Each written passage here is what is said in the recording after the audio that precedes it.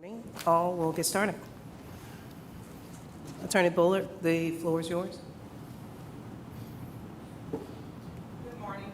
We are here in the matter of John Doe versus Scott Morris, Roger Whitaker, and Johnny Holland. I'll let the hearing officer go ahead and give the appropriate instructions to begin today. Thank you, Ms. Lord. Good morning, ladies and gentlemen. My name is Tyler Caspers. I'm the hearing officer presiding over today's proceedings. We are here today to hear arguments relating to a complaint made with the Henry County Board of Ethics pursuant to Georgia 2021 State Bill 22. That bill established an independent procedure to determine whether there has been a violation of the Henry County Code of Ethics by a county official or employee, and to maintain transparency to the citizens of Henry County on the standards of ethical conduct. These are case numbers 2025 EB5 and 2025 EB13, the case of John Doe versus Scott Morris, Roderick Whitaker, and Johnny Holland. My role as the hearing officer is not to make a decision on the merits of the case, but to ensure that the procedures followed here today are consistent with established rules of procedure and evidence. In other words, I'm the referee as it relates to certain evidence or testimony, and I'm also here to make sure the proceedings run as smoothly as possible. Again, I'm not the trier of fact. It's the board members who will be determining whether an ethical violation occurred.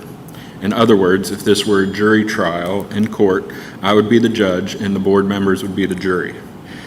To that end, I will ask the board members to raise their hand if any of them personally know Scott Morris. Roderick Whitaker. Johnny Holland. There appearing to be no conflicts, I'm going to read what are referred to as preliminary instructions. I'll give you more detailed instructions at the end of the presentation of evidence. It is your duty as members of the board to listen to the evidence and decide what happened. You must decide the case on only the evidence presented in the courtroom.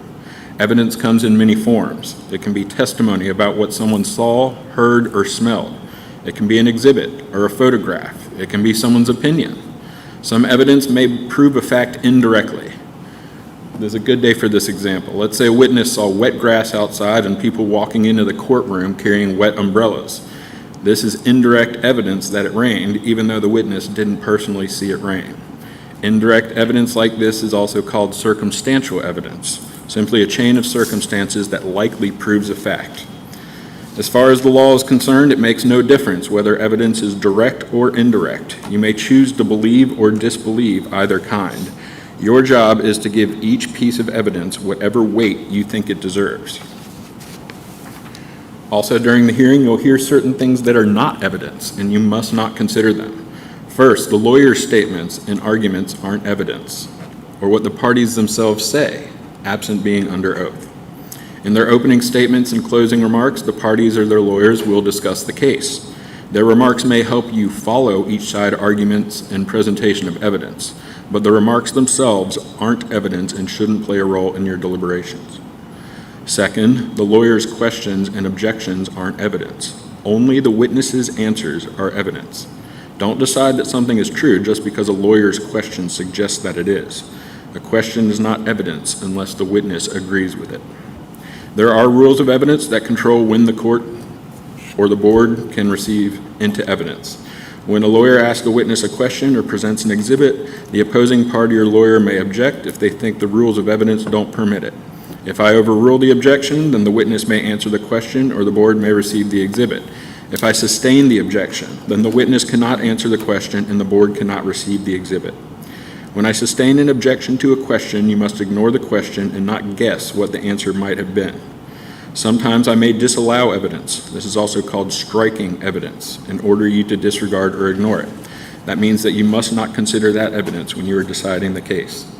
I may allow some evidence for only a limited purpose. When I instruct you that I have admitted an item of evidence for a limited purpose, you must consider it only for that purpose and no other. To reach a verdict, you may have to decide which testimony to believe and which testimony not to believe. You may believe everything a witness says, part of it, or none of it. When considering a witness's testimony, you may take into account the witness's opportunity and ability to see, hear, or know things the witness is testifying about, the witness's memory, the witness's manner while testifying, any interest the witness has in the outcome of the case, any bias or prejudice the witness may have, any other evidence that contradicts the witness's testimony, the reasonableness of the witness's testimony in light of all the evidence, and any other factors affecting believability. At the end of the hearing, I'll give you additional guidelines for determining a witness's credibility. The moving party, John Doe, the complainant in this case, has the burden of proving their case by what the law calls a preponderance of the evidence. That means that the complainant, through Ms. Bullard, must prove that in light of all the evidence, what they claim is more likely than not true. So if you could put the evidence favoring the complainant and the evidence favoring the respondents on opposite sides of balancing scales, whichever side makes the scales lean slightly in their favor should prevail here today. To decide whether any fact has been proved by a preponderance of the evidence, you may, unless I instruct you otherwise, consider the testimony of all witnesses, regardless of who called them, and all exhibits that have been allowed, regardless of who produced them. After considering all the evidence, if you decide a claim or fact is more likely true than not, then the claim or fact has been proved by a preponderance of the evidence. So while serving on the board here today, you may not talk with anyone other than a board member about anything related to the case. You may tell people that you're a board member and give them information about when you must be in the hearing room, but you must not disclose anything about the case itself with anyone not on the board while the hearing is actively pending. In fact, you shouldn't even talk about the case with each other until you begin your deliberations. You want to make sure you've heard everything, all the evidence, the lawyer's closing arguments, and my instructions before you begin deliberating. You should keep an open mind until the end of this hearing. Premature discussions may lead to premature decisions. In this age of technology, I want to emphasize that in addition to not talking face-to-face with anyone about the case, you must not communicate with anyone about the hearing by any other means. This includes emails, text messages, phone calls, encrypted communications applications, the internet, social networking websites, apps, or any other similar technology, even if I have not specifically mentioned it here. You must not provide any information about the hearing to anyone by any means whatsoever until the hearing has concluded and a decision has been made. You also shouldn't Google or search online or offline for any information about the case, the parties, or the law. Don't read or listen to the news about the case. Probably won't be a problem here today. Visit any places related to the case or research any fact, issue, or law related to this case. It's very important that you understand why these rules exist and why they're so important. You must base your decision only on the testimony and other evidence presented in this room during this hearing. It's not fair to the parties if you base your decision in any way on information you acquire outside the courtroom. Taking notes, if you wish. You may take notes to help you remember what the witness has said. If you do take notes, please don't share them with anyone until you begin deliberations. Don't let note-taking distract you from carefully listening to and observing the witnesses. When you leave the courtroom, you should leave your notes hidden from view. Whether or not you take notes, you should rely on your own memory of the testimony. Your notes are there only to help your memory. They're not entitled to greater weight than your memory or impression about the testimony. So we're going to walk through the hearing today. First, each side will make an opening statement. They don't have to. It's voluntary. But remember, board, an opening statement isn't evidence, and it's not supposed to be argumentative. It's just an outline of what each party intends to prove. The complainant, either personally or through the ethics officer, shall be provided the opportunity to provide the first opening statement. The respondents shall each be provided an opportunity to provide an opening statement. All those are limited to 10 minutes. The complainant will then be provided the opportunity to present evidence. Respondents can cross-examine any witnesses that the complainant may bring. Following the complainant's presentation of evidence, the respondents themselves or through their representatives will be allowed to present evidence in response to the complainant's testimony and evidence. Each party shall be afforded an opportunity to rebut the other side's presentation of evidence or witnesses through cross-examination should they so choose. While there is no time limitation on the cross-examination must be limited in scope to the testimony elicited by the questioning party on direct examination. Upon conclusion of the direct and cross-examinations, the board shall be permitted to ask the witnesses any questions they may have relating to their testimony. Now, we've got three parties representing themselves pro se here today. They'll be given certain leeways in their presentation of evidence, but part of my job is to ensure that the hearing proceeds in accordance with widely accepted and established rules of evidence. So if either party seems to be veering too far off from the evidence necessary to this hearing, I may interrupt and request further information regarding that evidence before the party is allowed to proceed. Following the close of evidence, each party shall then be allowed to make a closing statement, with the respondent making their closing arguments first, followed by the complainant's closing, and respondents allowed for a final rebuttal statement if you so choose. Again, optional. Those are also limited to 10 minutes, the initial and the rebuttal closing statements combined. Following the conclusion of today's hearing, the Henry County Board of Ethics will determine whether an ethical violation more likely than not occurred. The board must base its decision on all the evidence, again, regardless of which party presented it. That concludes the preliminary instructions. I'll provide some additional instructions at the close of evidence, but for now, I will ask complainant if they would like to make an opening statement. Statement.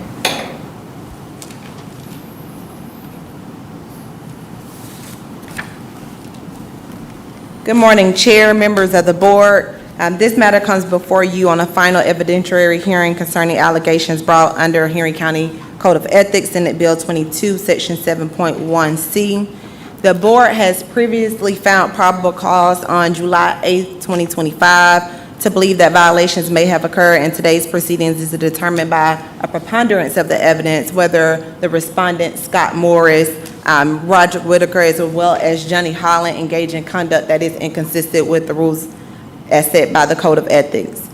As a specific overview of what you are determining today, in regards to John Doe versus Scott Morris, the board found probable cause in Section 7.1C1, failure to show impartiality in the performance of his official duties, 7.1C3, disclosure of confidential information, and 7.1C4, misuse of position for an improper purpose. In regards to respondent Roderick Whitaker, the board found probable cause as relates to 7.1C1, failure to show impartiality in the performance of his official duties. And in regards to Johnny Holland, the board found probable cause that relates to 7.1C3, disclosure of confidential information, and 7.1C4, misuse of position. I have conducted a formal investigation as tasked by this board. Based on my formal investigation, after review of the investigative materials and witness statements gathered, I do have a formal preliminary recommendation prior to hearing the evidence today. As it relates to the respondent, Mr. Scott Morris, I do not believe that the evidence supports the finding that Mr. Morris violated the Code of Ethics. Mr. Morris did file an answer on October 9, 2025. The allegations against Mr. Morris are specifically failure to show impartiality, disclosure of confidential information, misuse of position. I have stipulated to the evidence that has been provided. You have a binder full of that evidence. In that evidence, you will be able to review certain materials. The allegations are specifically against an employee by the name of Benjamin Tripp. His HR file is within those records. His job description, the work report of a tractor. The allegations as it relates to a tractor is that a fuse was removed from a tractor during his off day. Mr. Tripp was written up for removing the fuse even though he was off. Mr. Tripp believes that this is in some type of coordinates to ultimately get him disciplined and fired. As it relates to Mr. Morris is the DOT director. He was the individual that specifically wrote up Mr. Tripp as well as suspended him. It appears that there was an internal investigation prior to the write-up within the department by Mr. Morris. There was coordination with HR to deem that the appropriate discipline was being taken, which was the suspension for 2 days. You have in your evidence the counseling forms for that incident. You also have in your evidence counseling forms for a second allegation, and that's Mr. Tripp allegedly leaving a work site without approval. So within that form, you will have information where different team members indicated that Mr. Tripp was unable to be found on the job site when he was supposed to be there, and you will hear the evidence as it relates to whether or not he had the authority to move at that time. There's also another allegation in regards to the revoking of driving privileges of a county vehicle, whether or not Mr. Tripp was using tobacco while on the job, an allegation as it relates to damage of a gate while under the supervision of the department as well. All of those HR forms are also included, as well as any disciplinary measures. So that the board is clear, you have an exhibit list in your binders. The exhibit list specifically says where the evidence is located, in addition to what page number that the evidence will begin on, okay? As it relates to Mr. Morris, first, while there were concerns regarding how certain discipline matters were managed under his direction, you will hear evidence that Mr. Morris became the DOT director, I believe, in February of 2025. He's fairly new as the DOT director, and when he came in as the director, there were certain policies and procedures that he began to implement that was not customary to the department, some change that began to happen. Based on the review of the evidence and the witness statements, it does not demonstrate that Mr. Morris acted in a biased manner. It appears that all of the new changes were implemented across the board to every employee, whether they like the implementation or not. Another allegation that we will discuss today is in regards to Mr. Tripp not showing up for work in about May of 2025. All of DOT was determined to have to work 12-hour shifts based on a hurricane that was imminent.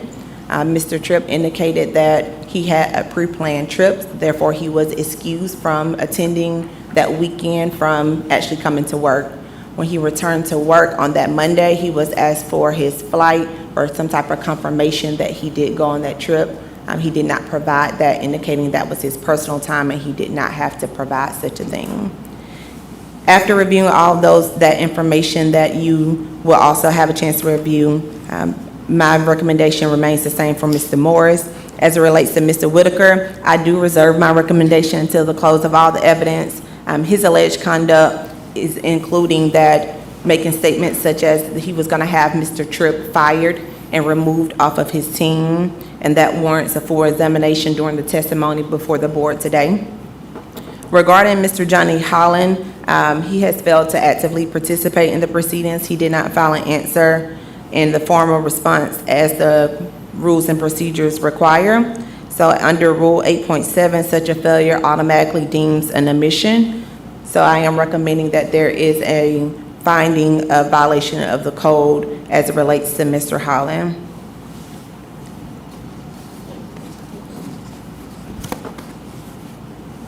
This hearing ultimately is not about punishing mistakes in judgment. It isn't just to ensure that we have accountability and integrity within the county.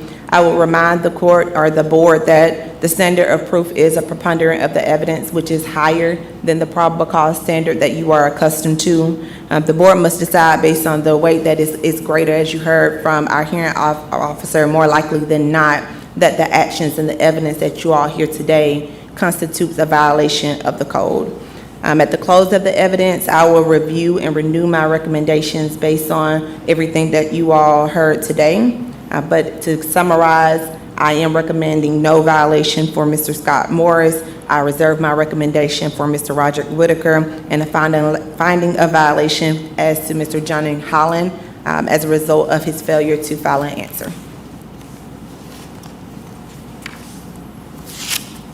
Thank you, Ms. Bullard. Mr. Morris, would you like to make an opening statement? Yes, I would, but I want clarity first. I can barely hear you. Can Okay, I'll come you up. speak into the microphone, please?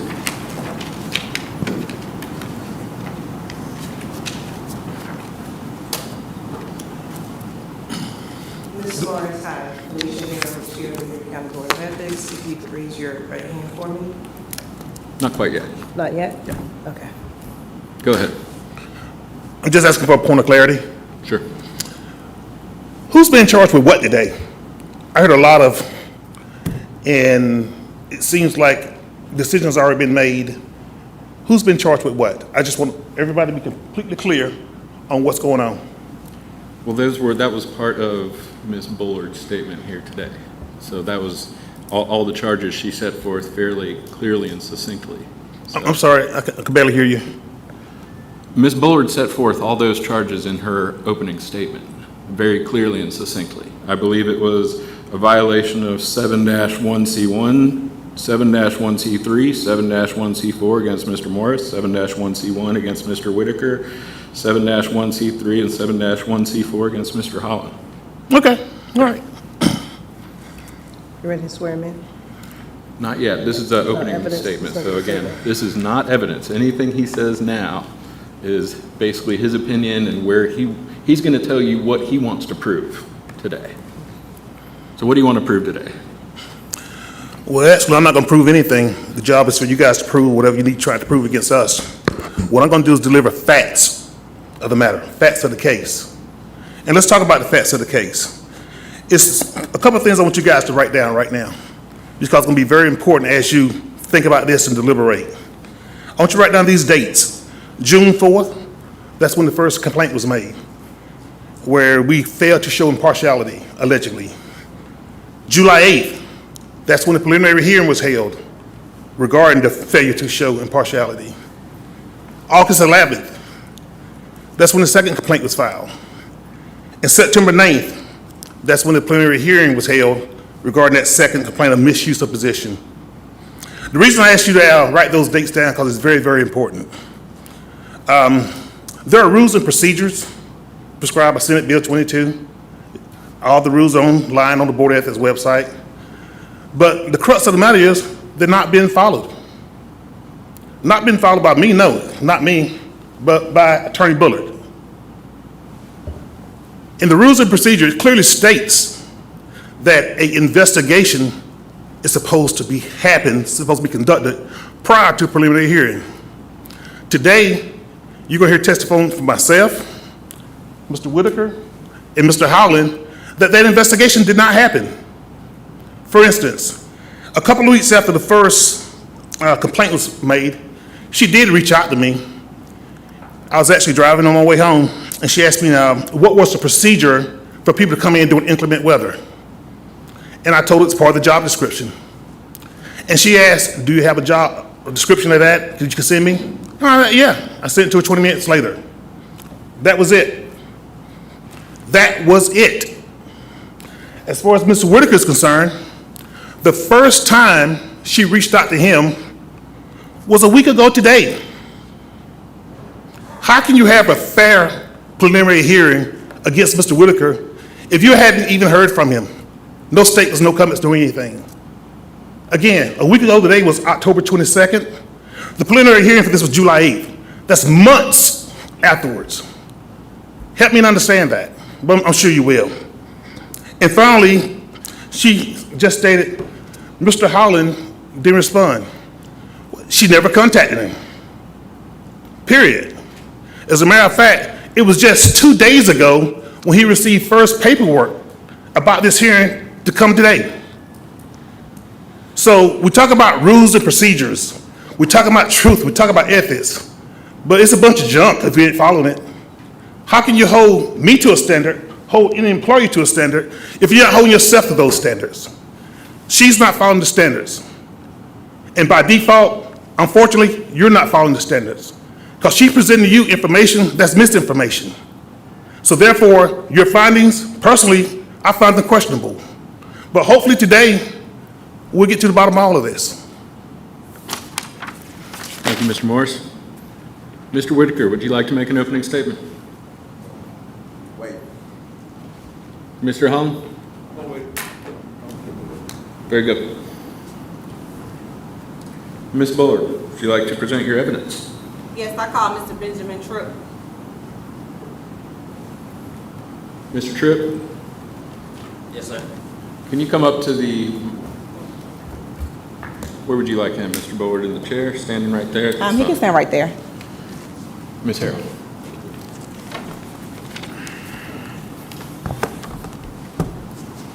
Mr. Tripp, can you get closer to the microphone for me, please? Yes, ma'am. Can you raise your right hand for me, please? Do you swear to tell the truth, nothing but the truth today? Yes, ma'am. Thank you. Good afternoon, Mr. Tripp. Good morning. Can you state your name for the board today? Benjamin Tripp. And Mr. Tripp, what is your position with Henry County Department of Transportation? I'm an equipment operator too.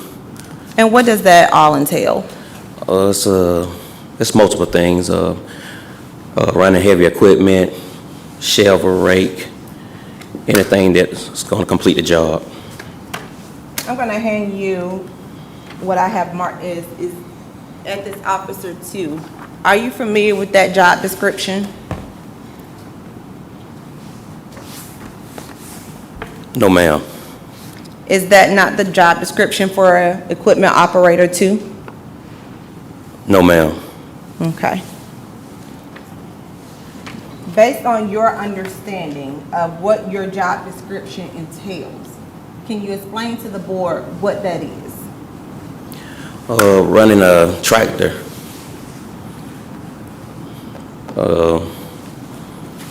Skid steer, shovel, rake. That's about it. Okay. Now, are you required to work if there's inclement weather? Yes, if you don't have anything planned prior to that, because if you have something planned before the storm, then you're not able to make it because you already had those plans. And how long have you been with the county? I think right at about 2 years. Let's start with October of 2024. Can you describe an incident involving a gate that was damaged? We was coming down to the yard. I had limbs on the back of a flatbed truck. Alonzo Brown was following behind me in another dump truck. One of the limbs swung and hit the stand-up gate, which didn't break it, it just fell off. So Alonzo Brown contacted one of the building maintenance guys and let him know that the arm had fell off. So the guys came out and put up the arm on the gate less than 10 minutes, and that was it. And was there any discipline actions because of that gate? It was a verbal warning. And who was the verbal warning against? Me hitting the gate. And Well, at the the limb- time, the who limb was hitting the your, I'm sorry? The limb hitting the gate. Okay. And at the time, who was your direct supervisor? Michael Hill.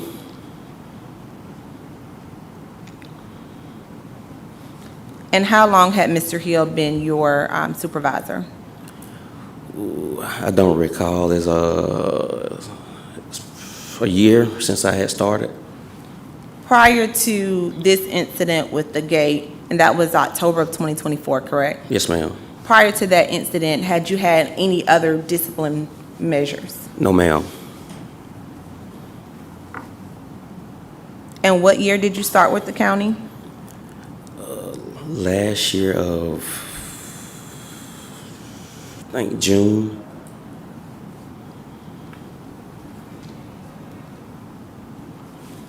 Now, let's fast forward to approximately February of 2025. Can you explain what happened when you were accused of driving a county vehicle to the administrative building?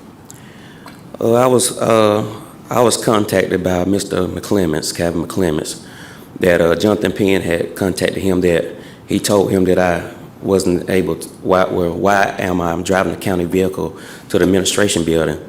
And I let Mr. McClements know that I wasn't driving a county vehicle, it was Bernardo Smith. And were there any discipline measures in regards to this allegation? It just was Jonathan Penn just telling him he had told Mr. Clemens several times that my driving privileges were revoked. And who did you say was driving the vehicle that day? Bernard Smith.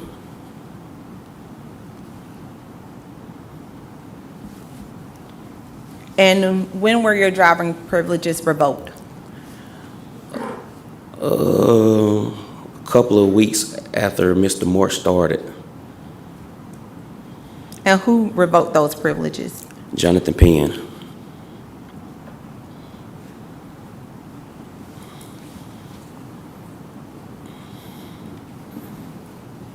And do you know if it was verified by Mr. Smith whether or not he confirmed that he was the one actually driving? It wasn't verified. I asked Mr. Clemens to tell them they could pull the cameras. But ultimately, you did not receive any discipline for that incident, correct? No, ma'am.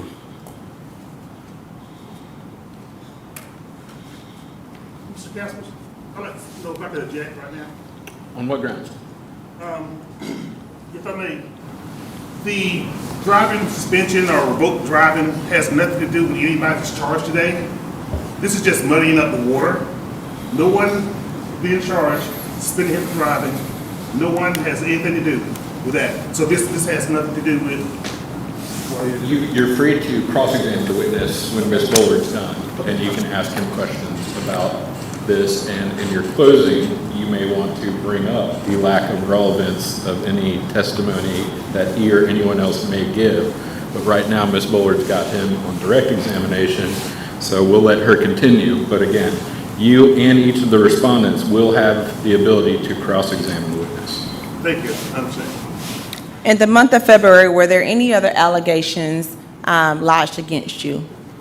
Well, it was statements from Mr. Penn and John Holland saying I'm using tobacco products. When I'm not using tobacco products, I have a Black and Mild, but I just chew on the wooden tip. I do not smoke or nothing like that. But it's several guys with DOT that chew tobacco, use smoke in county vehicles and on county property that haven't been spoke to or written up for it. And who spoke with you in regards to this tobacco usage? It was Scott Morris, and it was Mr. McClements in the room as well with me. And did they just speak with you in this about this incident, or did they implement any type of discipline? It wasn't any discipline, it was just verbal.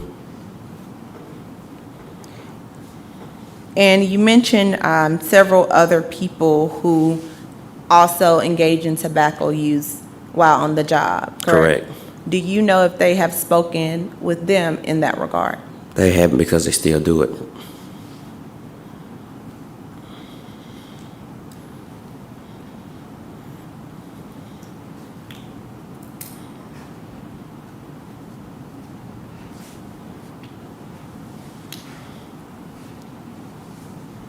Let's fast forward to around May of 2025. Was there any write-ups in May of 2025 that you recall? I don't recall. Was there any inclement weather around that time? In which you were, in March, in which you were supposed to be working? Only weather increment that he had asked us prior to the weather, did anybody have any vacation or anything they had planned before the storm? If you did, raise your hand. And I raised my hand, and other people did too. And what was it that you had that was already scheduled? It was a planned trip with a couple of buddies of mine and my wife. He has a personal four-seater plane that we fly down to certain different areas in the county.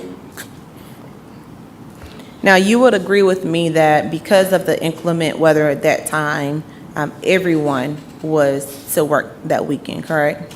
Yes, if you didn't have any prior vacations. And how many people, to your knowledge, was excused from working that weekend? Maybe 3 to 4. Do you know who those people were? Not off the back. And were you excused? No, because I was written up for it. Okay. Now, before you were written up, did you get the approval to not come in? Yes, ma'am. When did you find out that you were being written up for it? The incident about me washing the county's tractor, that's when all that came. He put it all on one write-up. So that was months, that was long gone. Once you returned back from your trip, was anything asked of you? He asked, it was probably 2 weeks after that, he asked for a boarding pass, and I said, I don't have a boarding pass. And who is he? Scott Morris. And that was 2 weeks after you had returned, correct? Correct. Were you given any notice before you left that you would be required to provide some documentation? No, ma'am.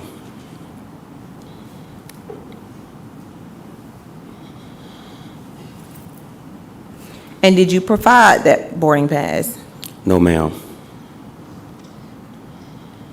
And why did you not provide that boarding pass? Because I didn't have one, and plus it was on my personal time.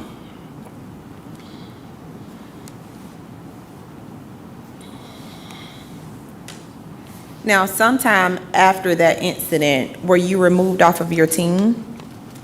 Yes, ma'am.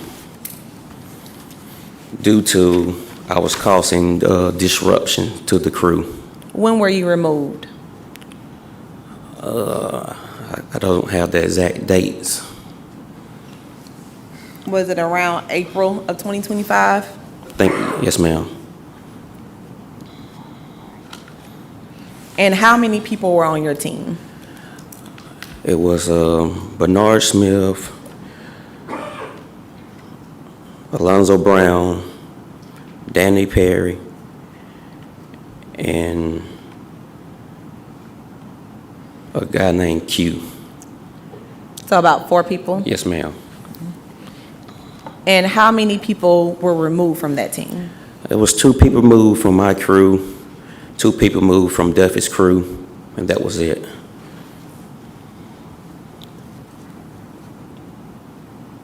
And I know it was 2 people moved from Mr. Holland's crew. So a total of 6 people I were think, moved yes. around. Correct. And who authorized this move? It was Scott Morris and Johnny Holland. And when did you find out about the move? On my return to work. And what was the reasoning in which you were informed as to why there was being movements within the team? Scott Morris said, I asked in the meeting who made the change. He said he felt like it because he just said he felt like it was a change. Did you later learn that there may have been a different reason as to why you were moved? Yes, ma'am, when I got a write-up. And based on that write-up, what was the reasoning of that move? Lack of accountability, causing disruptive to the crew.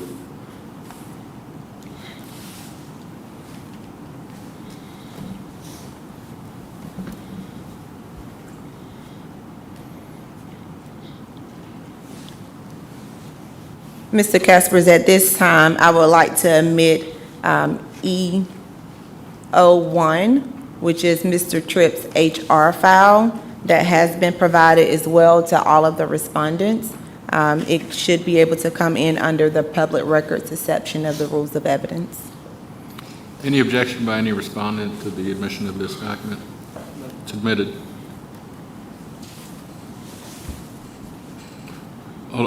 You guys, can we just, are there any objections? Have you guys gotten the documents that Ms. Board has provided to the board? Are there any objections? Can we stipulate We can move forward. of these just getting in the record? Okay, good. So we don't have to do that every exhibit. This book's in, okay? You guys can look through it.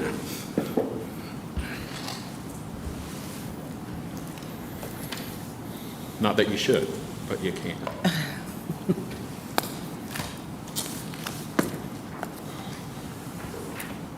All right, so that write-up indicated that was a lack of accountability. Correct. Is that the write-up that you reference when you speak of bringing up the gate incident?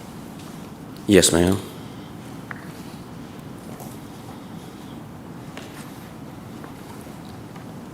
I'm going to show you a copy of your counseling record dated March 28, 2025, within those forms. Do you remember signing this document? May 28, 2025.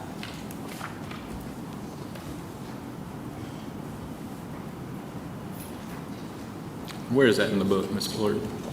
It's behind Exhibit 1. It's about 6 pages from the last page.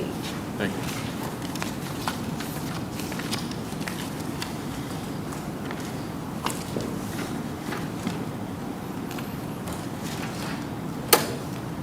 I'm sorry, can you repeat that? Yes. Okay. Now, could you read to the board the description of the incident on that form? May 28th, 2025, a description. During inclement weather on March 15th, 16th, 2025, Mr. Tripp failed to report to work the following Monday, March 17th, 2025. He stated he took a pre-planned trip to Las Vegas. When asked for a copy of boarding pass, Mr. Tripp stated he flew on a private plane. When asked for a copy of the passenger manifest, Mr. Tripp failed to provide it. On April the 28th, Mr. Tripp was removed from his team and placed on another team because negativity he was reported causing within the group. On May 23, 2025, Mr. Tripp had an unauthorized contractor pressure wash the tractor early in the afternoon, causing an early stoppage was taking care of equipment. Mr. Tripp was informed that he did indeed have to communicate within the crew leader at the time. Mr. Tripp stated he wouldn't take care of equipment for now on. Now, you signed that document, correct? Yes. Before you signed that document, what did you write? Right in front of your signature. I don't agree And why did you write "don't agree" on that form? because I didn't have an unauthorized contractor wash the county equipment, nor did I leave the crew. Now, as it relates to the portion of the inclement weather, do you agree or not agree that you did not turn in a form that was requested? I didn't turn in the form. Okay, and your reasoning was because you were on your personal time? Correct. Okay. Now, when it comes to allegedly leaving a work site, can you explain to the board what happened in that regard? Well, early that morning, me and Quintavious Hughes got on our tractor and started finishing up Luella Road.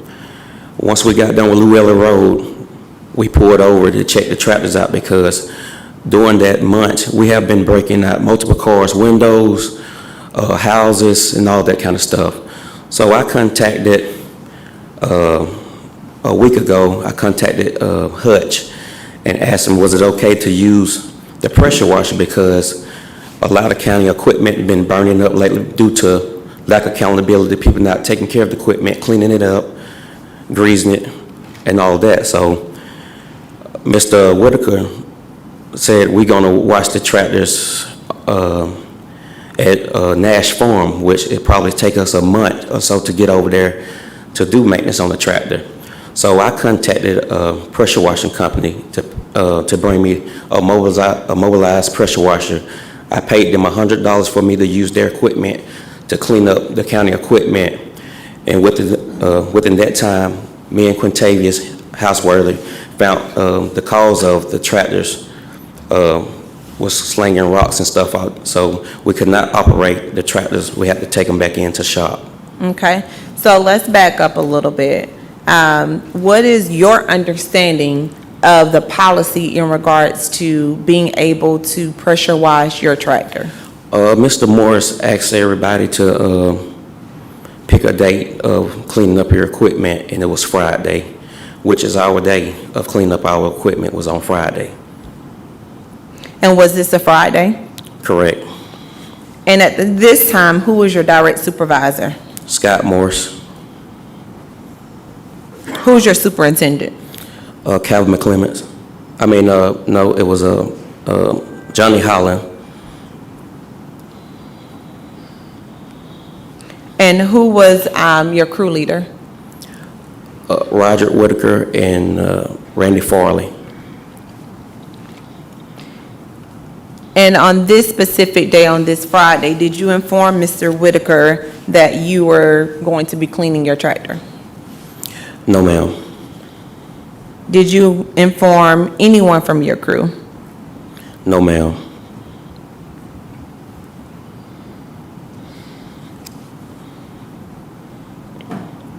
And what time did you begin cleaning that tractor? It was 12 o'clock. And what time did you conclude? We got done right around like 1:30 or so.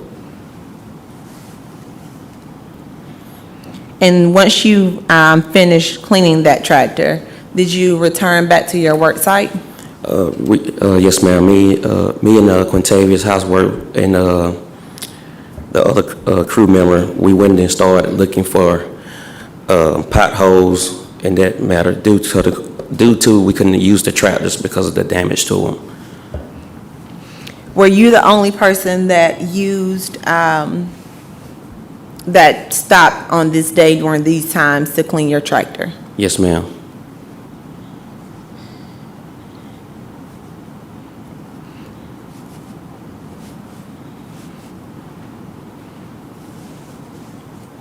Now, let's talk a little bit about a fuse on a tractor.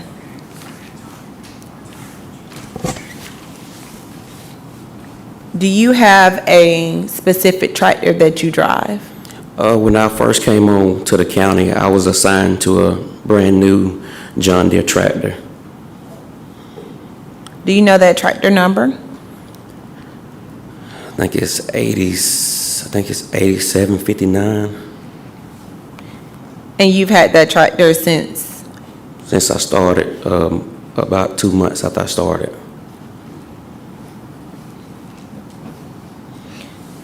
What is your understanding of the policy of who can use various tractors?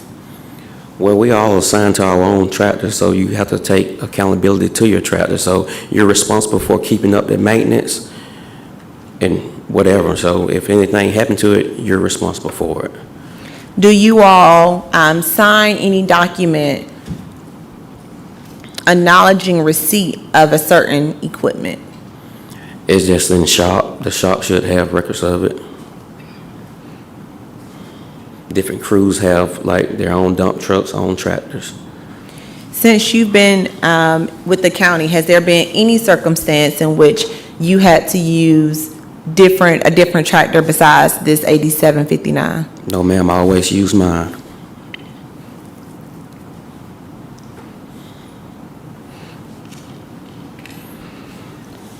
On or about July or August of 2025, were you suspended? Yes, ma'am. Why? Due to removing a fuse and showing lack of accountability.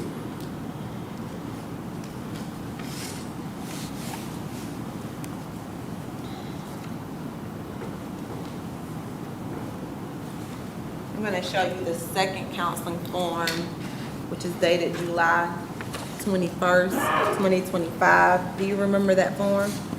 Yes, ma'am. Have you seen that form? Yes, ma'am. I'm going to ask, do respondents have a copy of this, what she's showing the witness? You do? Okay, thank you. Can you explain to the board the circumstances that gave rise to the implementation of this counseling form? Well, he didn't have the right kind of evidence, so he was just fishing, so he came up with a new counseling form, and I wasn't signing because it wasn't right, it wasn't correct. And what was not correct about that form? Me leaving the crew, me showing lack of accountability. And what was your response as it relates to the fuse? It was working fine when I left, and I don't even know where the fuse box is located on the tractor.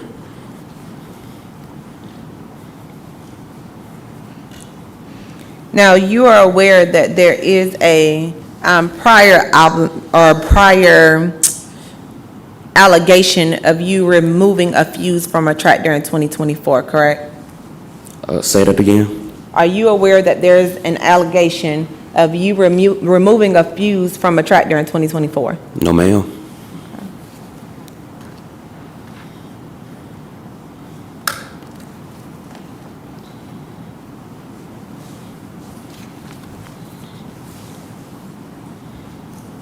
Have you ever been written up or counseled for removing a fuse? No, ma'am.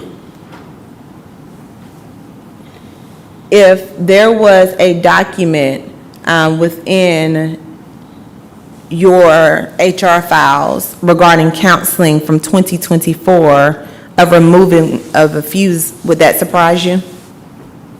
Yes.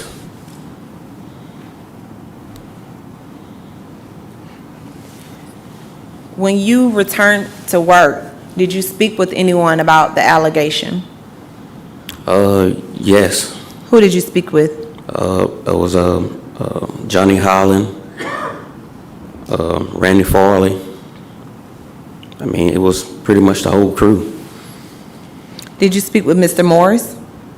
Yes. And what was the nature of that conversation? He didn't want to hear what I had to say. And what was it that you had to say? That I didn't remove a fuse. I don't know who removed the fuse. I don't even know where the fuse box is located on the tractor. Do you know whether or not, or to your knowledge, were you aware that there was a formal investigation regarding that issue? No, ma'am. And did you ask HR to look into this issue as well? Yes, ma'am. And why was that? Because I was suspended without even HR informing me on what days I'll be suspended and what did they find to connect me to removing a fuse to a tractor.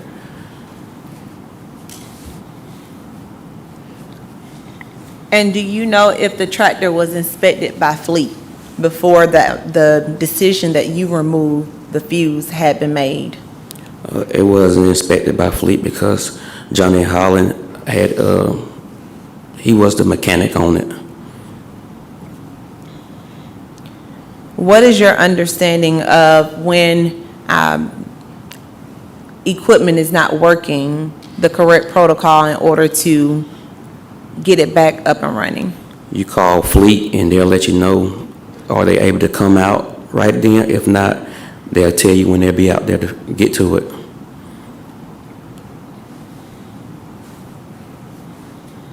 And if that took place, there would be some type of work order reflecting that, correct? Correct.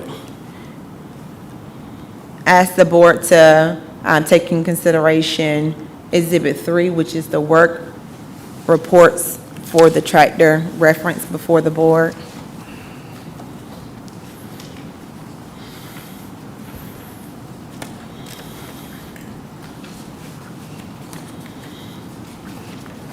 And after you asked HR to look into this matter, what was their conclusion? They went along with whatever Scott Morse presented to them. And did they inform you that the chosen discipline of a 2-day suspension without pay was approved and authorized? Yes, ma'am.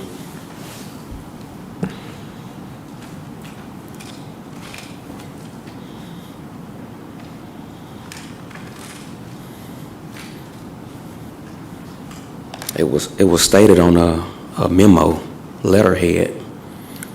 Okay.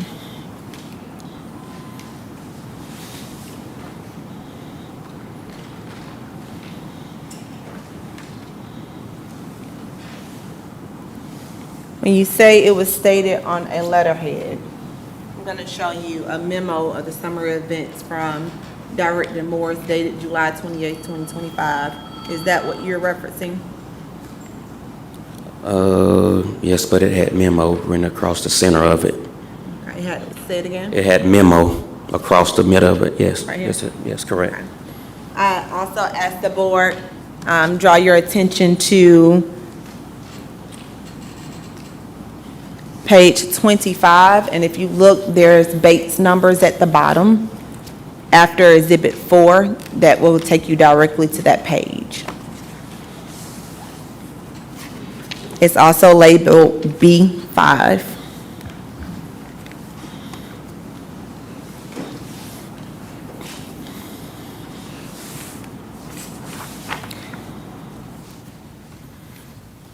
Now, was a statement ever made to you in regards to having you removed off of, or let me back up for a second. You end up having to take some courses from HR, correct? Yes, ma'am. What was that course? Civil and professionalism, And when did you take that course? September the 25th, 2025. And why did you have to take that course? They said it was mandatory. Who informed you it was mandatory? Scott Morris. And why was it mandatory? I don't know. Do you know if this was a result of the write-up, or did this come later? I'm not sure. Okay. And did you in fact take that course? Yes. Now, let's move forward to a comment made by Mr. Whitaker. Were you ever informed by Mr. Whitaker that he was going to get you fired? We was all outside the crew building talking, and Mr. Whitaker said, well, you know, the same way I got that vehicle took from you, I can get you fired the same way. And who was outside at that time? Quintavious Houseworth, James, I can't recall the rest of the guys.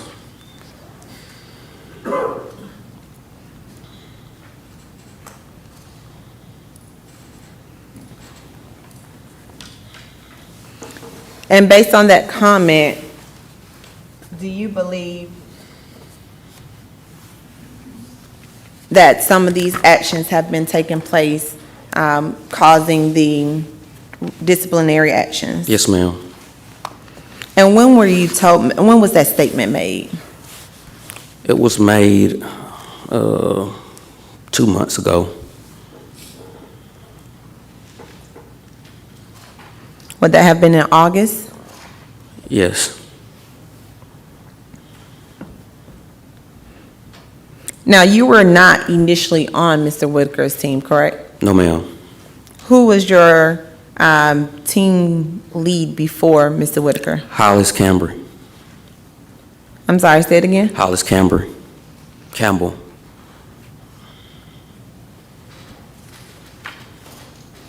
And that was your lead before you all were switched around, correct? Yes, ma'am.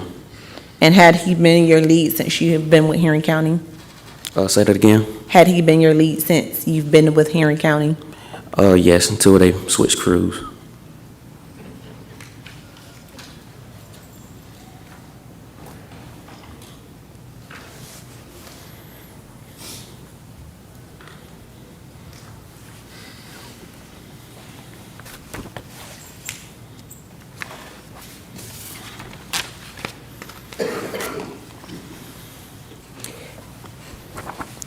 Do you, why do you believe that there is impartiality as it relates to Mr. Morris? It's just one after another. It was the gate incident, then we went to the tobacco use, Then the tractor is just like, they're just trying to find anything and everything. Like, it's almost like I'm walking on pins and needles.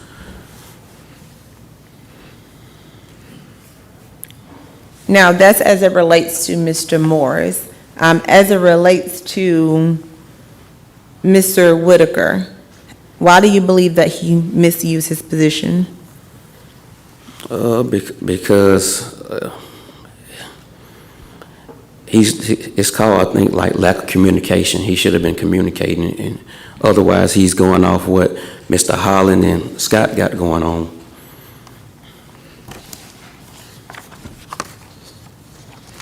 Now, Mr. Holland is no longer with the county, is that correct? Correct.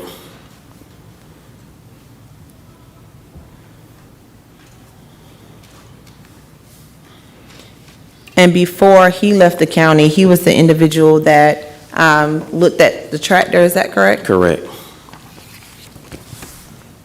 Did he call you on that day while you were off? No, ma'am. Did you speak to anyone on that day? No, ma'am.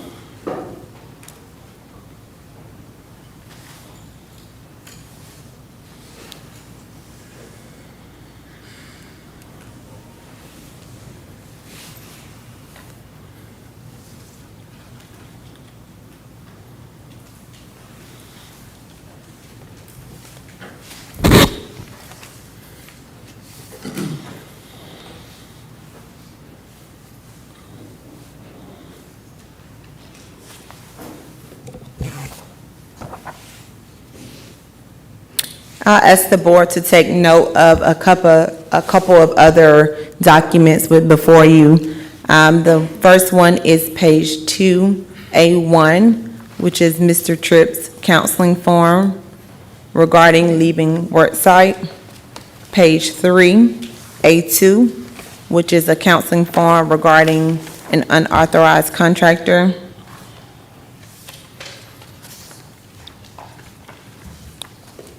Page 20, in regards to driving privileges. Page 21, in regards to the fuse. Pages 22, 23, 24, and 25, in regards to HR, the investigation and counseling forms.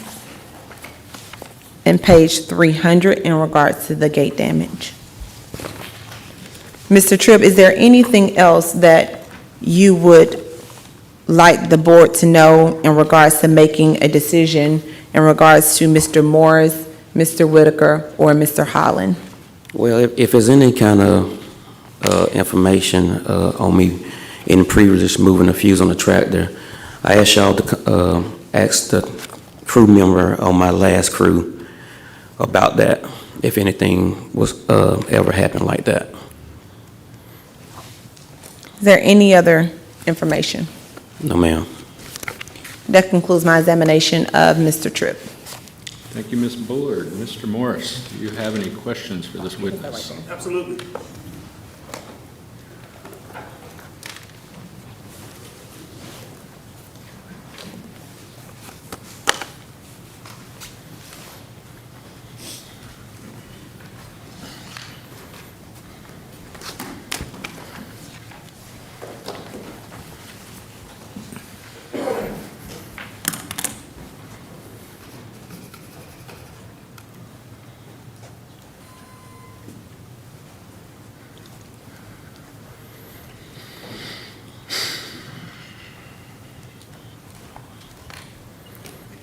Yes, please.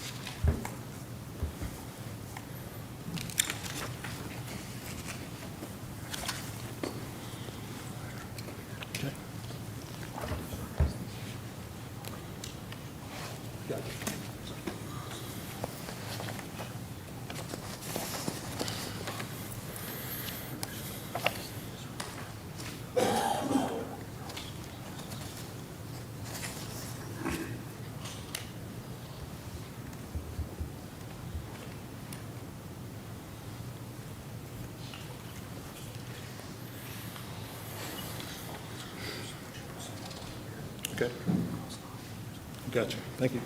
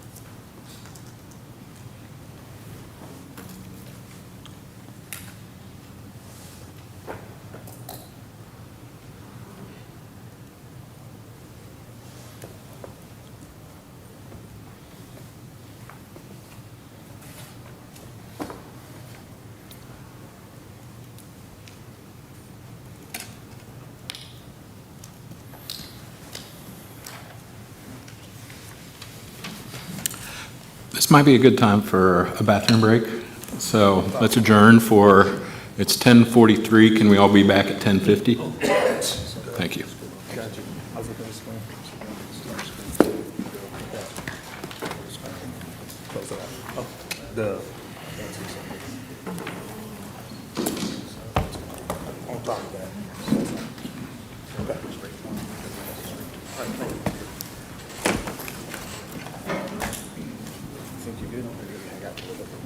Be close.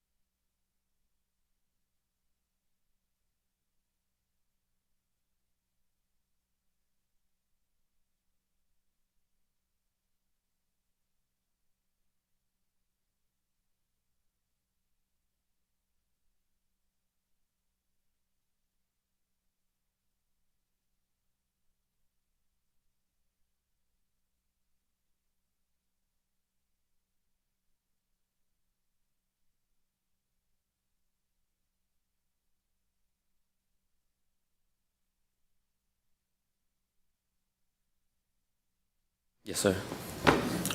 Mr. Morris, you can begin cross. Thank you. Good morning. I'm going to use a timeline. I've heard a lot of jumping back and forth with time. It makes it a little confusing on what's going on. So I'm going to start from the beginning through today in terms of how I cross and present information, if that's okay with the board. Okay. Also, I'd like to offer you guys an apology. I had a couple of beautiful PowerPoint presentations that had everything laid out, so you don't have to be flipping through exhibits. But when I put it on my computer this morning, it was corrupted and could not open it. So we got to do it the old school way. But I'll make those available once we're done. All right. Good morning, Mr. Tripp. Good morning, sir.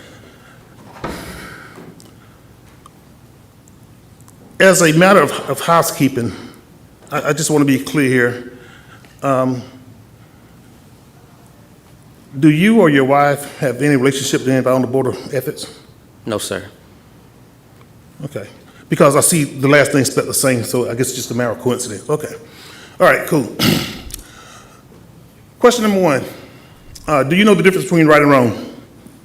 Yes, sir. How so? I know when I do something right, I know when I do something wrong. Okay, fair enough. I see today that you're wearing a crucifix that normally denotes people of Christian faith. Is that true? Your Honor, not Your Honor. Yeah. Mr. Cassidy? We'll limit the cross. Cross-examination is you ask him questions about the testimony he's already given. Now, if you want to call him as one of your witnesses and ask him questions not related to the testimony he's already provided, but right here, right now, you have him on Okay. cross. So Fair just enough. My mistake. That's all right. Fair That's all enough. right. Thank you. Okay, let's move on.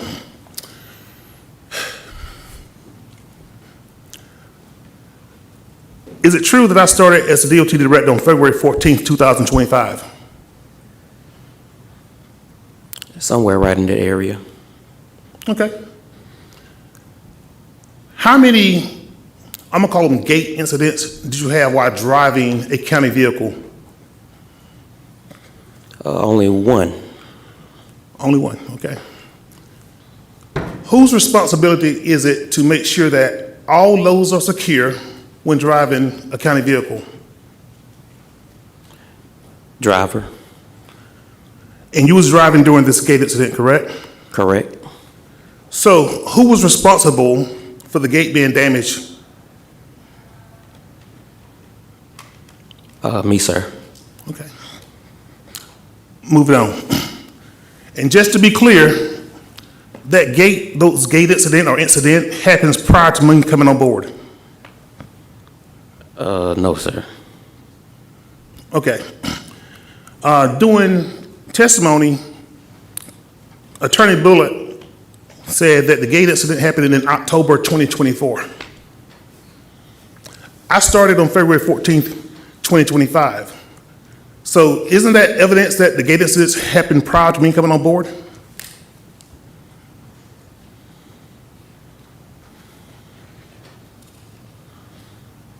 Answer if you can. Sir, say that again. Attorney Bullitt presented evidence that a gate incident happened in October of 2024. I started as DOT director in February of 2025. Isn't that evidence that the gate incident happened prior to me coming on board? Yeah, that's way before you. So I have absolutely nothing to do with the gate incidents. No, sir, but you put it on paper. I'm sorry? No, sir, but you put it on the write-up. What write-up did I put it on? It's on one of those write-ups. Can you please be specific? The Board of Ethics need to see the facts that I put a gate incident on a write-up on you.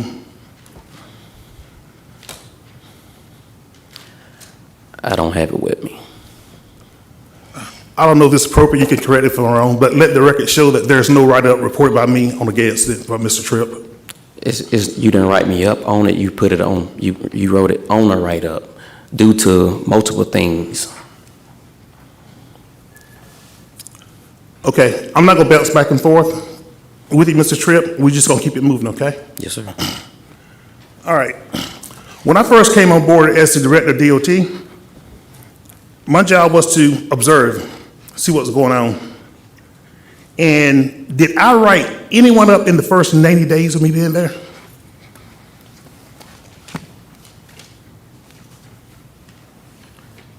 Say that again. Did I write anyone up in the first 90 days, the first 3 months of me being on the DOT director? I don't know, sir. Okay? Have I written anyone else up besides you? I don't know, sir. That don't has nothing to do with me. But on your complaints, on both of them, as a matter of fact, you repeated multiple times, you are the only one getting written up. So if you have no knowledge of anyone else being written up, how do you know you're the only one getting written up?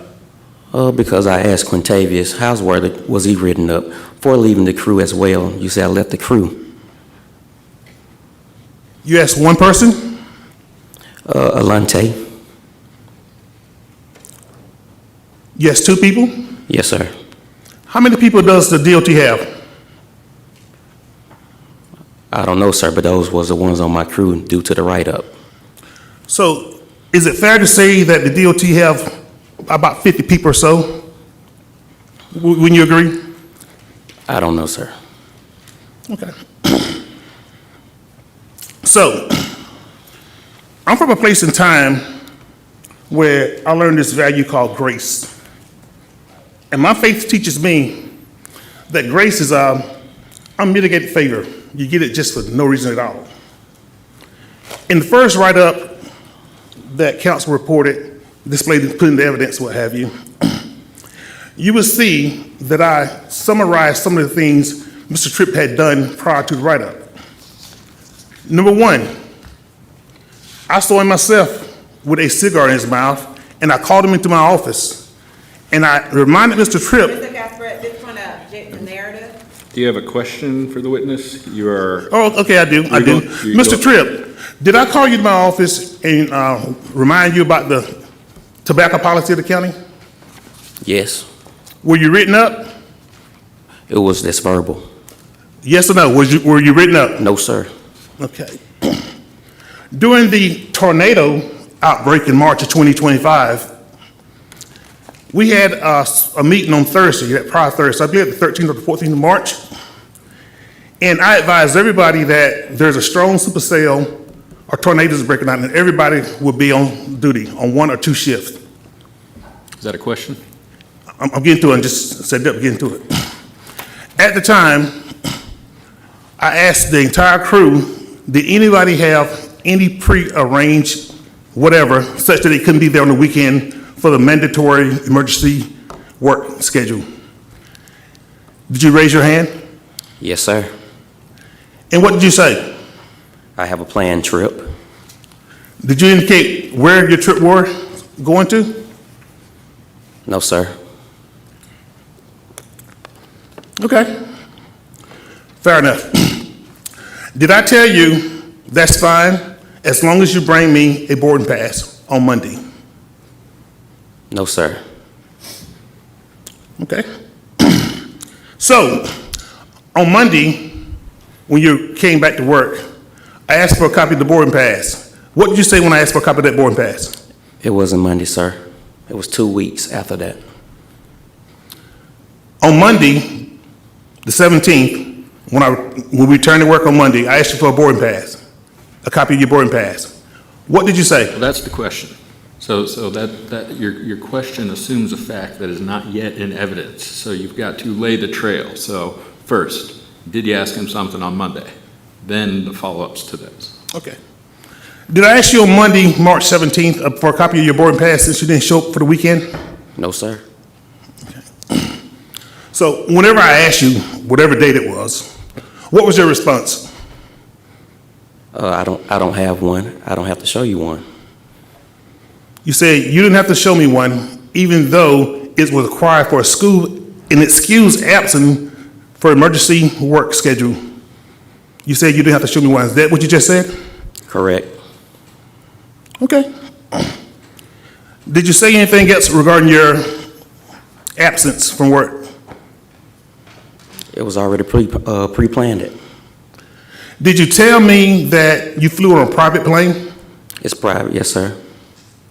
And since you didn't have a boarding pass from a commercial plane, did I ask you to bring me a copy of the passenger manifest or any other type of documentation such as hotels receipts to show that you were where you say you were? Yes, sir, but that plane is small. It flies on the radar. Did I ask for additional documentation is the question? Yes, sir. Did you provide it? No, sir.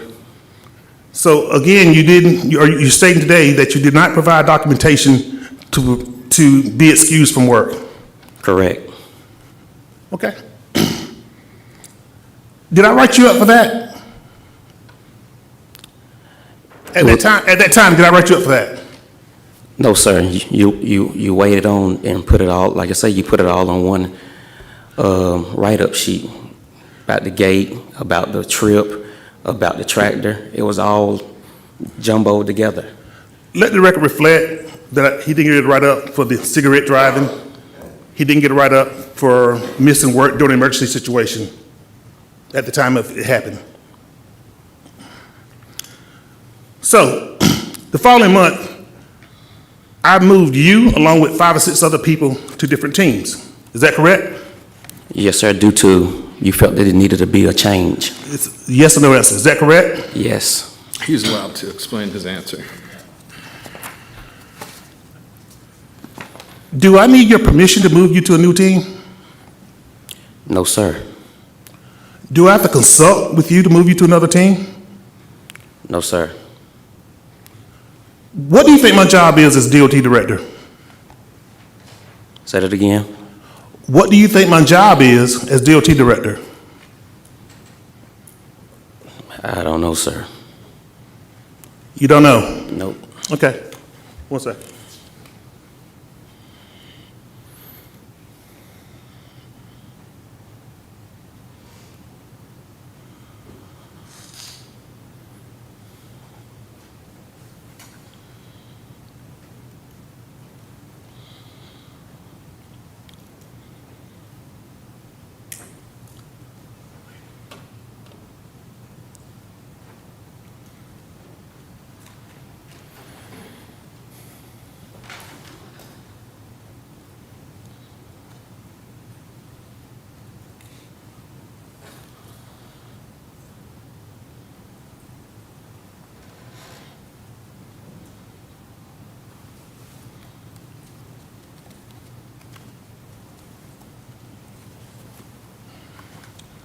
For the record,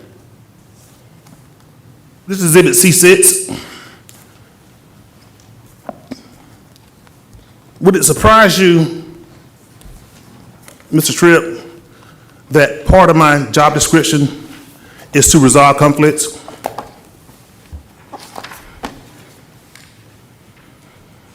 Okay. Do you agree that that should be part of my duties? I don't know, sir. Okay. Do it surprise you to learn that part of my job responsibility is to assign people appropriately to make the team work well? Yes, sir. Do you think I have the right to do that? Yes, sir. Do you think I need to consult with you prior to doing that? No, sir. So that begs the question, why did you complain and file an ethics complaint that I moved you to a different team? Because on the write-up, you said I was removed from my team due to lack of ability and accountability. Okay. But in my job description, it clearly states right there, I don't need a reason to move you. It's my job to make the team work well. So which one is it? We was moved because you felt that there needed to be a change, or due to my lack of ability? I'm asking the questions here. Oh. Do you feel that you're accountable? No, sir. So you stating for the record that you're not accountable? To the incident? Are you stating for the record that you're not accountable? I don't understand the question. Are you an accountable person? Yes, sir. Okay. We're going to move on to the first official write-up. In exhibit, I think it was Was it EO1 or EO2, his job description? You guys already have it? Thank you. Yeah, right there.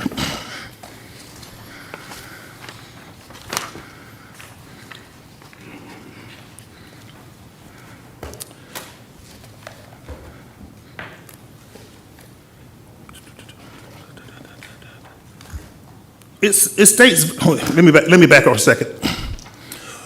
When you were testifying earlier, you stated you were not familiar with your job description, which is Exhibit EO2. Do you remember saying that? Yes, But you applied for the job.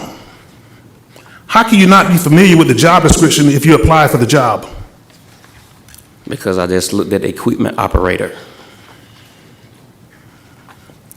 I'm sorry, I didn't understand your answer. I applied for the job because it was an equipment operator. I can do multiple things. So you applied for a job and didn't know what was required. That's what you're saying? Yes, Okay. And on this Exhibit EO2, on the last page, there's a footnote that was created by Human Resources that said to 2024, indicating February 2024. So would you agree that this job description was made prior to you coming on board in June 2024? sir, I never did really look at it. I don't even know the date, when it's, none of that. Okay. So you applied for a job that you don't know what you're going to be doing. You didn't look at the job description since you've been working here. So do you know what you're supposed to be doing at all as EO2? I just know I'm supposed to be team hearing. I'm supposed to help out any way I can.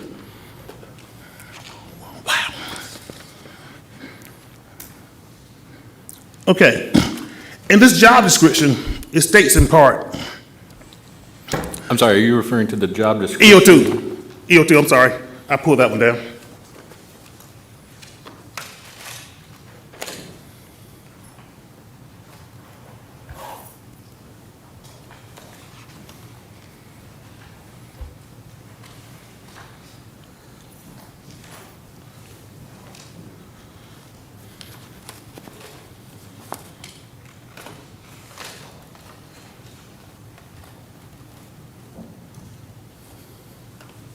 There we go. In the job description for Equipment Operator 2, it states very plainly that you are to clean equipment prior to the beginning of the workday. What does that mean to you? Keeping it clean every day. In your complaint, you stated no one told you what time equipment should be cleaned. Is that correct? Yes, it was just on Fridays. So if it's part of your job description to clean the equipment prior to the beginning of the workday, don't you automatically know what time you should be cleaning the work equipment? I blow off my tractor every day, sir, and this right here required a pressure washer due to the debris on the side of the road, mud, and all that kind of stuff was caked up on it. Please instruct the witness to answer yes or no. Say your question again. On the job description, it states what time you're supposed to clean the work equipment, which states prior to the workday. Doesn't that tell you what time the equipment should be cleaned? I never read it, sir. You never read it. No, sir. So because you never read it, it's everybody else's fault. Is that correct? No, sir. Okay. In your testimony earlier, you stated that you didn't call an unauthorized pressure washer. Who did you call out to come pressure wash the tractor on the side of the road? I called a pressure washing company to bring me the pressure washer. They did not touch county equipment. I did all the work myself. I paid them just to bring the equipment out. So, as a term of general definition, you understand when money is changed hand, you execute the contract. You do understand that, correct? No, I don't. Okay. Did anyone instruct you to call an unauthorized contract to come out and pressure wash to clean the equipment? No, sir. I was just trying to keep my equipment up to par. In your earlier testimony, you said loud and clear that they came out there around 12 o'clock PM, is that correct? Yes. And how long did it take them to clean the equipment? I cleaned it. It took me about an hour. So what did you do for the remainder of the day? We rode around and checked our district for potholes, any kind of overhanging limbs. Okay. So we had unprecedented amounts of rain late this spring and early summer. And we've been hammered by the commissioner about cutting grass and keeping grass cut. So, and you know that because we talked about it every morning, is that correct? Yes, sir. Okay. So knowing that I'm in District 5 where most of your work is done, Commissioner Lewis is hammering on us about keeping the grass cut.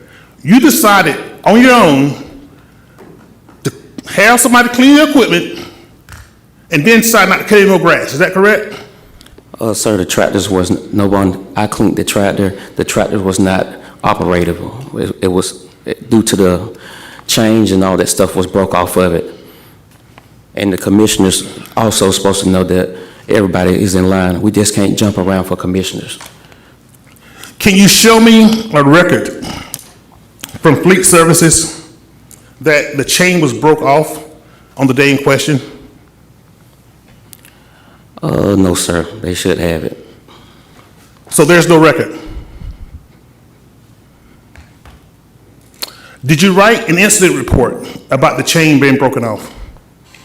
Yes, sir.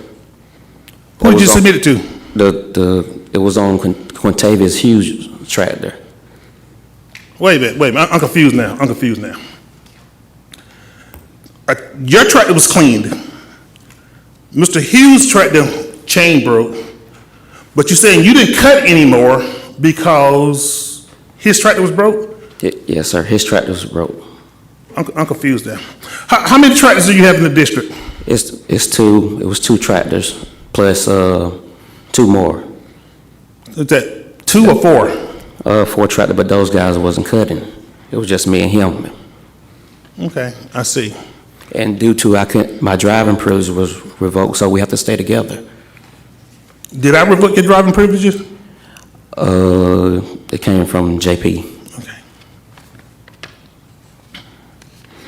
So, back to the write-up.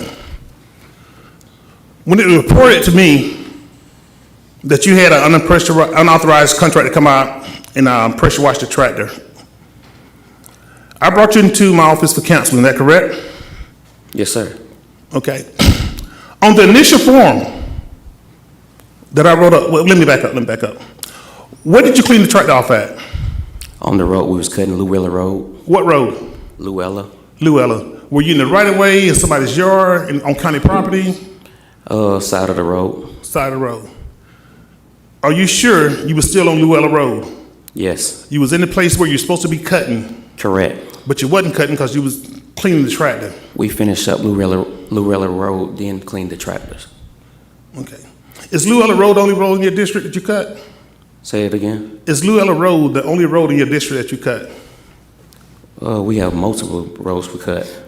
So there's 3.5 more hours left in the day. You got 3 out of 4 tractors running. Why didn't you move to the next road? Why did I move to the next road? Why didn't you move to the next road to be cut? Because we took in the tractor. I'm sorry? We had to take in the tractor.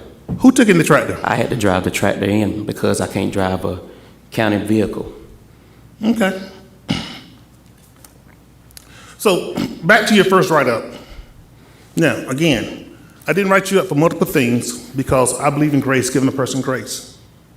However, I told you in the first write-up that I did, I'm not going to put the unauthorized contractor down. It was reported to me that you had left your team, and I was going to put that down because it was less severe. Is that true? How could I leave the team? Is that true or false? Did I offer you a counseling form that did not include the unauthorized contractor? No, sir. So you provided that form to the Board of Ethics in your complaint. So are you lying right now?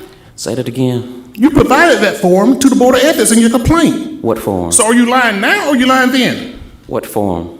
I'm gonna object. I ask that the witness be presented with whatever he's being cross-examined about. Okay, fair. Okay. No problem.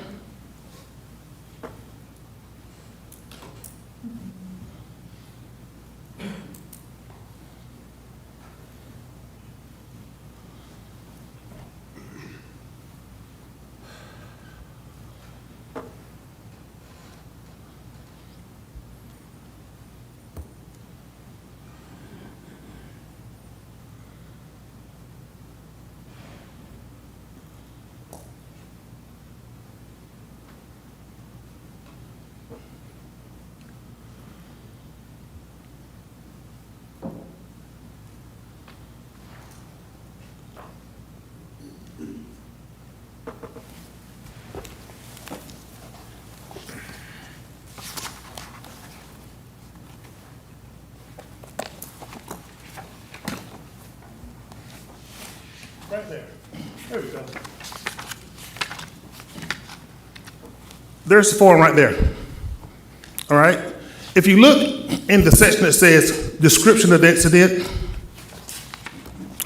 is there anywhere in that description that you was being written up for calling an unauthorized contractor?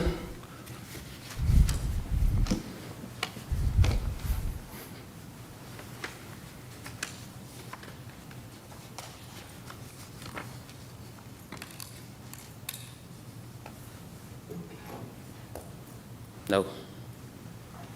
Yeah. I see right there it says, on May 23rd, you left the team, didn't inform your leaders of your whereabouts. How could I leave the team? That's a good question, but I ask the questions here. So, is it true you asked that same question during the counseling session? Say that again, I don't Is understand. it true you asked me, how can I lead the team? I can't drive during the counseling session when I presented this form to you? I couldn't, no, I couldn't, my driving privilege was revoked, so I had to stay with the crew. I couldn't leave my my crew. I understand that, but what I'm asking you, did you say to me during the counseling session, you don't agree with this form right here? I didn't lead the team because I can't drive. Yeah. You did say that? Yeah, I couldn't leave the crew. So that means you were presented this form.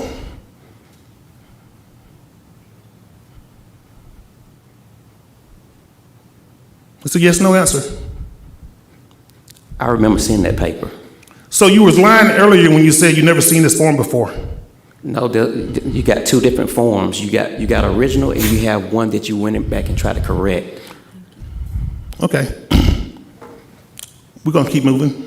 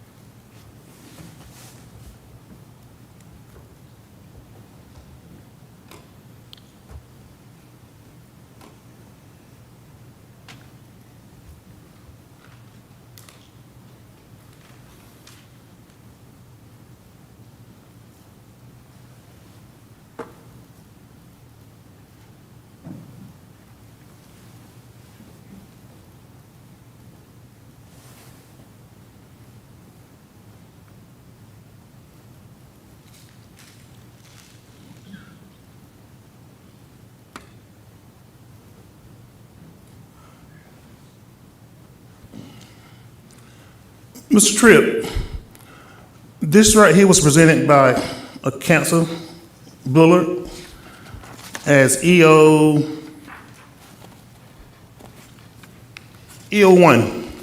in the evidence. Do you recognize your signature there? Yes, sir, that's the original copy. That's the original copy of what? That's the one that you just had up. That's the first one you wrote. The one you just presented a few minutes ago, that's what's the one you tried to recorrect some of the stuff on it. Okay, I'm confused now. Because you just testified, I offered to have a less severe punishment for your write-up for you on the previous form. The one you said you'd never seen before, then all of a sudden you've seen it and once it's presented? And now you're saying this was the first one that was written up, wrote up. Which one, what is it? That's the first write-up, sir. That's the first write-up. You got two, you made, Okay. you came back with a different one the next day and wanted me to sign it, and I didn't sign it. Okay. I'm gonna ask you a question here, it's really important, okay? Do you expect the Board of Ethics to believe that I wrote you up with the form seen here on the 28th, and then I went back in the future, went back in the past, and offered you another one on the 24th? How's that possible? I have that, I have those papers. Okay, you have those papers. Do you expect the Board of Ethics to believe that I will come to you and have you sign a counseling form and then go write another one up just to leave it hanging out there about the same thing? That's what you did, sir. That's what I did? Okay. We're gonna move on.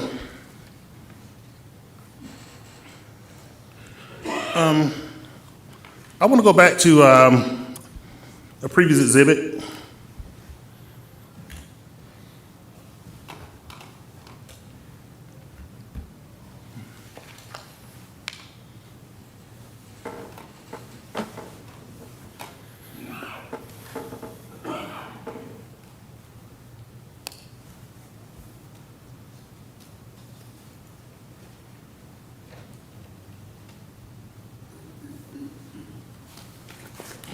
Actually, it's the same exhibit. On your application here, it speaks that you went to a correspondence Christian school, is that correct? Yes.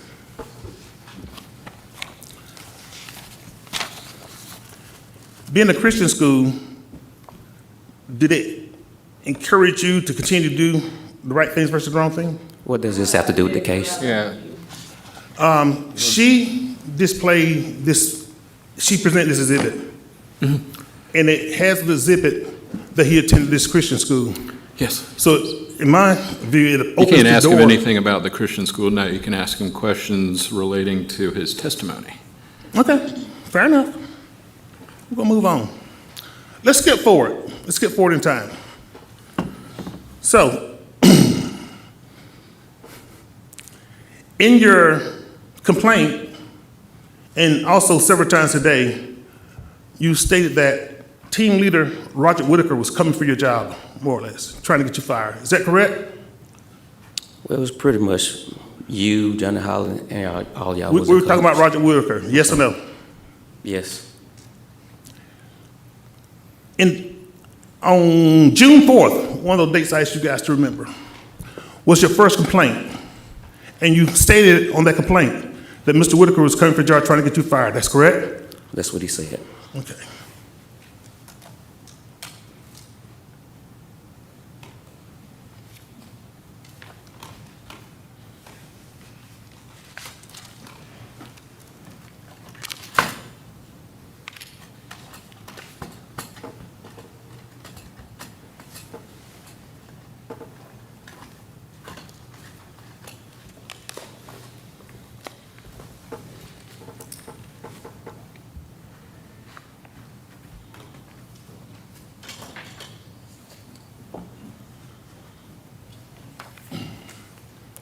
If it's okay, I'd like to introduce exhibit A8 that was provided to you guys.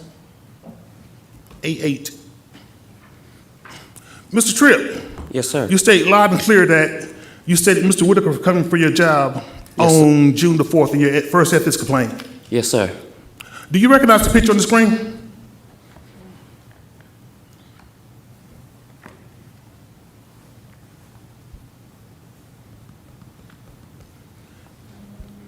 Okay, let me ask a different question.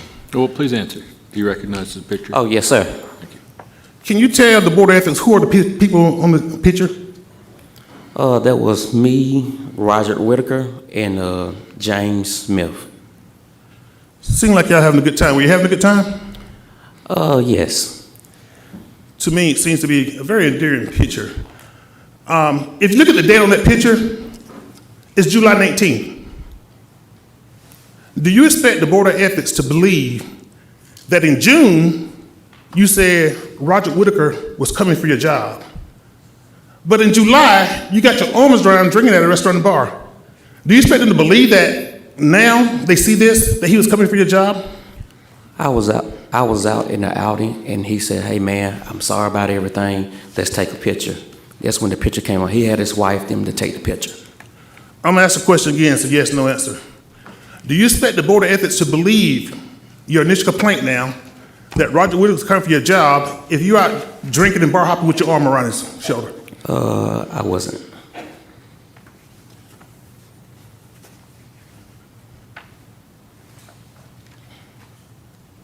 Okay, we're gonna move on. Now we're gonna begin the transition to cross-examination about the fuse being removed.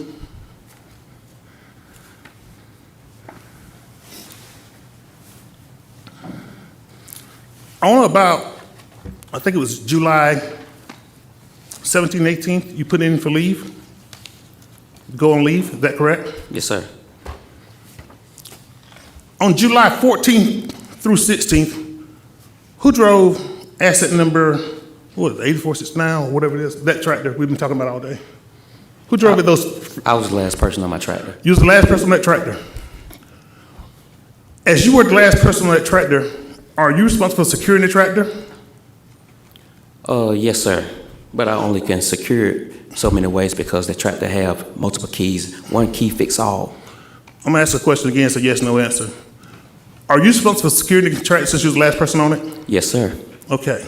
And you was the only one on it that week? Yes, sir. Okay.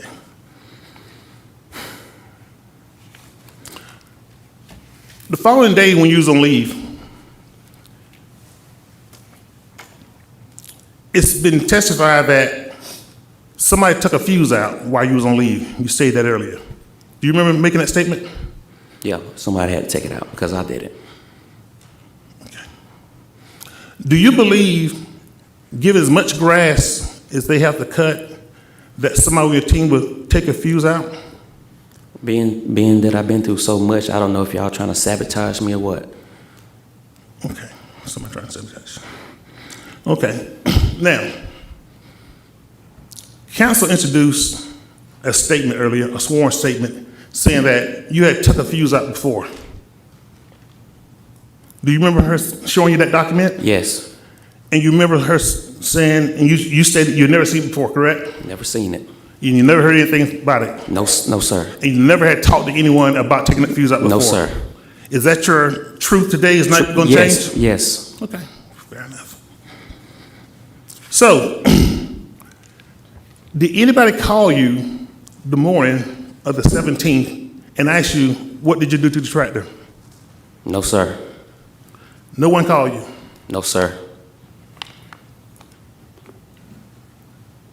And since no one called you, you obviously could not have responded, well, the tractor will start when I get there. You didn't make that comment? No, sir. Okay. And over the weekend, did anybody text you stating, hey man, we try to keep it in-house, but you wouldn't give us an answer. So when Mr. Holland pulled up, there's nothing we can do? No, sir. Okay. I'm going to present that exhibit again about the sworn statement about the fuse being removed earlier.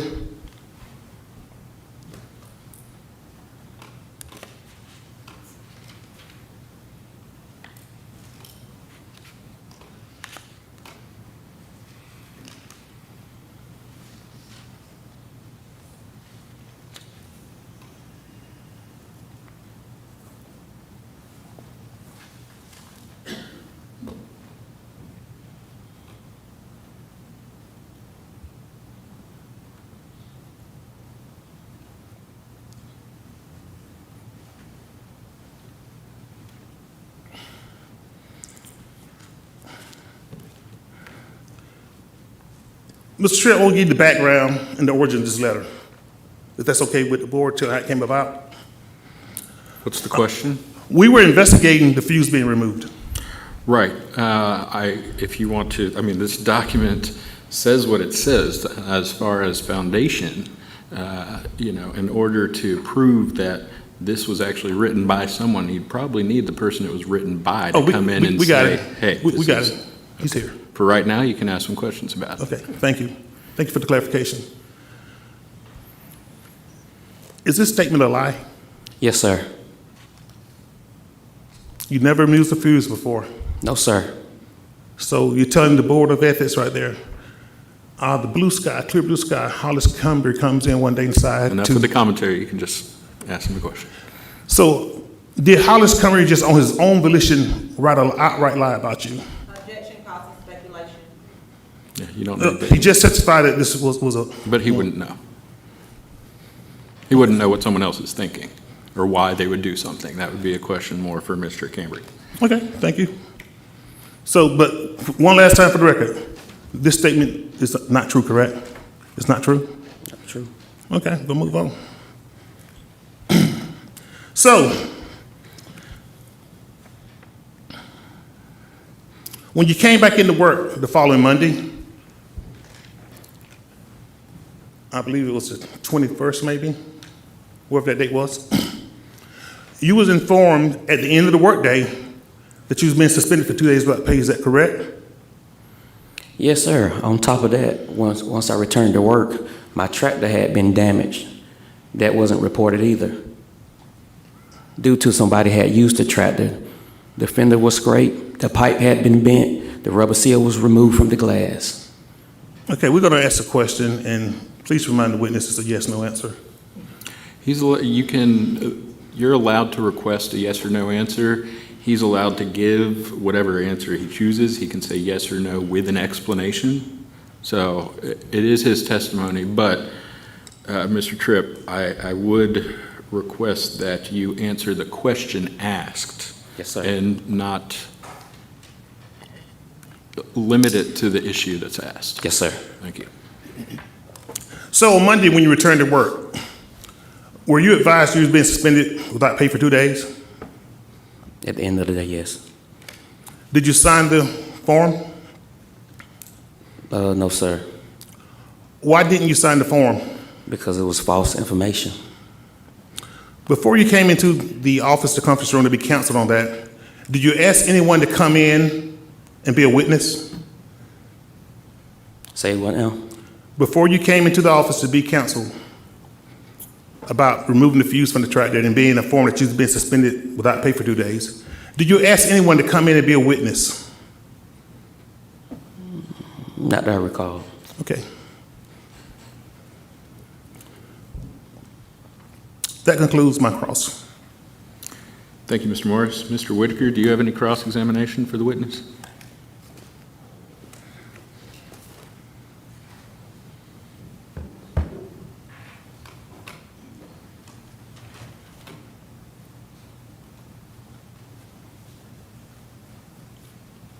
Good morning, Board. I just would like to ask you, Mr. Tripp Beaman, do you think I had anything to do with you getting your truck took? Because I don't have any power over that or anything. So my question to you, do you think I had anything to do with you getting a truck took?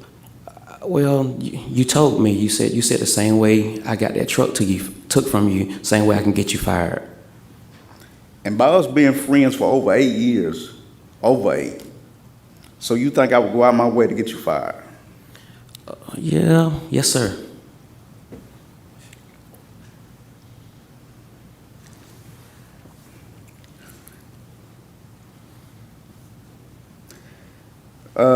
My next question will be about them away from the rest of the crew.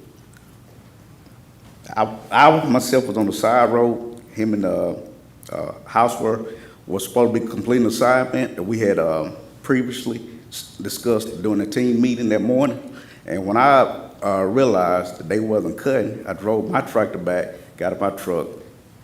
And do you? My question to you is, did I think y'all were cutting and y'all wasn't cutting?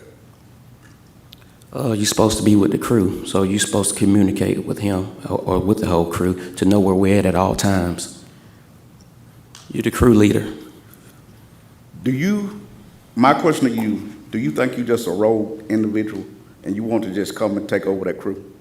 No, sir. And you had a problem with me being the crew leader? No, sir. That's all I have. Thank you, Mr. Whitaker. Mr. Holland, do you have any questions? Mr. Holland, just out of decorum, do you mind removing the hat? No, I want to keep it on.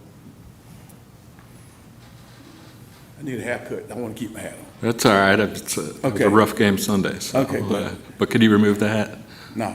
No? Okay. Okay. Mr. Tripp, you stated that I was out to get you, me and Scott. I never gave you an assignment. I gave you an assignment to Roger or Randy Farley. You stated that I was playing mechanic that day. I did not play Mr. mechanic. McCaskey, I'm gonna object unless there's some questions and narrative. Do you have a So I'm question? asking, he stated that I was playing. Well, each of these little sections that you're talking about, just ask him a question. Yes, Isn't I it did. true I that asked you, X? you stated that I said that I was being a mechanic. He stated that question. Okay. Well, ask. I'm again. asking him. Keep asking. Answer, please. Yes. Okay, but when I got there, Randy Farley and Roger said that they think the fuse is missing. I'm not a mechanic, period. But then you stated that me and Scott is out to get you, and we move people. Mr. Tripp, I don't move nobody. I'm gonna object. Can you ask a question? This is your, Mr. you'll have a Tripp, did chance you to state that I testify moved later. somebody? No, sir. Okay. Okay. But I have no other question right now. Okay. Ms. Bullard, any redirect? Just a few.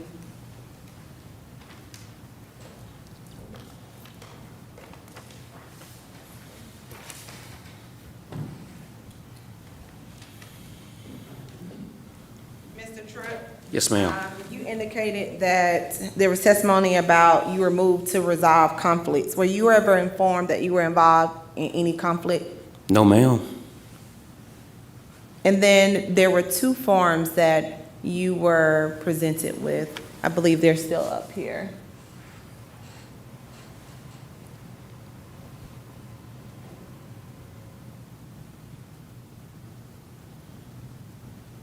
This was the first form that you were presented with.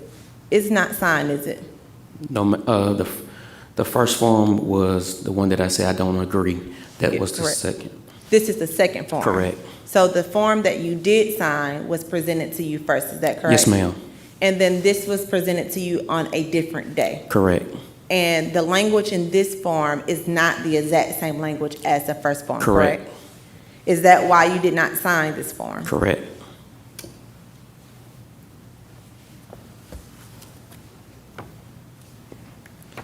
And you mentioned that once you returned from vacation, there was damage to the tractor that the fuse had been removed from. Yes, ma'am. How long were you gone? 2 days. And who did you report that damage to? Johnny Holland.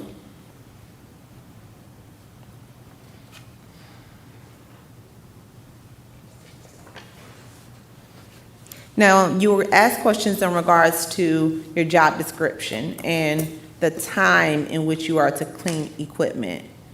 On that job description that was presented to you, I believe it's here. Does it give a specific time for you to clean equipment? No, ma'am. Who informed you of the time in which you all are to clean equipment?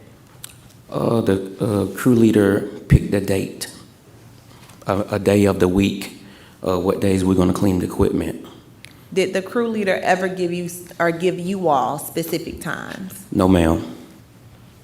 So the only thing that you were informed of is the day? Correct.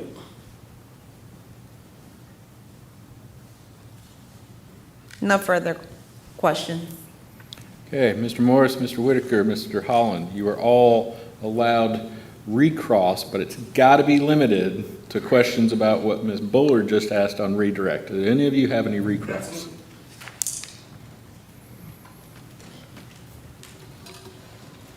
Mr. Tripp, what does the word prior to the next workday means to you? It means, look at something before the day of.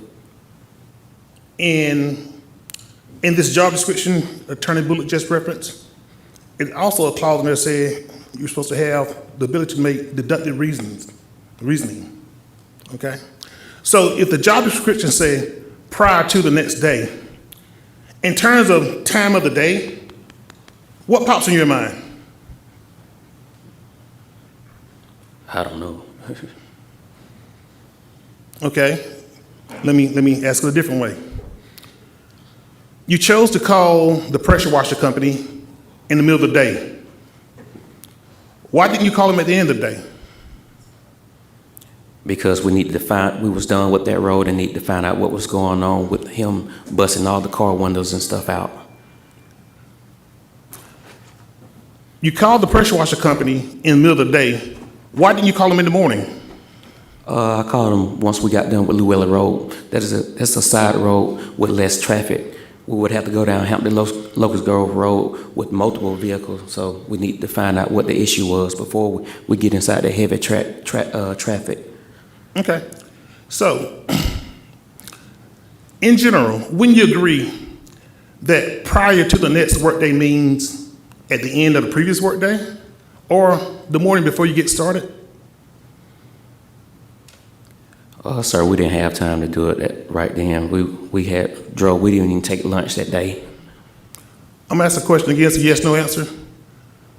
Say It's a yes, no answer. Does prior to the workday means, in your mind, at the end of the previous workday or the morning before the work gets started? When you get started. Before it gets started? Yeah. And what time you scheduled to come to work? 8 o'clock. 8 o'clock. But you called the pressure washer company at 12 o'clock. I didn't call him at 12. I rest. Anything further from the respondents? Anything from the complainant? Anything from the board? We will start at this end. This is the fun part. The board gets to ask questions of the witness, starting with Ms. Willingham, and we'll go down.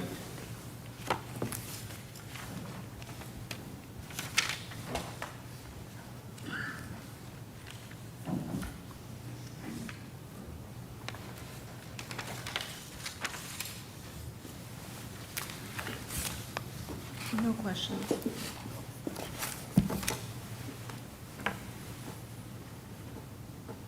go.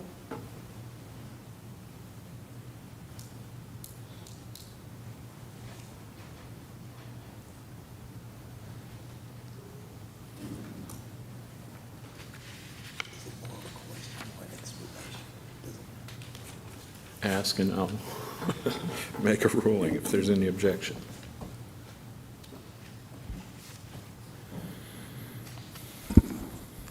Yes, Mr. Tripp, can Yes, sir. you, I guess, better explain the finish cutting around 12 p.m. on Llewellyn Road? And Well, I called the pressure washer company around 10 o'clock, and we started cutting grass once we got to Llewellyn Road to finish up Llewellyn Road. Once we got done with Llewellyn Road, the pressure washer company was waiting on us. And you stated, I started cleaning it at 12 and got done with it around 1:30. and of the 4 tractors, how many were clean? Can you say that again? Out of the 4, there are 4 tractors? Yes, sir. How No, many? it's 5 tractors. How many were clean? How many did you pressure wash, or how many were 2. pressure? 2. That's it. Thank you. Mr. Tripp, based on the job description listed in evidence, Exhibit 2, the education experience of qualifications, do you have a high school diploma? GED. You have a GED. Do you have a 1 year of related experience operating the equipment in construction, repair, and/or maintenance of public infrastructure or a related field? No, ma'am. Okay. Were you, there is an equivalence of education and experience. Were you trained in some sort of trade school on the equipment? No, ma'am. Okay. So prior to your having this position, you had no work experience in this particular field as an operator too? No, ma'am. And once you received the position, were you trained? Oh, yes. Okay. Also, who trained you? Kind of like train myself. How do you train yourself? Well, they showed me how to get on the tractor with, I think it was Hollis. You know, showed me how to put it in the gears and all that stuff, and then I gradually got used to it. Were you ever trained in the maintenance of those vehicles? No, no, ma'am. Were you ever given permission to maintain those vehicles other than pressure washing or keeping it clean? Yes. You were given permission to make maintenance changes on the vehicle, meaning parts? Well, like grease it and stuff like that. Okay. Were you ever given permission to remove or add parts? No, ma'am. Were you ever given training on how to remove or add parts? No, ma'am. When you were reinstated when you received an email from Victoria Rogers reinstating your driving privileges and the implementation of training for all employees, were you given a reason on why your driving privileges were reinstated? No, ma'am. Were you given information on who reinstated your driving privileges? No, ma'am. Were you given training after that? No, ma'am. Was the department given training after that? No, ma'am. Okay. As it relates to your travels for excuse, were you ever presented with a policy on what information must be presented when an excused absence is asked? No, ma'am. Okay. Even after you were asked for a boarding pass, did they ever give you any policy directing to you why he asked for that particular item as evidence? No, ma'am. Okay. Who is your wife, may I ask, so we can make sure there is no conflict? Tamara Harrell. Oh, no, we're not related. That's by marriage. Let's see, I have one other question for you. This is kind of interesting. You mentioned that the plane flew under radar? It's a small plane, a little four-seater plane. Okay. How is that possible? I mean, the only thing he has like a radio that's saying, hey, he's finna take off, and that's it. It's like no kind of itinerary, none of that kind of stuff. Okay, so I'm going to be completely transparent with you. My husband is an air traffic controller for about 20 years almost. No flight enters the sky without a flight plan. Just, Yeah, like the only thing I ever seen, he said, hey, such and such, we're finna take off, something like that, and that's it. okay, I greatly appreciate your information. Those are all the questions I have. I only have one question, Mr. Tripp. Mr. Morris brought up that as a part of your job description, you guys inspect, prepare equipment for safe, proper operation prior to beginning work for the day, stop, along with perform light maintenance on equipment, which includes changing oil, refueling, etc. Cleaning vehicles is one of those. My question to you is, what is the practice of your crew as it relates to cleaning vehicles before the day starts? They don't clean them. When they switched me over to the crew, I was the only one cleaning up equipment. I'm asking it again. Before the day starts, you come to work at 8 o'clock. What was the practice of your crew for cleaning vehicles? Make sure your lights are working. Make sure the oil level is at normal operating position. All your tires are at the proper PSI. That's it. Okay, thank you. Yeah. Good morning. Good morning. I have a couple of questions. Diane Easter from District 3. I have a couple of questions. Were you issued any other counseling statements prior to December the 11th? I see one for 10/16. Did you receive any other ones? No, ma'am. That was the only one you received? Yes, ma'am. Okay. And my other question is for Mr. Hollis. I think it's Mr. Hollis. Mr. Hollis, I think there was a statement you wrote about him saying he was going to pull the plugs. It appeared. That will be for later. Those will be questions, you'll have the opportunity to ask every Okay. witness question. Okay, that's the only question I have. Good afternoon. I have two questions as far as relating to the fuse. It was stated that you locked the tractor when you left. How many keys exist? And then it was stated there was a master key. So can y'all go into each other's tractors, or If you own a John Deere tractor, you can pretty much unlock any John Deere tractor. Okay, so it's a master key for Yes, everybody? So correct. everybody. And another statement I have, and in regards to the pressure washing, it's been stated a couple times that rocks and windows were houses, cars, all those sorts of things. Is it a crew leader's job or the person who's driving the actual tractor to raise, lower, check, to make sure nothing's stuck under there, to not cause that sort of destruction is what I'll call it, for lack of a better term? Yes, yes, sir. And being that we had been getting so much rain that when we go in and out the ditches, that mud start caking up on the back of the mower deck to where you only can see certain things without cleaning it. Okay, all right, that's all I have, thank you. Good morning. Morning. A couple questions for me. Your understanding of, well, let me go back. You said you had an excused absence, is that correct? Yes, sir. Did you take leave? Yes, sir. What's your understanding of the leave policy? Leave policy is stating that you're not going to be at work those days. You take off. And did you submit a leave request? Yes. Was the leave request approved? Yes. At any time was the leave request denied? No, sir. What was the interview process like for you as far as getting the job? It was interesting. It was like different kind of question they asked you. It was the guy that answered the question. He's no longer the director. His name was David. Okay. Did they ask you detailed questions about your background as far as what you understood? Yes, sir. And did you feel confident with the job interview? Yes, sir. And the person that hired you is no longer with the organization? No, sir. Thank you. Questions for me? Thank you, Mr. Morris. You can step down. Yes. You have some follow-up? Reserve the right to call him back as a witness. You have the opportunity to call him back as a witness, yes. I have one, can I ask one more question? Yes, Mr. Tripp. Mr. Got one more Tripp, quick. one more question.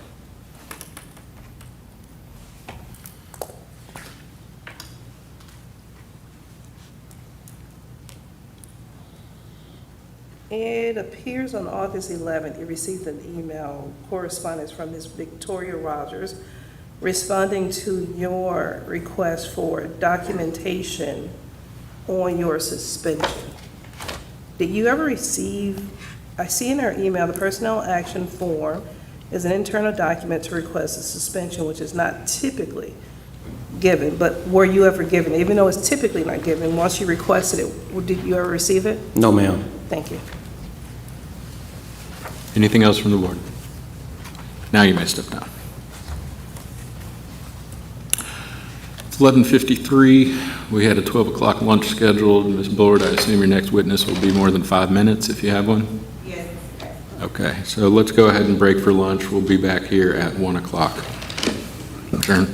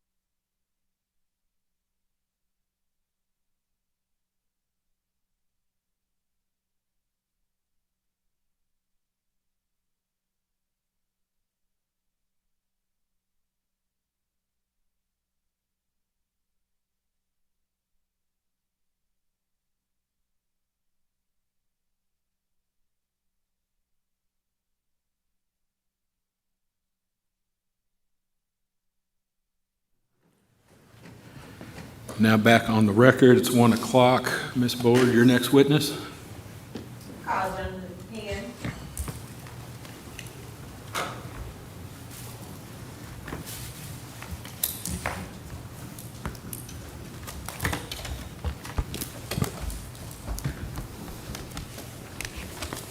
Ms. Harrell, could you please swear in the witness?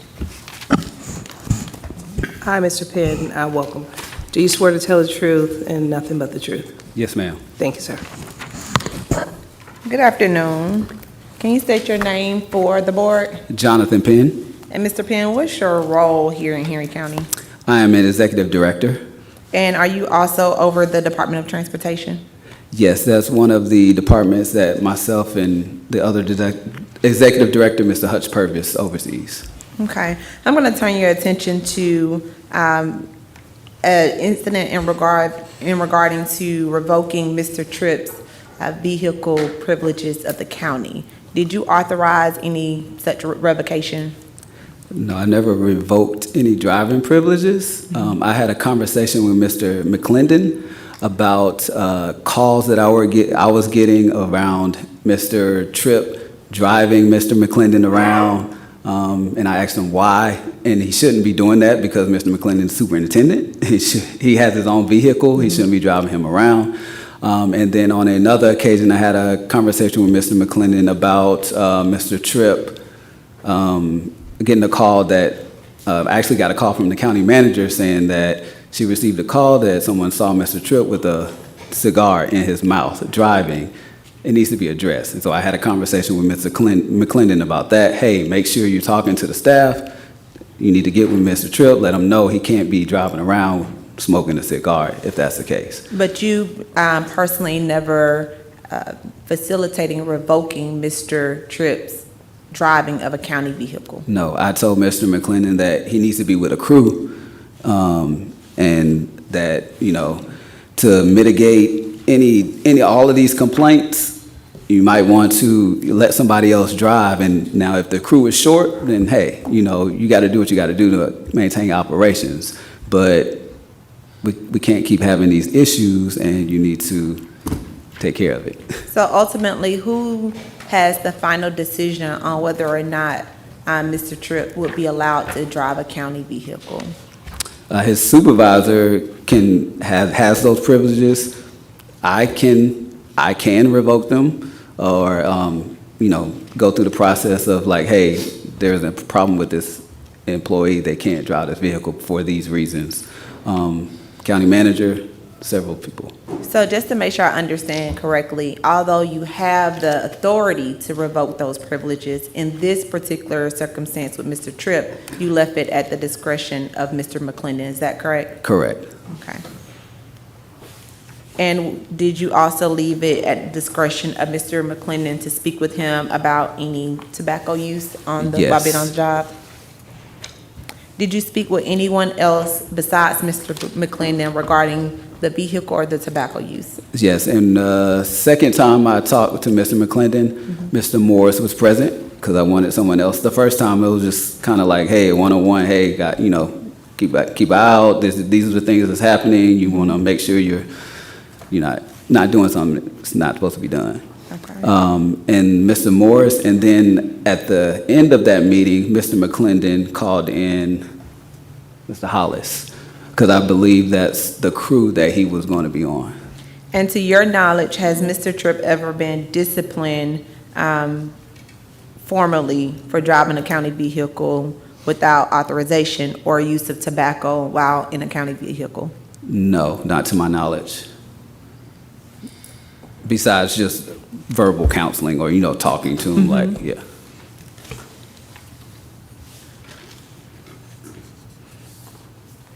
And are you aware of an incident involving Mr. Tripp and a fuse?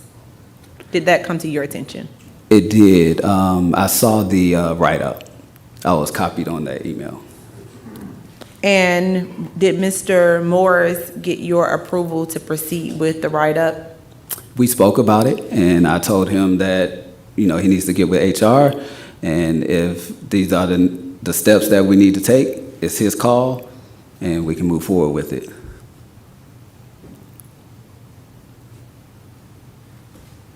but I supported any decision that he made. That's what I told him. And you yourself was not personally involved in that investigation or that scenario, correct? No. I have no further questions for Mr. Penn. Mr. Morris, do you have any questions for Mr. Penn?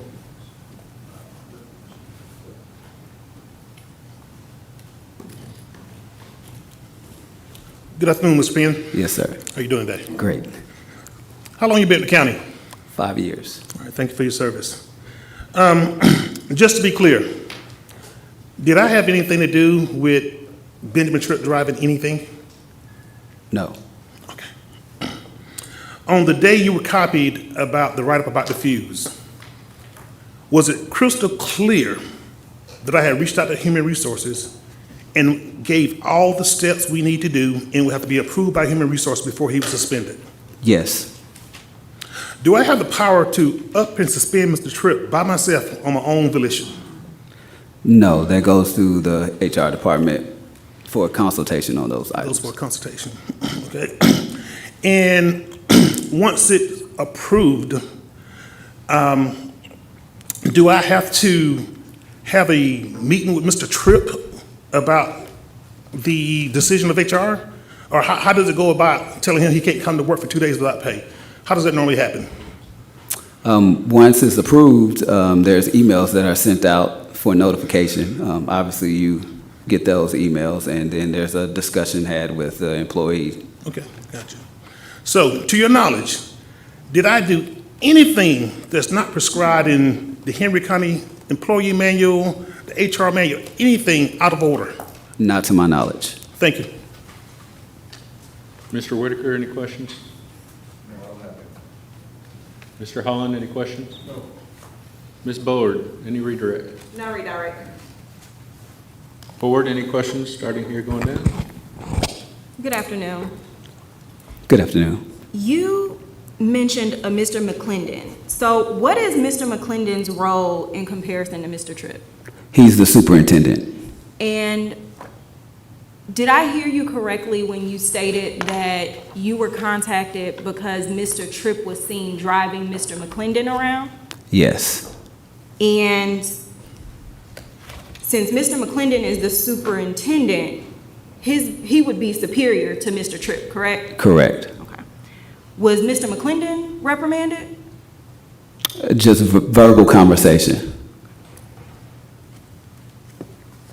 Nothing further. Question. As it relates to Mr. McClendon, you mentioned that you had a verbal conversation as it related to him being driven around by Mr. Tripp, Yes. given the complaints. What do you mean by that? Say that again, given the, Complaints. Basically, you stated that given the complaints against, I guess, Mr. Tripp, you warned Mr. McClendon, one, about not driving his own vehicle, but not because of the complaints. I told him that he shouldn't be driving him around. One, and I asked why he was driving him around. He said that he wasn't driving him around, and then he said that sometimes it may be situations where they go into a job site, asks him he gets in the car with him to go to a job site. I said, well, you being the superintendent, it would optically look better if you're driving around, or you have your own vehicle, he has his own vehicle, just go there, So that was pretty much the conversation that I had with him. so outside of obstacles, it is okay for Mr. Tripp to drive Mr. McClendon around if Mr. McClendon decides it's okay and/or necessary. If it's necessary. Okay. As it relates to the fuse and the recommendation for suspension for 2 days, going through the proper channels in HR as one of those channels, what verifiable proof is needed or required to uphold such a decision to suspend based on a removal of the fuse? One, let me ask, that's part one. Part two, in this verifiable evidence, is the time, day, and the actual witness or video recording available as proof or required? So I'm not aware of any video. Okay. I will say that most of the time, if it gets to a write-up to where there's some suspension, there's other write-ups that happen. And so it's not necessarily just that one incident, it's a series of things that have happened. And so this is a culminating event of, hey, okay, well, he's had this issue, and this issue, and this issue warrants the suspension. So with no verifiable proof, it is your assumption that he is guilty without proof? No. Based on his previous write-ups for incidents unrelated to the fuse removal?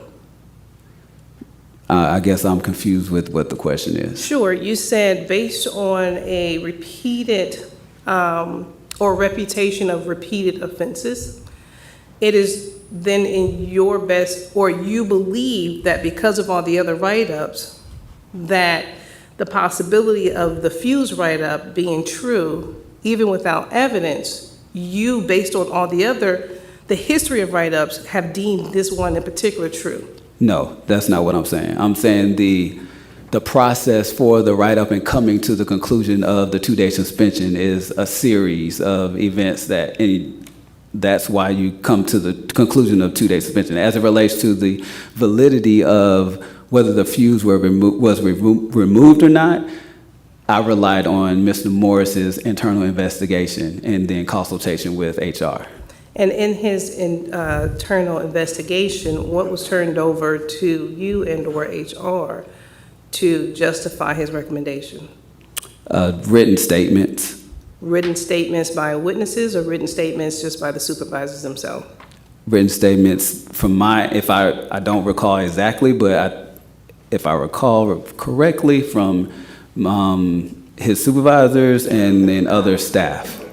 And so those other staff witnessed the removal, and so they have a day and time on No, which- I'm not saying that they witnessed the removal. So no one actually, let me say this, you can't say that someone did or did not see, because you weren't given any proof of exactly. someone saying that they saw. And no video evidence, no pictures or anything of that nature. I did not recall seeing any pictures or video. Any written statements from employees stating they witnessed, or they just heard of? I saw the statement that was written on the write-up. There was a statement written on the write-up that referred to an incident of summer 2024, but no reference to the current fuse being removed. Was there any statement regarding someone witnessing or having some communication with Mr. Tripp prior to, during, or after the removal of that fuse? Outside of Mr. Morris, I don't recall. Okay, thank you, Mr. Penn. No questions for me. All right. Mr. Penn, I have one question. If I'm reading this correctly, it appears to be a memo that was sent to Mr. Morris where it was confirming that I was informed by Jonathan, is that you, Jonathan? I am Jonathan. That Benjamin Tripp was no longer authorized to operate a county vehicle. So, Who is that memo from? Calvin McClendon, Okay. did you? That's why I said, we had several conversations. I didn't specifically say that he couldn't drive a county vehicle. I made recommendations of how it needs to be handled based off of the issues that were being brought up. Okay, so you're saying that that's not a conversation that the two of you had? I didn't specifically say that he could not drive a county vehicle. Okay. Thank you. No question.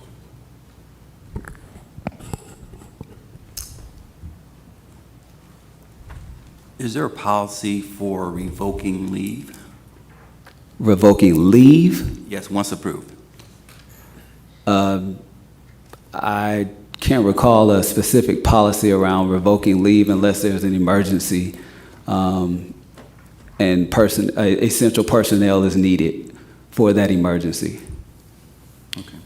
And in your role, do you get a summary of status of force manpower? A summary of status of, say that again? A status of manpower as far as stoppage of work and those kinds of things. So we have, when there's weather briefings, we have all the departments get together, talk about the weather and what's needed. It's up to the department head to determine how many staff that he needs for that particular event. Have you received? I haven't received anything written. Written? Okay, have you received any complaints about concerns of stoppage of work from that department? Stoppage of work? Yes, based off manpower. No, we get complaints all the time about stuff not being able to be handled because we don't have enough manpower. Like grass needs to be cut, potholes need to be filled. We get a lot of those complaints from residents and everyone else. But we do need more manpower. And And we're working on that. Okay, great. And one final question as far as who's the final approving authority for leave? The department head. Well, yes, for that level, yes, the department head. Okay, thank you. Hi, I have a question. Who reported Mr. Tripp driving with a cigar in his mouth? So I received that phone call from the county manager. I'm not sure if she actually saw it, but she said that she saw that, or so she didn't see it, because I remember her saying, I got a phone call that someone saw Mr. Tripp with a cigar in his mouth driving the county vehicle. That needs to be addressed. So it was, she heard, or did she saw? She heard, she got a phone call, Okay, from my understanding. okay. And how many of those calls did you receive? Was it just one time? Yeah, for the cigar, yes. Okay. That's my question. Any follow-up, Ms. Bullard? No follow-up. Any follow-up, board? Can I read follow up really quickly? So as it relates to, how often do you receive complaints pertaining to crew members in their behavior when out on different remote sites working from the public? Are you asking how often? How do I receive- often, yeah, is it weekly, daily, monthly? From the sporadic? crew, as far as they're not doing something, or as like they have an issue? Because we get those daily where residents have issues with potholes, with whatever, the road, we get those. The professionalism of the crew in, while working, their level of professionalism. I don't get that often. Okay. Outside of that period, it seemed like there was a few times where we got a call about Mr. McClendon being driven around, and then the cigar in the mouth. Those were the main two around that time. As it relates to calls from the county manager pertaining to, or conversations pertaining to Mr. Tripp, was that the first conversation you'd had with her pertaining to Mr. Tripp? That was the second. Another one I received was around, again, Mr. McClendon, and he being seen just all the time driving around.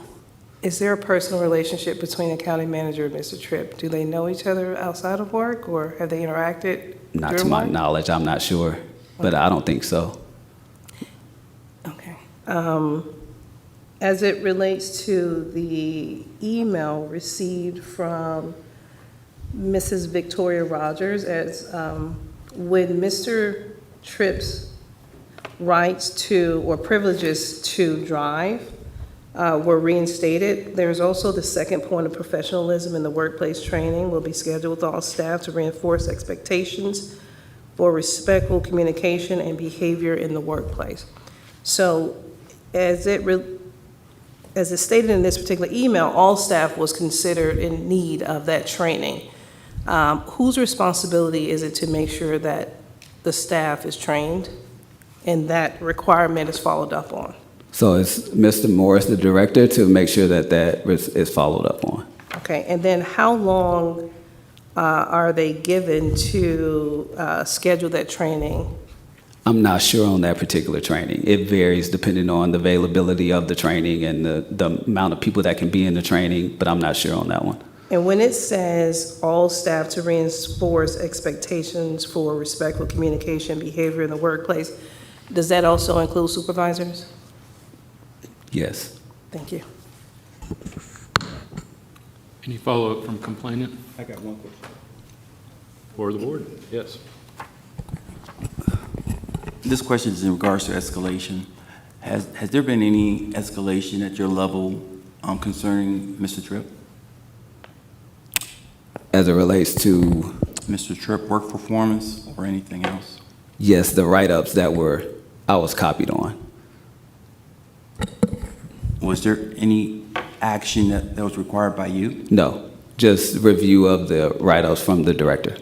All right, thank you.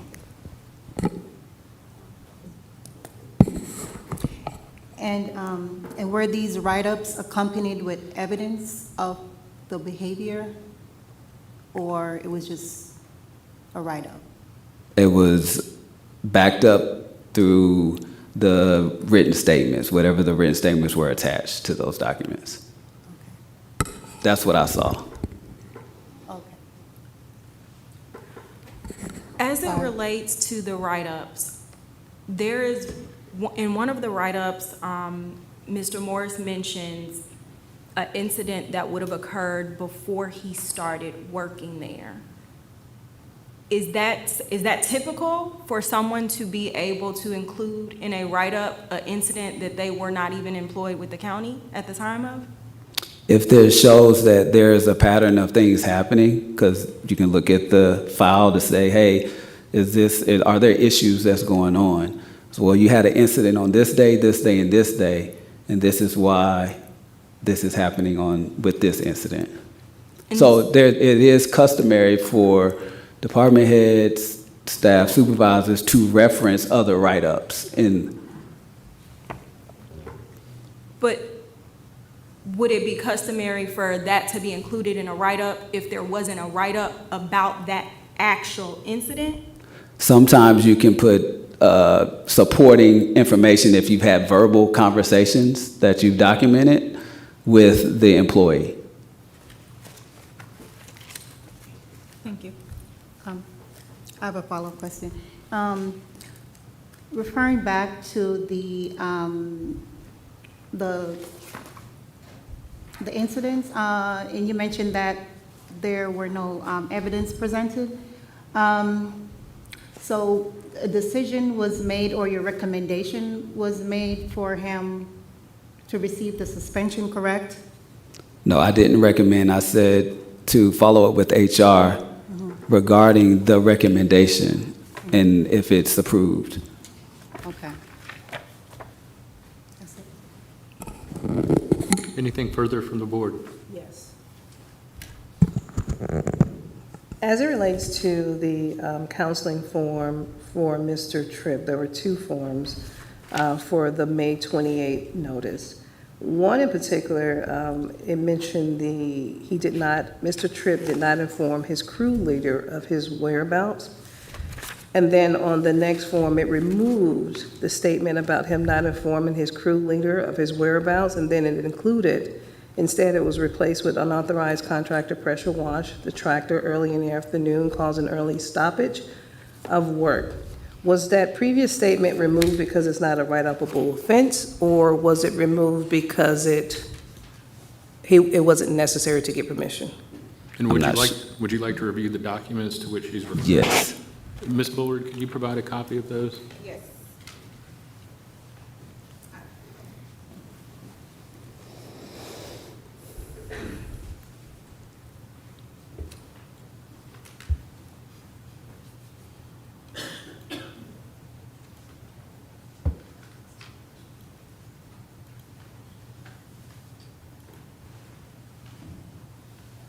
Chair, what is it, number is that? Is it 4? Don't get me. It should say a letter and then something at the top. Where these? Is it, what is it? Yep. A2 and A4? Thank you.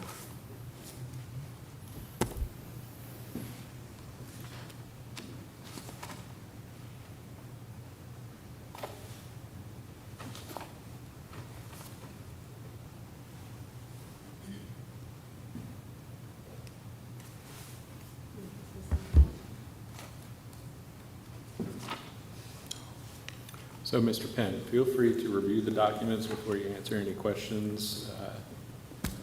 Could you repeat the question? Sure. As the statement reads, Mr. Tripp left his new crew and did not inform the crew leader of his whereabouts. And it goes on to talk about when the incident was discussed on May 27, 2025, Mr. Tripp stated he didn't have to call the crew leader because he was taking care of equipment.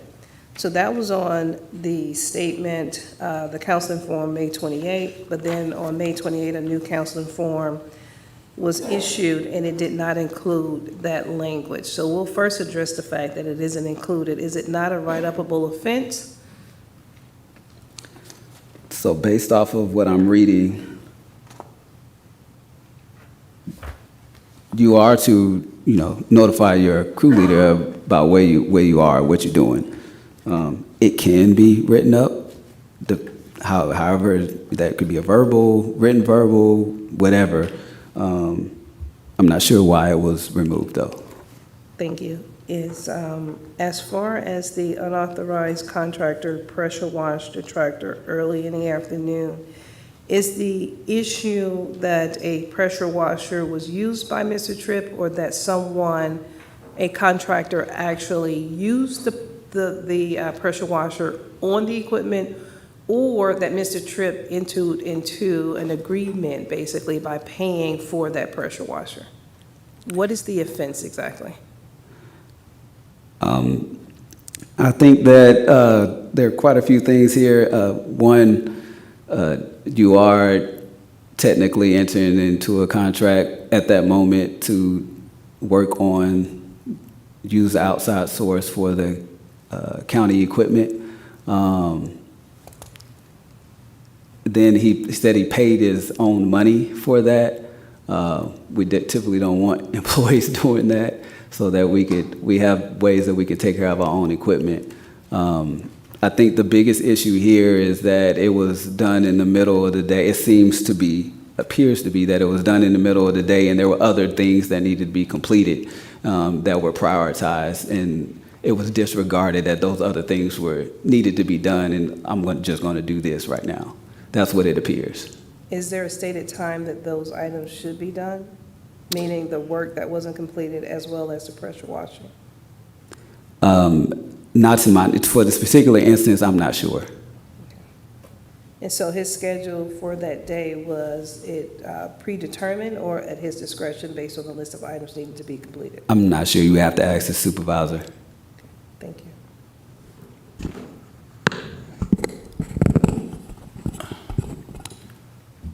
On the fact that Mr. Tripp hired or entered into a contract, presumably entered into a contract, what was identified as an issue overall for the department? Again, I think the biggest issue was that he was not doing what he was supposed to have been doing at that time, from my knowledge, based off of what I'm reading and what I've heard. So I think the question the chair asked was what was the actual issue? Was it entering into the contract? I'm just repeating that question again, just for clarification. Was that the issue, entering into a contract? Like I said, the issue, from my understanding, is that he was doing something that he wasn't supposed to be doing. Okay, so I guess my question is, was that an opportunity to identify maybe a misunderstanding as far as contractual obligations as far as employees are concerned? Repeat that question? Was that an opportunity to identify maybe a lack of training as far as contractual obligations as far as the employers are concerned? I could see that as an opportunity. Was that handled? Do you know? I'm not sure. Okay, thank you. So you're stating that the biggest issue is that he was not doing what he was supposed to do, correct? That's what I'm gathering from what I'm reading and from what I've heard. Okay, so, But I can't say that for sure. You would have to ask Mr. Morris that. okay. Because I was going to ask if cleaning or maintaining or taking care of the vehicle is not something that he was supposed to do, but then I'll refer that question to Mr. Morris. I think it's more so the time of when it was done. Yes, we want them to maintain vehicles and their equipment, but at the proper time. And, okay, and the proper time was clarified and that was clear to, I'm not sure. Based off of what I've heard today is what Mr. Morris said. okay. All right, thank you. So earlier you heard the testimony of Mr. Tripp and you heard Mr. Morris reference to the policy manual, correct? Correct. And in, Or the job description? yes, I'm sorry, the Yes. job description. And what Mr. Morris specifically asked about was the timing of day, meaning he read from it where it mentioned that the maintenance should have been done in the morning, correct? Or at the end of the day? Okay. Now, if, you also heard Mr. Tripp testify that during the day, the tractor had gotten filled with so much mud that they were noticing that it was starting to break windows and things like that. I would assume of people, of citizens of Henry County, correct? I haven't gotten any, usually when that happens, we get notice, but I don't know, Mrs. Scott may have gotten a notice that something was broken or something like that.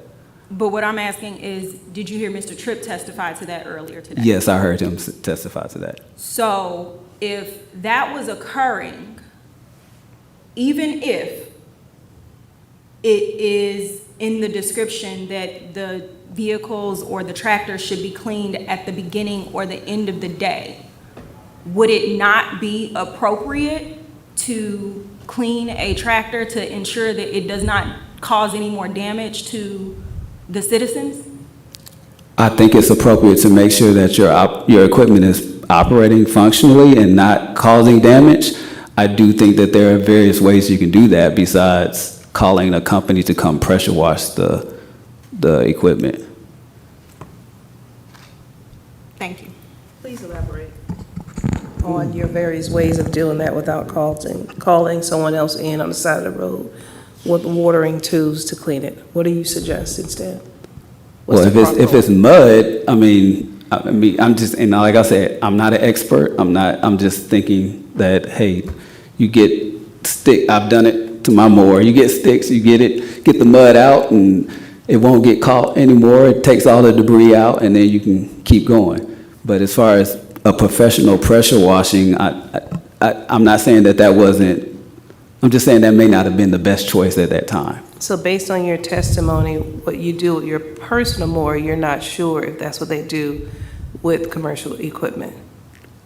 I'm just saying that that's what I've done, and I assume that there are other ways that you could have cleaned off dirt or mud off of the vehicle at that moment. And your assumption is based on Just my personal knowledge. of commercial or personal use vehicles, equipment, Personal use equipment. so not commercial equipment. No. Thank you, sir. Anything else from the board? Anything else from complainant? I have a few follow-ups. Mr. Penn, are you aware what, if the department has access to equipment to do their own pressure washing? I believe so through Fleet. There's a station at Fleet where anybody can go and clean off their vehicle, if I'm not mistaken. And do you know if that access is granted to the workers to clean their equipment? To my knowledge, yes. Do you know if Fleet was contacted on that particular day? I'm not sure. Okay, no further questions. I have some follow-up based on her comments. As it relates to Fleet, having the available equipment to pressure wash and make sure equipment is maintained and cleaned, is there an appointment needed for them to go, or they can just go in and take it whenever there's an issue? I'm not sure. Okay. And are we aware of where he was located at the time of the cleaning versus where they would have to go for Fleet and where his next job would be? I'm not sure. Okay, thank you.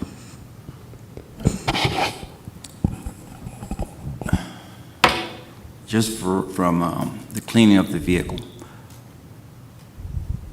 what would have, well, I guess it's kind of difficult to understand what would motivate Mr. Tripp to actually pay for a prior washing equipment to clean this vehicle. So I guess my question to you is, in what climate do you feel that an employee would make that kind of decision?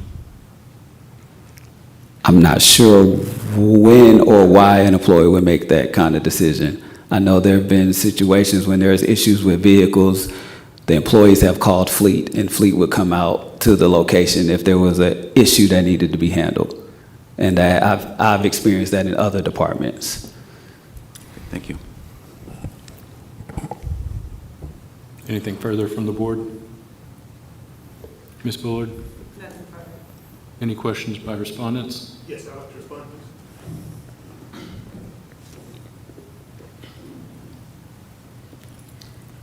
Afternoon again, Mr. Penn. Yes, sir. One of the ethics board member asked you earlier, was there any video evidence, so on and so forth, about the fuse being removed, correct?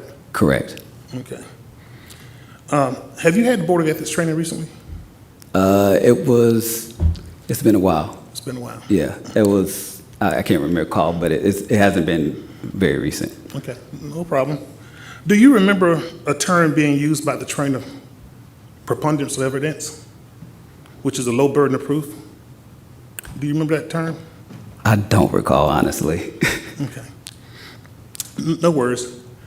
In the rules and procedures of the ethics board or what have you, that's a very low minimum bar you have to prove.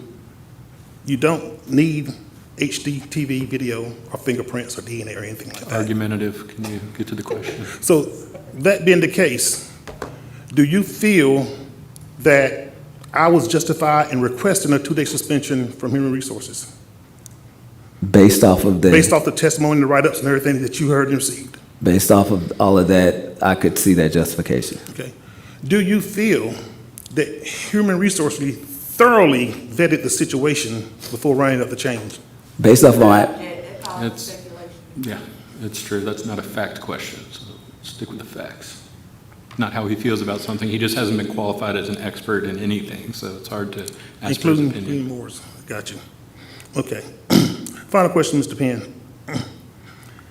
Has any other person, to your knowledge, been written up or ran up the chain or claimed to your level about unauthorized contractors from the DOT? unauthorized contract is not to Being my, used? not to my knowledge. That's it. Thank you. Any follow-up from the board? Any follow-up from Ms. Bullard? No. Any follow-up from either of the other respondents? All right, Mr. Penn, you are excused. Thank you. You can stick around if you want to hear the rest, or you can go do whatever you want to do for the rest of the day. Ms. Bullard, do you have any other witnesses? Mr. Bernard Smith?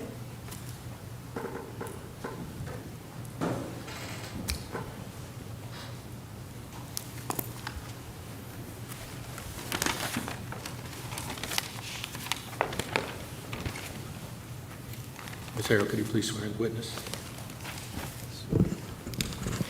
Mr. Smith, can you raise your right hand for me? I do apologize. Do you swear to tell the truth and nothing but the truth? I do. Thank you, sir. Mr. Smith, state your name for the board. Bernard Smith, And where are you employed? Henry County DOT, And how long have you been with DOT? since December of last year.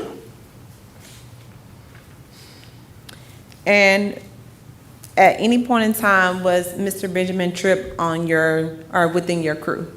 Yes, when I first started, until he got transferred to another crew. So would that have been from December 2024 to about April of 2025? Yes,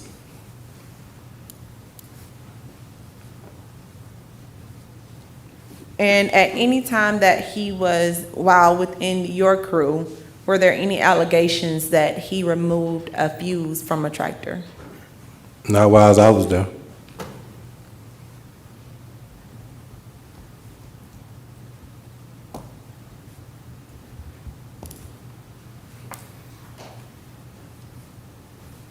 And how would you describe you all's crew as a whole before Mr. Tripp was removed? I think we were good. We were tight-knit, and we got the work done. Was there ever any conflict between the crew members? Oh, no, not between the crew members. We were tight-knit. And who all was on that crew, excuse me? Ben, me, Alonzo, Daniel, and Q.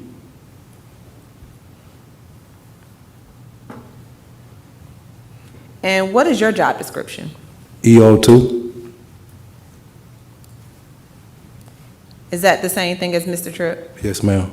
Okay. Since you've been with the county from December 2024, have you always maintained the same tractor? No, ma'am, I don't have a tractor. Okay. So when I came on the crew, the tractor was already assigned to Daniel, Lonzo, and Ben. So if you needed to operate a tractor, how would you go about doing that? If I had to go up the chain of command, I would have to let my foreman know, and he would have to train me, then I would get on the tractor. Have you been trained to get on a tractor? Not yet.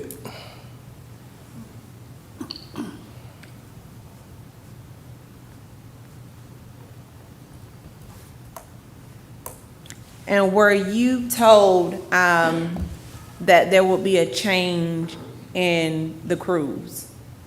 Nah, this just happened.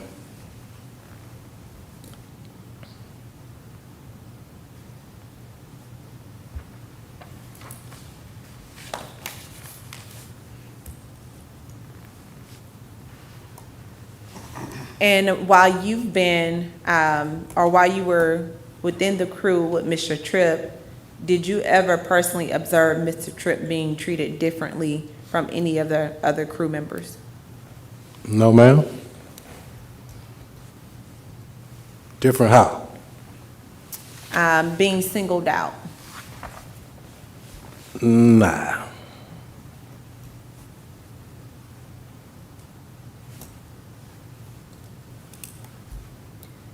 The weekend in March where there was inclement weather, did you work that weekend?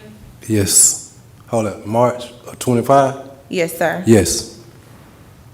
Do you know who was excused from working that weekend?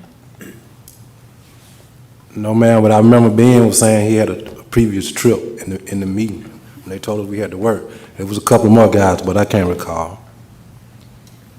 During your tenure here with the county, has there ever been times where you were mandated to work, but you were excused?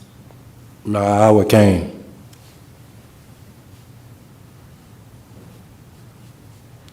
Do you know whether or not the individuals that were excused, if they were required to bring documentation of their excuse? I don't know.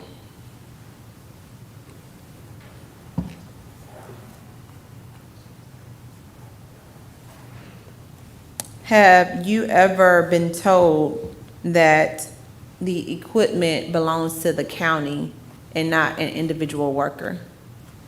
Yes, I hear that. I hear it a lot lately. And who do you hear that from? The director? Is that Mr. Morris? Yes. Do you recall the first time you've heard that statement being made? That equipment belong to the county? Correct.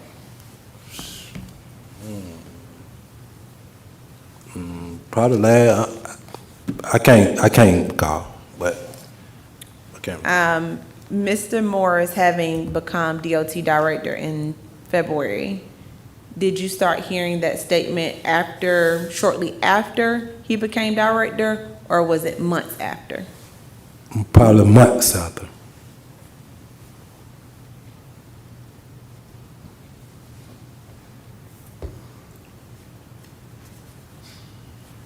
And do you have any equipment that you are responsible in making sure that is maintained and clean? In our crew, I usually drive the dump truck, so I say the dump truck. And how do you have to pressure wash your dump truck?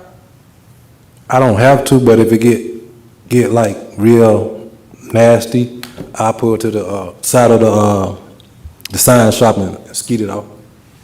Do you all have access to a pressure washer? Not no pressure washer. I do it with a water hose. Water hose.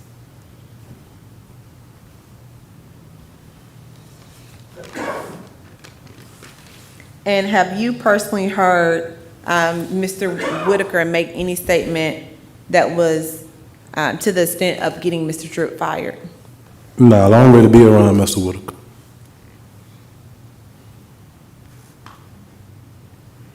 Have you heard Mr. Morris make any statement in regards to getting Mr. Tripp fired? I don't really be around Mr. Whitaker. Mr. Morris either, till in the morning at the meeting. Other than that, I'm not around.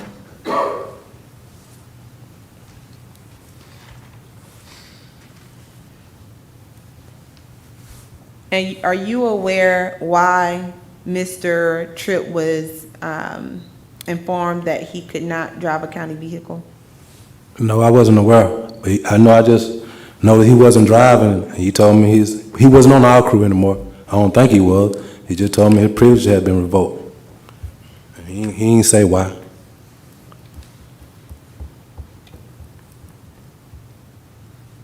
Did he tell you who revoked it? I don't want to speculate. I can't recall. Okay. Can't recall.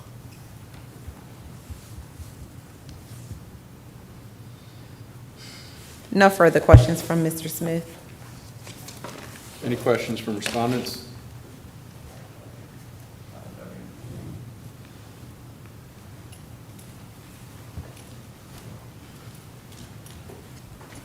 Good afternoon, Mr. Smith. How you doing? All right, how you doing? Thank you for your service to the county. Appreciate it.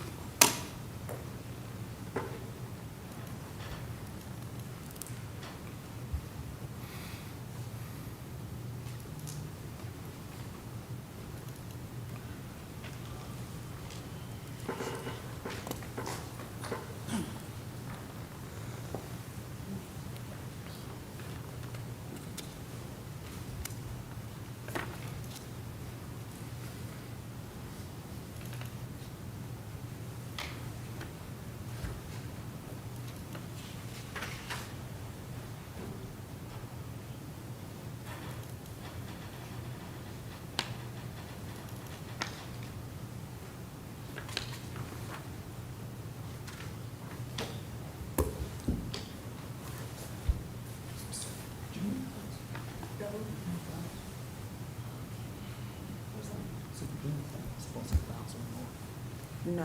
Where was that? In the D drive. Oh, that may be this. Duh. This one? I think you can probably take Yeah. out one of these. Thank you. You're welcome. She had to take it out, I'm sorry.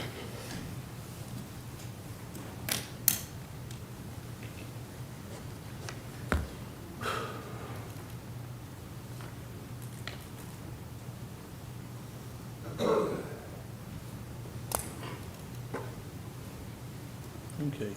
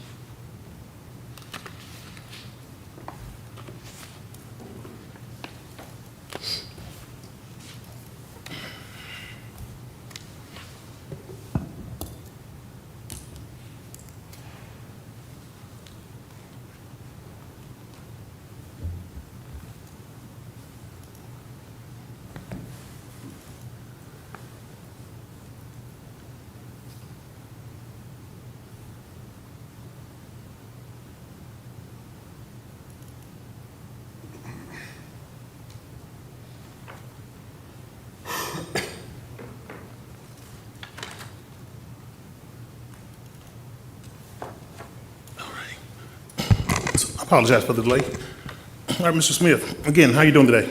All right, how you doing? Yeah, thank you for your time and your service to the county. I have a couple of questions for you, and they're not meant to confuse or you or anything like that. Just want to get to the truth of the matter. You mentioned earlier in your testimony that you haven't learned how to drive the tractor. Is that correct? Correct. Have you been given an opportunity to learn how to drive a tractor? Not yet. Not yet. Okay. Up on the screen right there,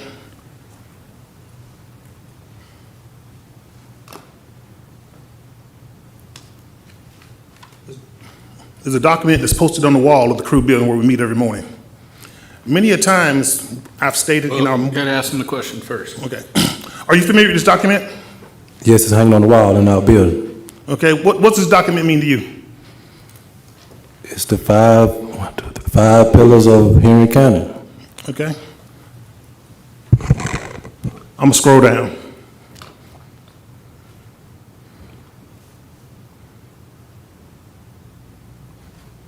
All right, in red there, what does the items in the red represent? The red, Yes. that's what I'm gonna have to learn to become an operator 3. Okay, so are you saying there is evidence of you being given opportunity to learn how to become operator 3? They didn't ask me that. They asked me have I ever drove a tractor. And I Okay, said, no. let's go back. Okay. On the requirements for operator 2, right there, which is your current title, correct? Correct, You see tractor, sidearm, A-boom, bush hog, rear-mounted back wing. correct. Do you have the ability or the availability at any time to ask for training? Repeat that. Do you have the ability to ask for training at any time? Correct. Who does that training? I run up the chain. I tell my foreman, and he running up the chain. Okay. So it's not Kevin McClendon that does the I training? tell my foreman, and he running up the chain. Okay, fair enough.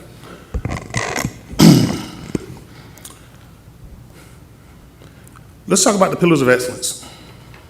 So I want to go back. Do we need to introduce this exhibit E5 for the record? I don't know what this is or where it came from, so I don't know if any foundation's been laid. All of these have already been admitted by stipulation. Okay, thank you. It's admitted.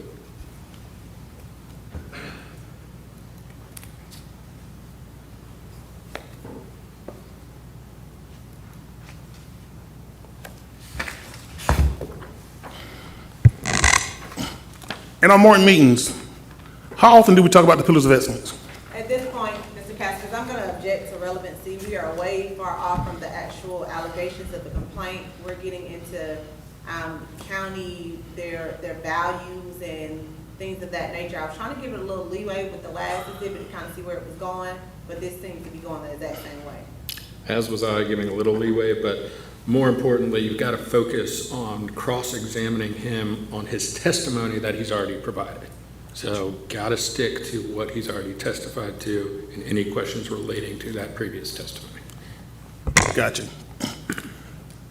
Mr. Smith, you said you really don't be around Mr. Whitaker? Correct. So you never heard him say any ill words about Mr. Tripp, about getting him fired? I never heard him say that. Okay. You say you never be around me outside the morning meetings, is that correct? Correct. Have you ever heard me say anything about getting Mr. Tripp fired? No. Okay. Last question. Have you ever been around Mr. Holland? Yes. All right. Have he ever tried to get Mr. Tripp fired? Not to my knowledge. Okay. He ain't said anything to me about getting Mr. Tripp fired. Okay. Thank you for your time. Hold on, Mr. Smith, not quite done. Ms. Bullard, do you have any redirect? No. Any questions from the board?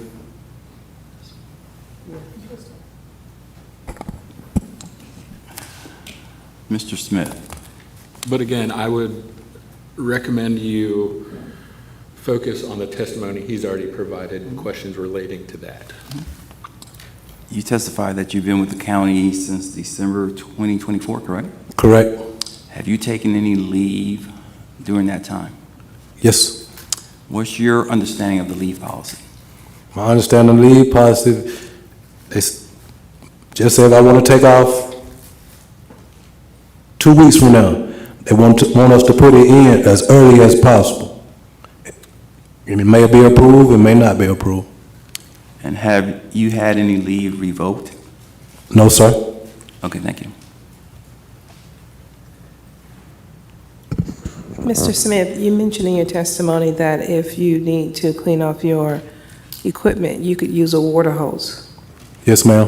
Where is that water hose you're using? Where does it come The from? one I use is connected to the sign shop on the side of the sign shop. I just pull up beside on the sign shop and scoop my dump truck off. The sign shop? Yes, ma'am, the sign shop. What is the sign shop? Is that a county? Yes, ma'am, they make the signs. Okay. And then you mentioned something about when you put in notice for leave, you were granted leave, but if asked to come in for emergency work, you would come in. Depending on what my leave is for. Okay. And if you had put in leave, well, never mind. Thank you. I have a question, Mrs. Smith. You said you have cleaned your dump truck, correct? Yes, ma'am. What time of day do you normally clean your dump truck? It's like in the evening, maybe 3 o'clock. 2 or 3 o'clock in the evening? Yes, ma'am. On any specific day? It usually be like on a Friday, they might say, come in at 3, clean your equipment. So that's what I usually do. Okay. And my next question for you, I know you have to be trained to drive the tractor, and you say you're on a crew. How many people on your crew? 4 plus a foreman. 4 plus a foreman. Yes, ma'am. How many people drive the tractor on your crew? On our crew, we got 3 tractors, and when I came, they was already assigned. So it wasn't no tractor for me to. So it's 3 tractors on Yes. your, 3 Yes. separate tractors? Yes, ma'am. Okay, thank you. I'm sorry. One more question as it relates to the leave. You mentioned, I asked you if you would come in or not if you had leave and there was emergency work taking place. You said it depends on what you have leave for. Yes, So ma'am. is it your discretion to come in? If I already had put in my leave and they had signed off on it, and it's inclement weather, it depends on what my leave was for. If I can cancel, or if I can't cancel.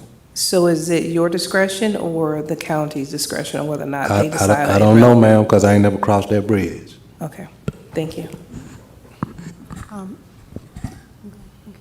So, you mentioned that, that someone gave you directive to come in at 3 to clean your vehicle? On a Friday. On a Friday, yes. And who was the person that gave you that directive? Johnny Holland, he used to say it in the meetings, on the morning. He'd be like, at 3, y'all come in and clean your equipment. Y'all, other than that, you can come in at 3 and clean your equipment. Okay. And when you say come in, you mean to the assigned location? Like on the yard. Okay.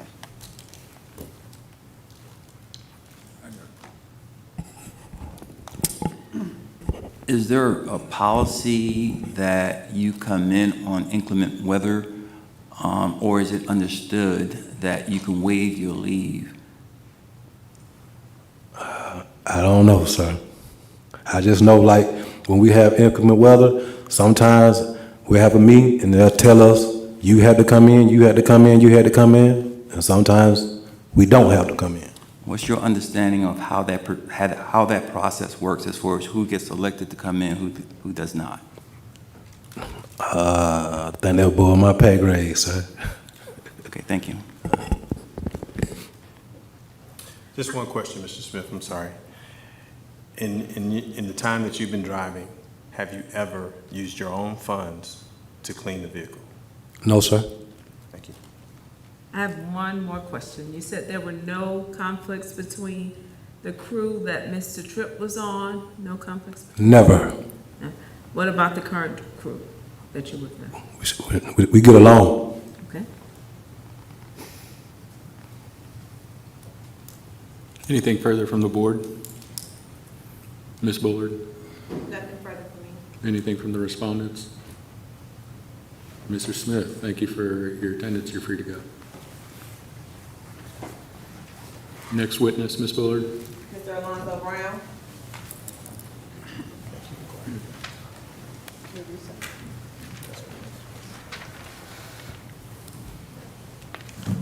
It's a good time for a 5-minute break. Sure. Okay, let's come back here around 2:05.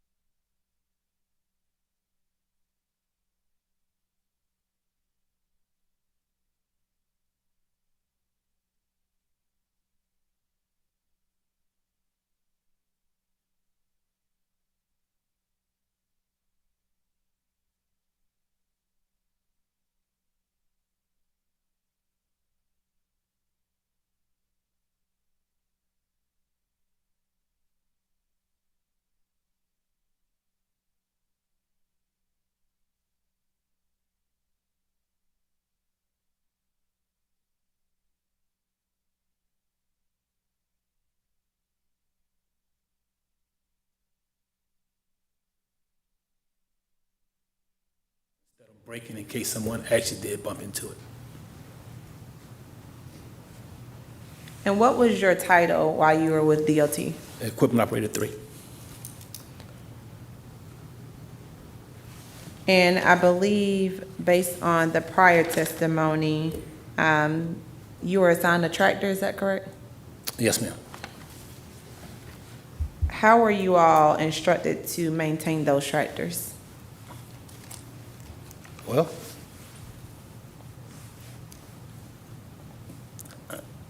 maintenance was never really a big topic, to be honest with you. Now they make it seem like it was a big deal, but it wasn't. You came in, you checked the oil, you drove the tractor, you cut the grass. And I hear everybody say about the cleaning process. Well, if you're 6 miles from the station, how do you spray it off? There's no way. I mean, you got to drive all the way back if you felt you need to clean a tractor with a water hose, or definitely not with a pressure washer, with a water hose. That meant you spent more time driving to the yard to clean the tractor than you would actually cut the grass. So no one ever stressed it. Was there a designated date or day for you all to clean the tractors? Eventually, it became that the foreman picked a day to clean the tractors. And how would you clean a tractor on the side of the road properly to maintain that happening? There's no way possible. Were there ever any instructions given to you on what to do if you needed to clean your tractor if it was on the side of the road? No, ma'am.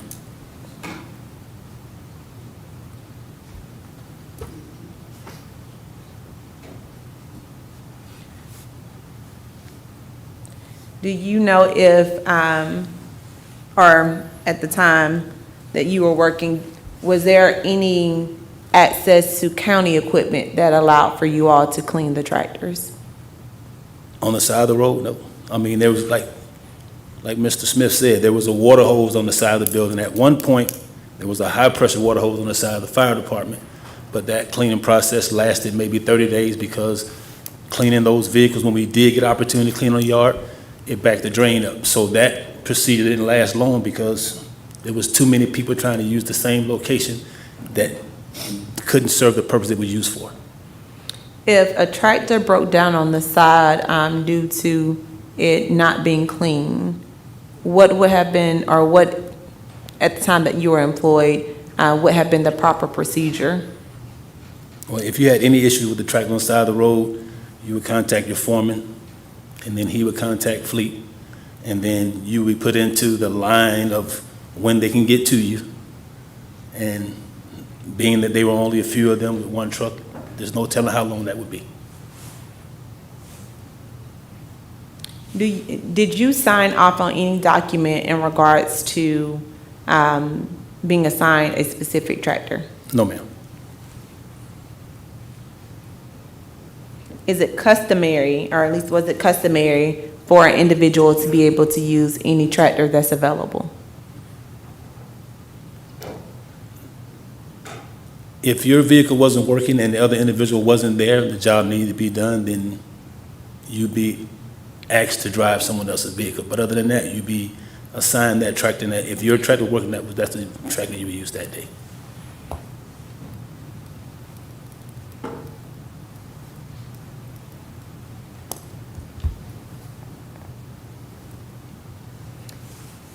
And while you were on the same crew with Mr. Tripp, from the time that he was employed until you all separated in April 2025, was there ever an issue that came up within the crew regarding him removing a fuse from a tractor? No, ma'am.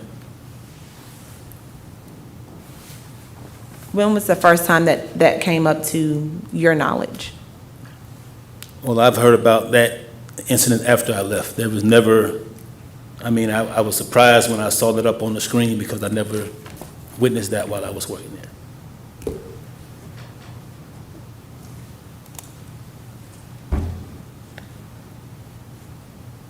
And in the instance of inclement weather, what is the protocol to request not to have to come in if it's mandatory for all individuals or all workers to be there? Well, to my understanding, there was never a protocol not to be present. If they said it would implement whether we all had to work, then we all had to work. But everyone never showed up. The incident that was, or the inclement weather that took place in March of 2025, do you recall if that was during the weekday or the weekend? They spoke with us, yes, about a Monday, and I think the storm might have happened on a Wednesday, Thursday. It was more like in the week instead of not exactly sure. It could have been a Friday, Saturday. But there were people who, not just Mr. Tripp, whom said they had prior arrangements before the storm took place.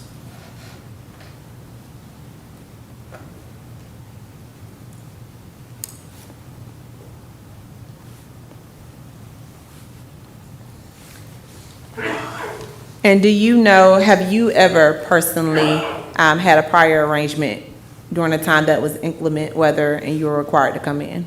No, ma'am.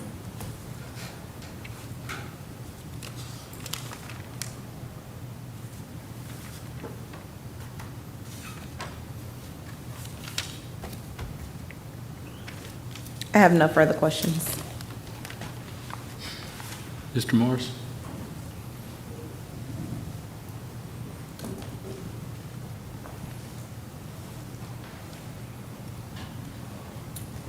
Good afternoon, Mr. Brown. Hey, how you doing? Thank you for your 3 years of service in Henry County. Thank you.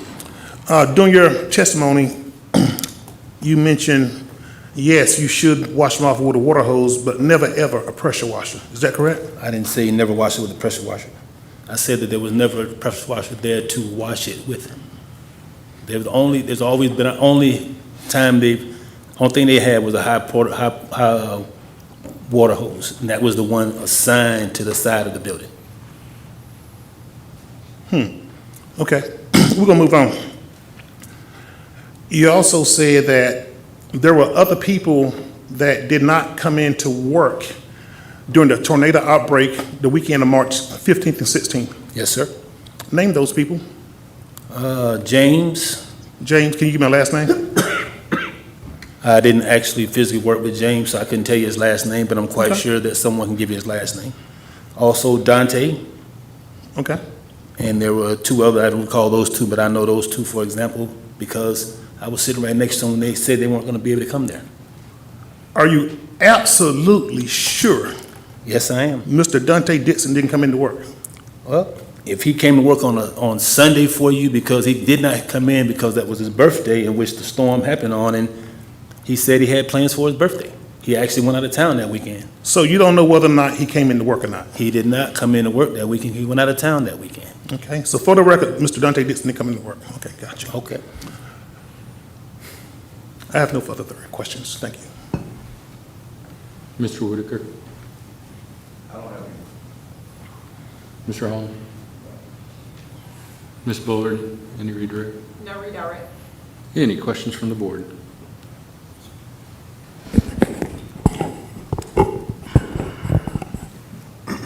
How you doing, Mr. Brown?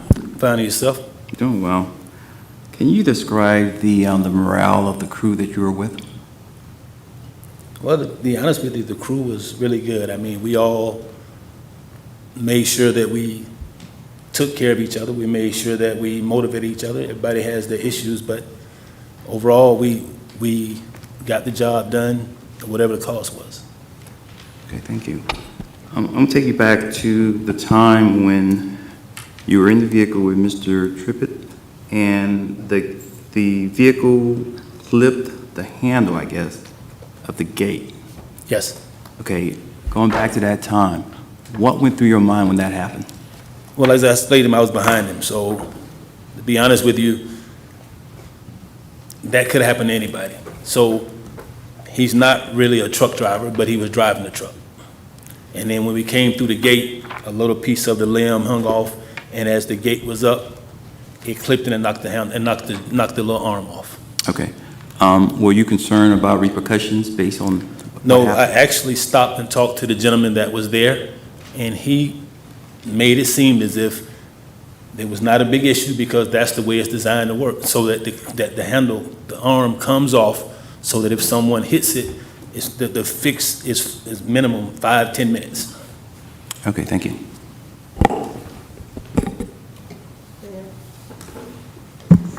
Mr. Brown, how long were you employed with DOT, Henry County DOT? Excuse me? How long were you employed with the department? 3 years. 3 years. And so you were there when Mr. Tripp first started to work with the department? Yes, ma'am. And in your time working with, were you working morning or afternoon shifts? We all work day shift. Day shifts. And in your time, those 3 years you were with the department, have you ever had an issue with the equipment at the start of your day? Some days are better than others. I mean, some days you go out there, the worst we'd have sometimes that we would blow the tractors off at the beginning of the day. And the issues that really happen based on what the weather would be like prior to you cutting for that day. So And it wasn't something you could prepare for. You say it's something you can't It wasn't prepare anything to for? prepare for. Once you start cutting, you don't know how muddy it is in this area. It may not be muddy here, but here, you go down to cut and you never know what's there because you're not actually walking it, you're driving the tractor into it. And it could be something that I take, a few people have torn the tractors up because you can't gauge for it. And in an instance where a tractor is disabled or equipment is disabled or too unclean to function properly, you contact the foreman, they contact Fleet, then you wait for Fleet to come out and address the issue. Is that protocol? Fleet's not gonna come out to clean your vehicle, ma'am. If the tractor is muddy, Fleet is not coming out to get the mud off of your tractor. They're coming out because the tractor broke down. And if the tractor is broken down, then there's a work stoppage. Yes, ma'am. At any point you've had an issue with the equipment and you've had to stop work, that in essence is a work stoppage, correct? Yes. And have you ever been written up for that? No, ma'am. Thank you, sir. Okay, I have a question. You mentioned that you never witnessed the removal of the fuse? No, ma'am. Objection. He wasn't employed with the county at the time the fuse was alleged to be removed, so he didn't have no knowledge of that. That was his answer. He said, no, ma'am. Yeah, I think that's right. He said he didn't know, so he can't answer questions about something he doesn't know about, so. Okay, thank you. Question. Yes, ma'am. Okay.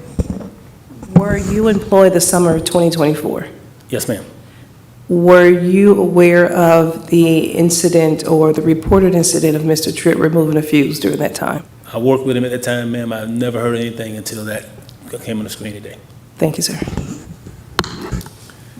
Good afternoon, Mr. Brown. I have a couple of questions for you. Yes, ma'am. You say you were a tractor driver? Yes, ma'am. Okay, have you ever cleaned your tractor, the tractor that you drove?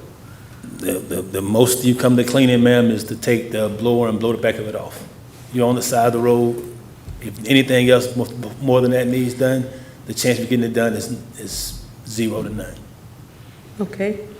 So could you please, and I thought I heard you say that if need be, if someone was off, they could drive another tractor if their tractor was not working? Yes, ma'am. Have you ever witnessed that? Yes. So, I mean, the tractor is generally assigned to you, but no, you're not the only person that's ever going to drive the tractor. Have you witnessed it on multiple occasions or just one, just rarely? Multiple occasions. Multiple occasions? Okay, thank you. Just one question, Mr. Yes, Brown. Was there ever a time where there were issues of behavior between you and Mr. Tripp on a crew? No, sir. Thank you. Mr. Brown, you stated that you were with the county for 3 years. Yes, sir. In the 3 years you were with the county in DOT, How many different crews have you been on? 2. 2? Yes, sir. Within your 6-month period with Mr. Morris, would those 2 be a part of that? I was on one crew up until the time Mr. Morris came there. And then that's when I had the privilege of working on another crew. Okay, thank you. Mr. Brown? Yes. Your tenure with Henry County, were you on call? We're never been on call, but we've been, if the weather gets bad enough to where we all had to be all hands, that's what it was. So it wasn't never really on call, it's just that the weather would predict the fact whether or not we all would work on outside of work days. Okay, so how was that handled as far as having to come in because of inclement weather? Well, if they knew in advance, they would let us know, hey, the weather's expected to be bad at this day here, so we would come in, they would schedule some for the morning and some for the afternoon in the event of the weather. Okay, and during those times when there were inclement weather, do you feel, or did you have an option of saying, I have something else, I have something scheduled, a birthday, what have you? Was that honored by the staff? It never occurred to me personally, I never had anything that I had to move around or had to be there because of the weather, so, I mean, for myself, I'd say no. Okay, thank you. Anything further from the board? Ms. Bullard? No, Mr. Crespo. Respondents? All right, Mr. Brown, thank you for being here today. You're excused. Thank you, sir. I call Purvis. Could you spell that name for us? Sure, Hut, H-U-T-C-H, Purvis, P-U-R-V-I-S. Yeah. Okay.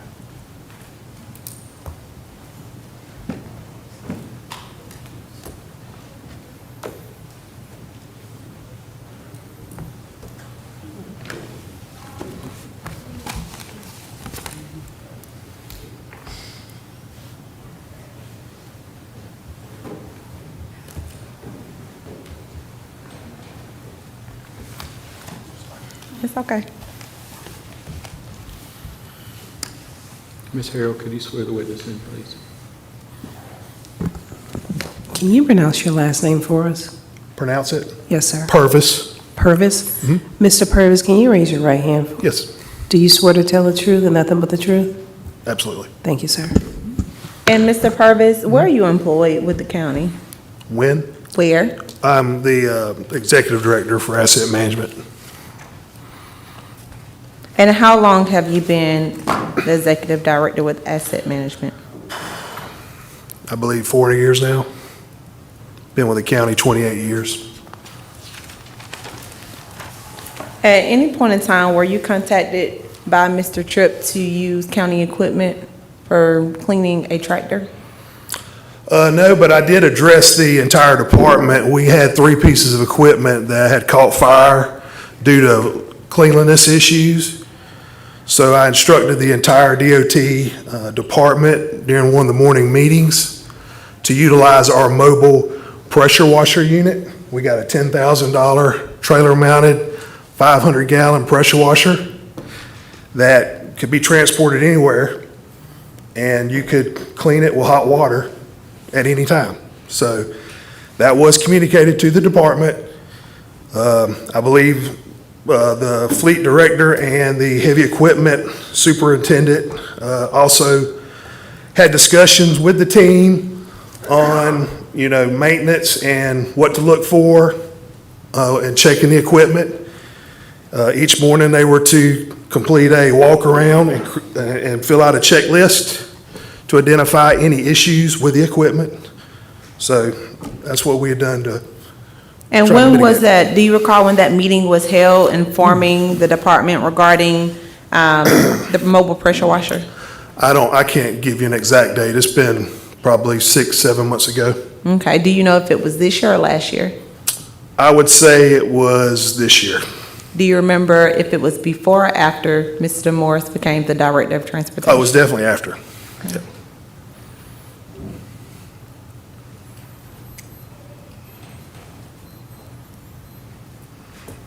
And if an individual needed to go about using that mobile pressure washer, what does that look like? Yeah, it's there at 96 Work Camp Road under a pole barn. And I communicated that to everyone that, hey, you need to use it. If it's there available and it's not being utilized by facility and maintenance staff, then you're more than welcome to utilize it. And then, you know, if it's away and you still have a need, contact somebody and we'll make arrangements. But it's very important that we keep our equipment clean.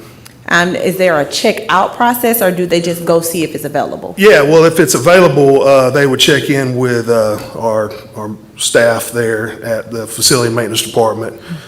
Connie Moody, she typically checks out equipment for us. And that's not uncommon. We have a bucket truck, different types of lifts that we loan out to other departments that they're able to utilize during the day. And to your knowledge, do you ever recall Mr. Tripp contacting you directly to inquire about needing to clean his tractor? I don't have any recollection of that.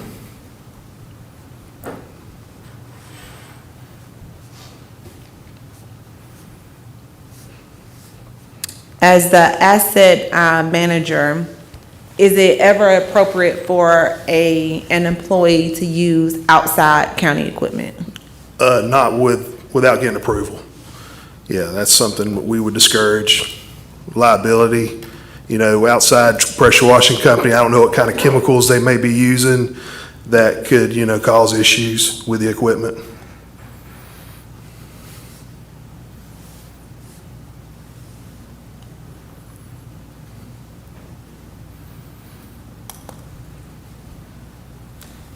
And are you familiar, I believe you said 3 pieces of equipment caught fire because of cleanliness issues? Right, correct. Were those tractors? 2 of them were skid steers and 1 was a motor grader. And do you know if the department is counseled or was counseled by yourself on how often to clean that equipment? Right, so the morning safety checklist, equipment checklist, it details all that. So if there was an issue with the equipment, you would note it on that and then contact your supervisor, who would in turn call fleet if there was an issue that needed to be addressed.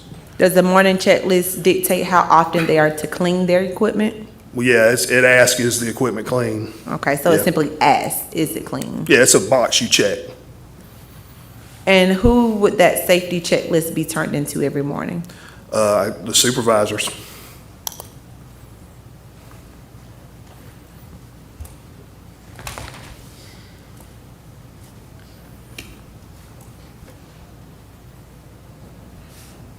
And if the equipment was not clean, do you know the protocol to move forward, or is that something that's handled with their supervisor? Yeah, their supervisor should be doing equipment inspections to verify that, you know, that the equipment is clean. And then definitely, we don't want equipment, I think it was mentioned earlier, coming to fleet dirty. That was another problem that we had previously, equipment being brought over to fleet services when it was dirty. And are you aware if equipment breaks down on the side of the road and then is unable to be transported, could the pressure washer be taken to that vehicle or that equipment? Absolutely. Ms. Bullard, I've been giving a little leeway on the leading questions. If you could ask the questions in a way that doesn't suggest the answer. Sure.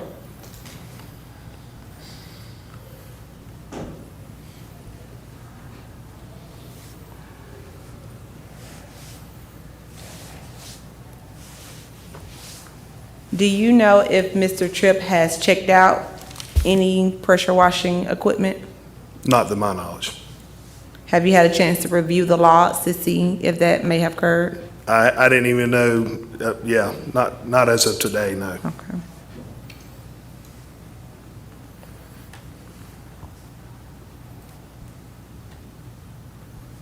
No further questions. Mr. Morris, respondents?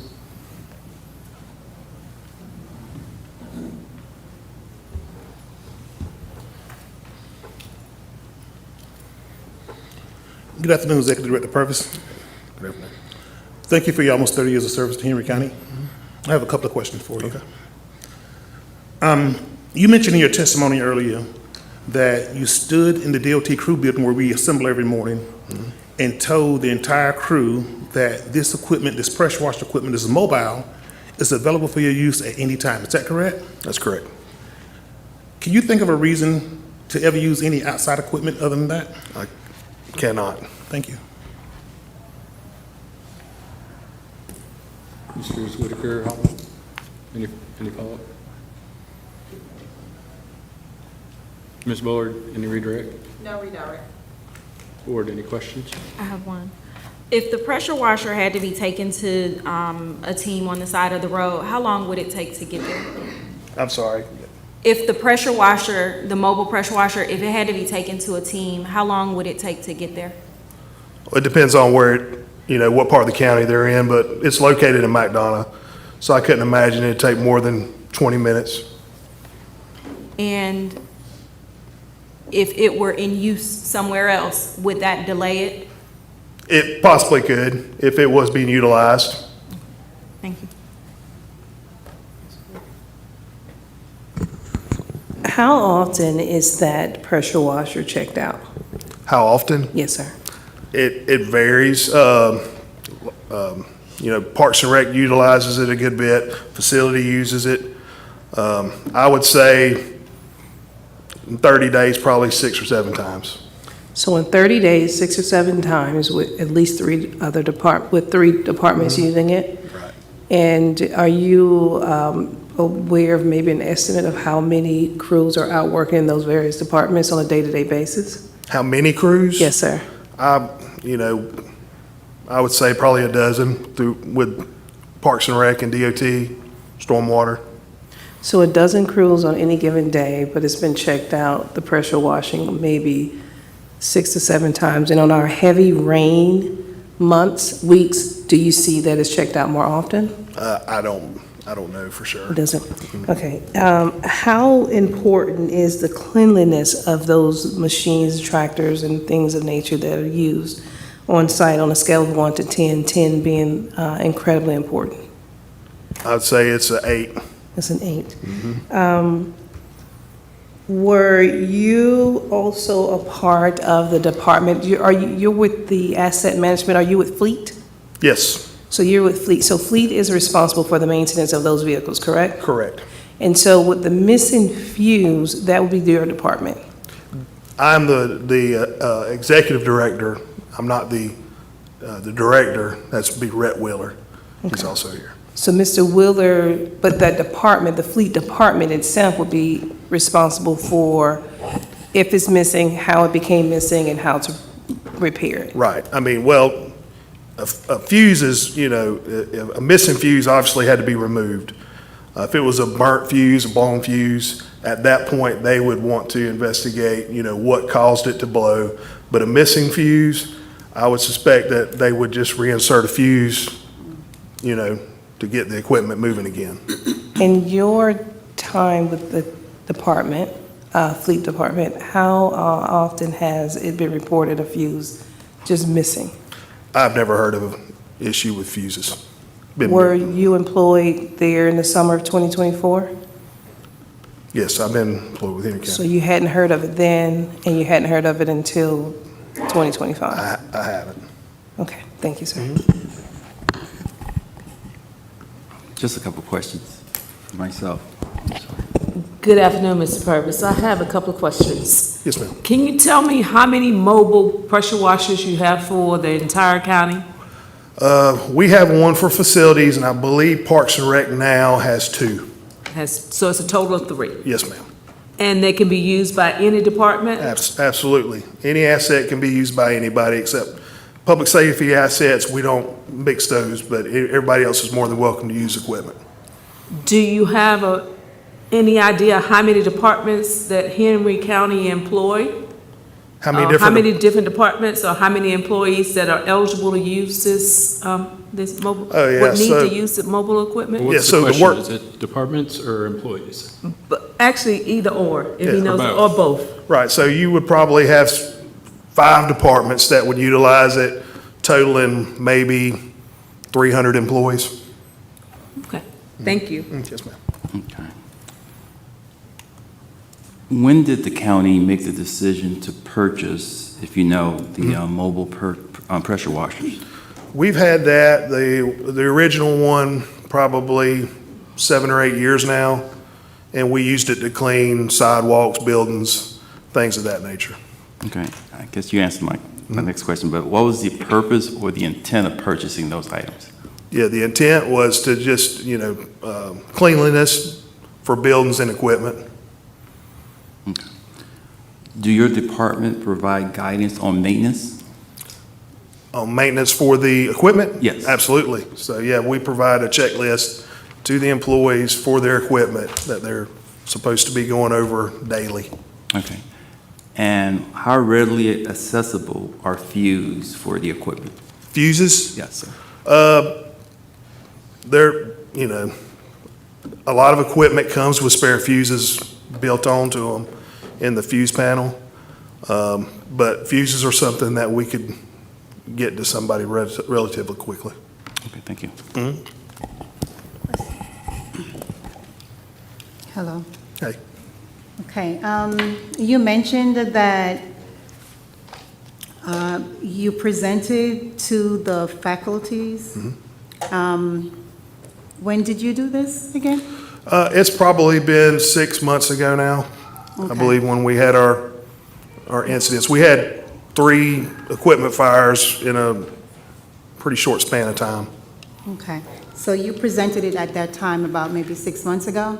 I would say. Okay, and to your knowledge, do you know if Mr. Tripp was present? I believe he was. Okay, and how was this communicated to him? Like, how did you do your presentation? So they have a morning meeting to go over, what they're doing that day. So I was part of that meeting, and I just mentioned about, being mindful of how their equipment looks, looking at for debris, pine straw, grease, hydraulic fluid, anything that could become flammable and cause issues. Okay, so it's fair to say this was a verbal communication Yes. only?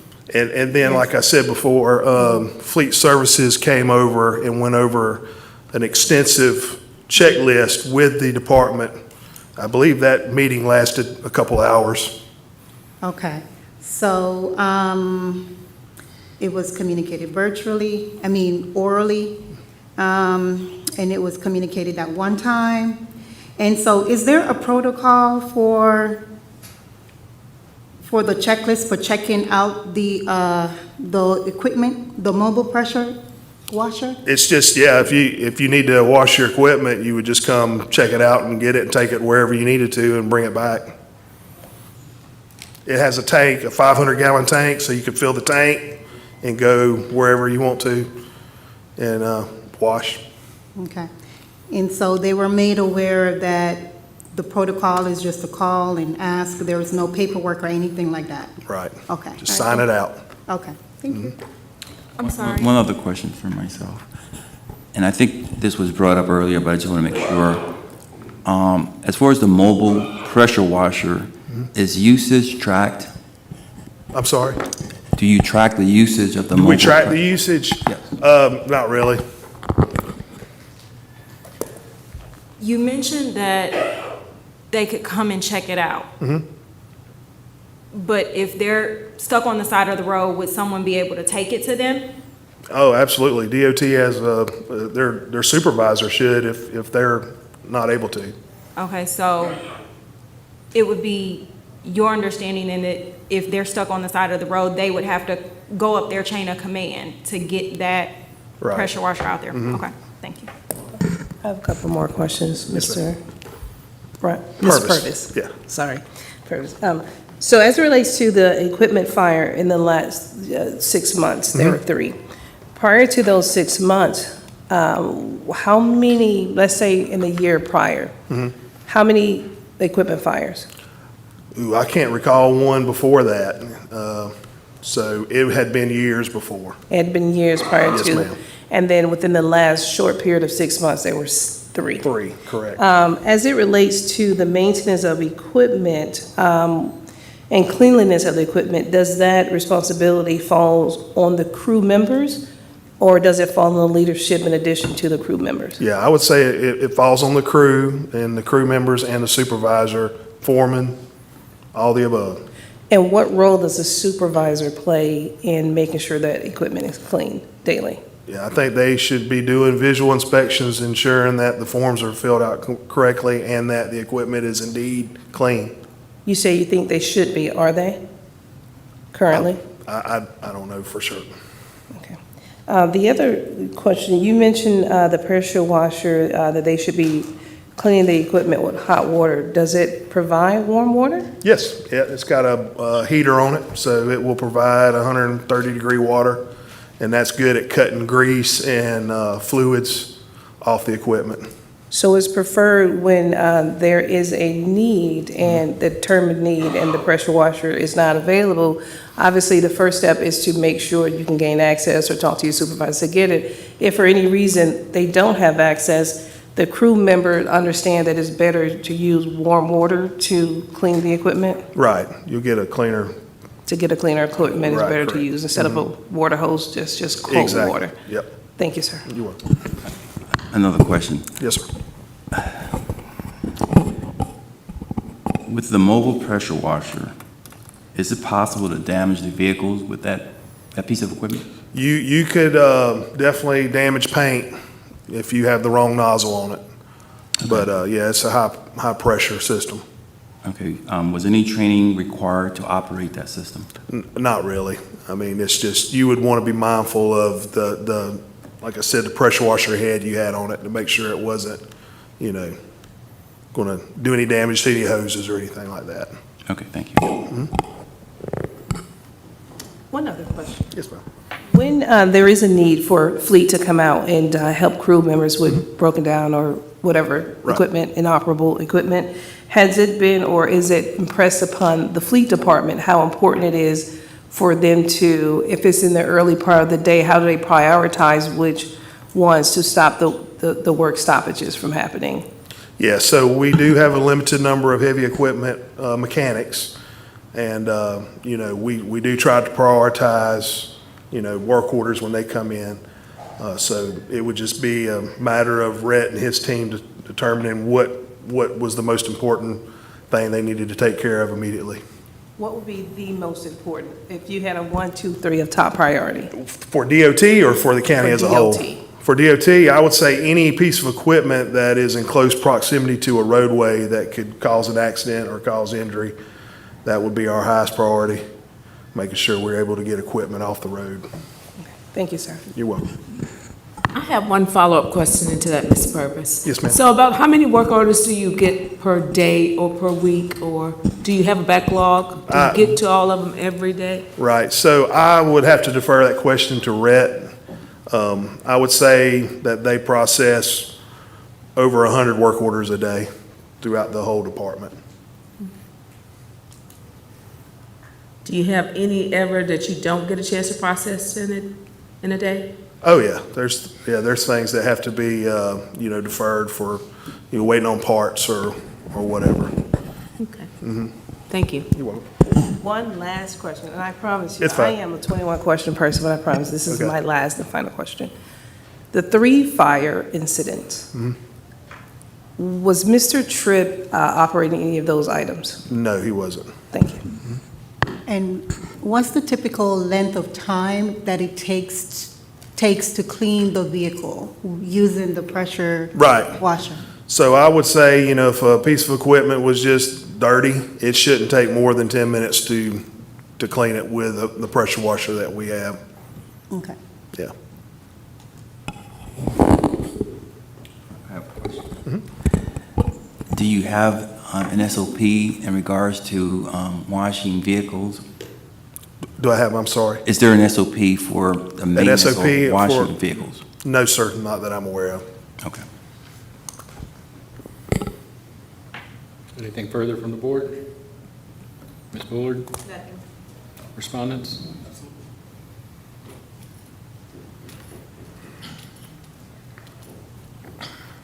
Good afternoon again. Earlier you testified that your pressure washer, the mobile pressure washer, on wheels available anytime, and it's being used about 6 times per month. That's, yeah, estimated. Okay, estimate 6 times per month. So that means roughly available 75% of the time. Yes, if you do the quick math. Okay. Also, just 2 minutes ago, the ethics board member said she promised with the last question, so I'm gonna allude off that. You said it only take 10 minutes to clean a piece of equipment. I want to get real specific here, okay? Okay. We talking about a bush hog, a John Deere tractor, and a bush hog cutting the ditch in the right of way. Right.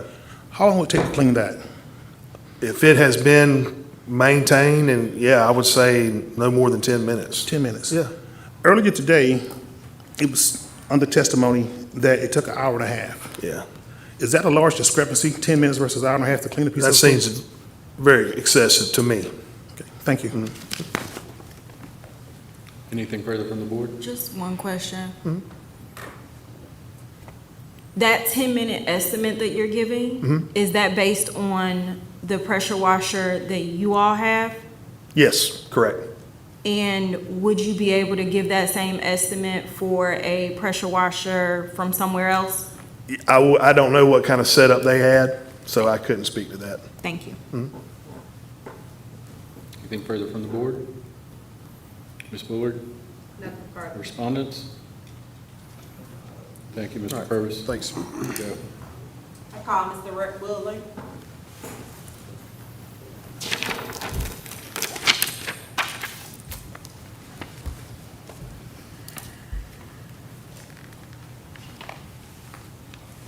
Good afternoon. Can you please spell your name for the record? Can you please spell your name? Rhett Wheeler, Spell your first name, please, R-H-E-T-T, and your last name. Wheeler, W-H-E-E-L-E-R. Thank you. Can you please swear the witness? Mr. Wheeler, will you raise your right hand for me, please? Do you swear to tell the truth and nothing but the truth? Yes, ma'am. Thank you, sir. Mr. Wooler, where are you employed with with Henry County? I'm the interim fleet director, and I've been here 25 months. And how long have you been the interim fleet director? 45 days. And prior to being the interim fleet director, were you working in fleet directly? Deputy director, And how long were you the deputy director? 24 months. 24 months? 23 and a half. Okay. Do you recall a call being placed to fleet in regards to a tractor being broke down on or about May of 2024? Yes. And what is your understanding of that situation? Well, I have superintendents and I have folks in heavy that would handle a road call like that. And I understand that a tractor, maybe not necessarily this one, but a tractor was not working properly, and Sam, one of our superintendents, got the phone call for the tractor that was inoperable. And the tractor that was inoperable, were you all scheduled to go out to fix it? Not that I'm aware of until the call was made. After the call was made, were you all scheduled to go out and fix it? It's my understanding that Sam, my superintendent, our superintendent, received the call, probably asked some questions of, will it start, what's going on with it? And we're in the process of sending one of our mobile techs to go out there and look at it. Did a mobile tech in fact look at it? Not that I'm aware of, because the situation was fixed, or they found out why it wouldn't crank before anyone was dispatched. Is it normal for someone that is not a tech to work on county equipment? I can answer that one of two ways. There are a couple thousand folks that work in the county, and we have 1,250 pieces of drivable equipment. And there's a lot of them that think they are mechanics, and they do a lot of ill-advised things. Okay. Now, in regards to the procedure, when county equipment is inoperable, what is the correct procedure of what is to take place? Well, again, we have lots of pieces of equipment, cars and otherwise, lots of drivers. Generally speaking, there is a process to check out your vehicle.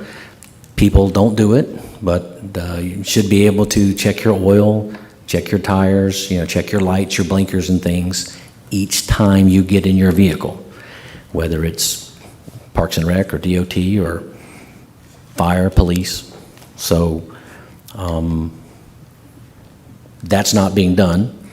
So if something goes wrong, car doesn't work, car doesn't crank, sometimes people ascertain what may be wrong with it, and then they will call us, either through a supervisor or directly, and we'll try to figure out what's going on with it. If we need to send a tow truck, if we need to send mobile crew, just depends on the situation. We'll get somebody out, usually within the hour.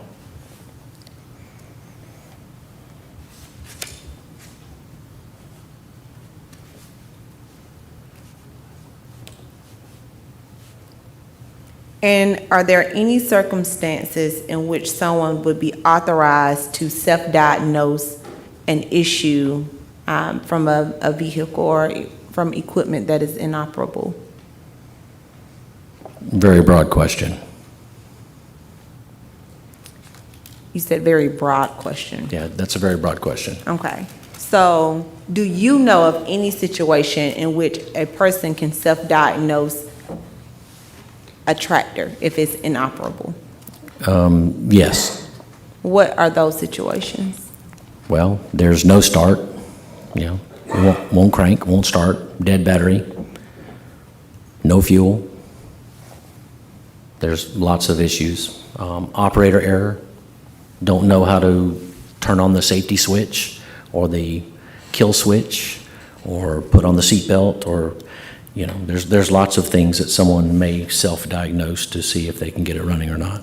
And that self-diagnosis would be, in the eyes of Fleet, okay to do before calling Fleet?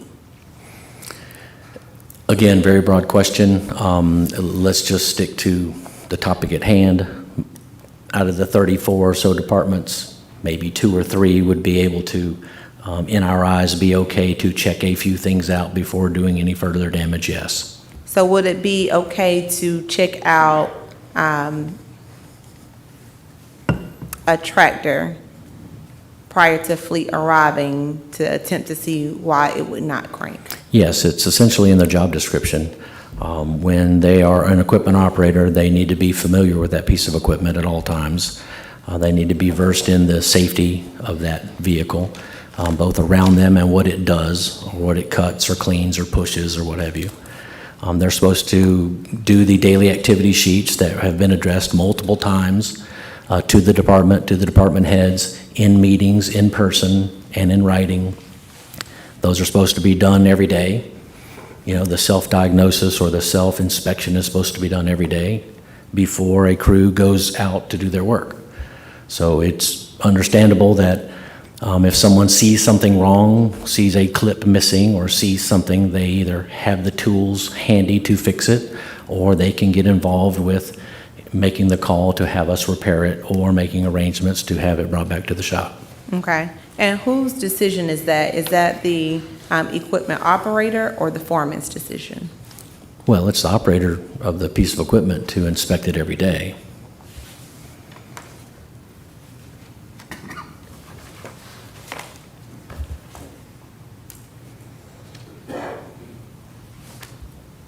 And were you at the morning meeting in which DOT was informed about a pressure washer?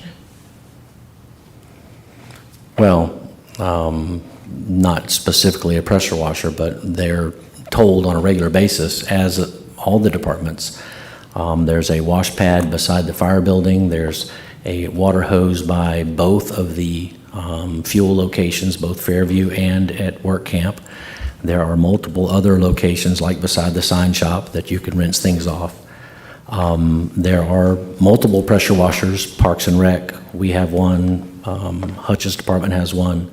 There are also smaller ones that are on the back of trucks that necessarily don't have water capacity. So there's lots of usable equipment to clean vehicles other than at the work camp location. And were you at any meeting where a morning meeting, where the Department of Transportation specifically was notified of their options to clean equipment? Yes. Do you remember when that meeting took place? It was in the spring. It was coming out of cold weather into warmer weather. So it was, 6-7 months ago. And there was one last year as well. So there's been multiple meetings, not just one. The most recent was spring of this year? The most recent one, there's probably one earlier in the summertime when we were going over the importance of the daily activity sheets, the check-in sheets, inspecting before you go out. So there was multiple this year, yes. So to your understanding, there was at least one meeting in the spring regarding that and one meeting in the summer, is that correct? To my knowledge. Okay. And do you know if Mr. Tripp was in attendance at either one of those meetings? I don't know that specifically, but I'm sure there was a record of attendance, and he may or may not be on that sheet.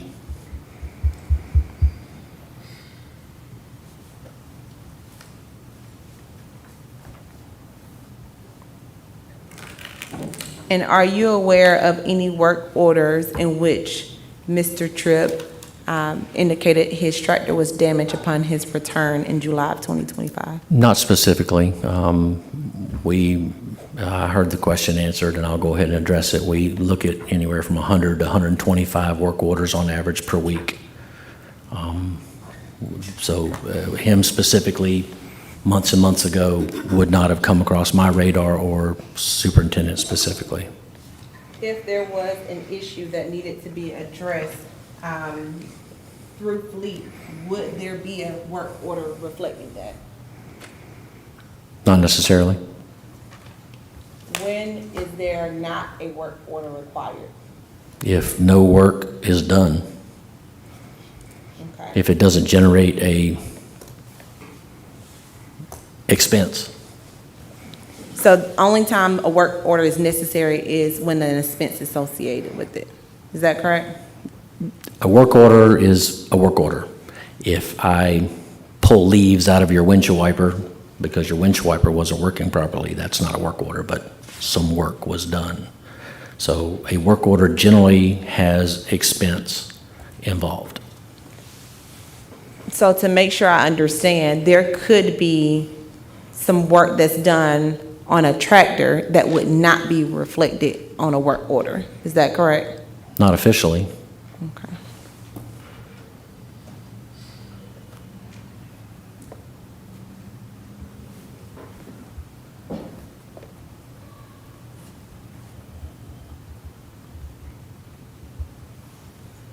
And do you know whether or not there was any work done on the tractor that Mr. Tripp primarily uses in July of 2025? I'd have to look at the file, I'd have to look at the maintenance history, but not to my immediate knowledge, no.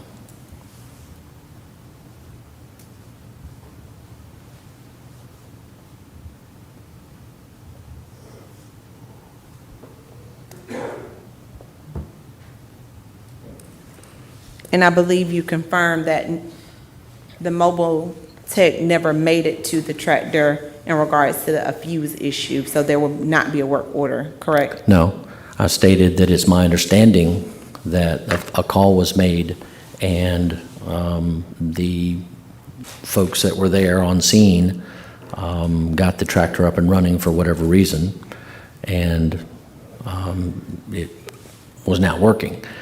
Now, whether that was fuse or otherwise, I don't know the answer to that. But there would not be a work order to reflect any work I because don't no know work was I don't done. know the answer to that. Okay.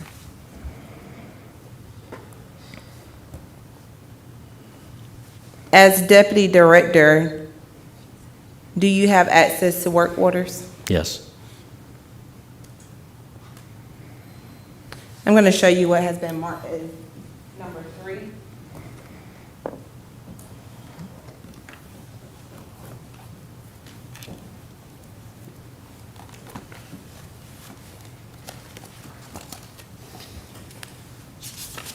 Do these documents appear to be what would come from fleet in regards to maintenance of a specific equipment?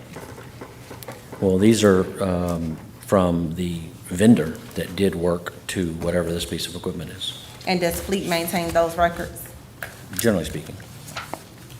And inside you all's records, you also would maintain any type of fleet work order, correct? Within the records of the department? Not necessarily. If there's a daily inspection of this vehicle, it should be on file at the DOT. It's not turned in every day. We have 1,200 pieces of equipment. We don't have sheets turned in. We don't have 1,250 pieces of equipment turned in every day. But I'm only inquiring about work orders, not the inspection sheets. You all maintain copies of the work orders, correct?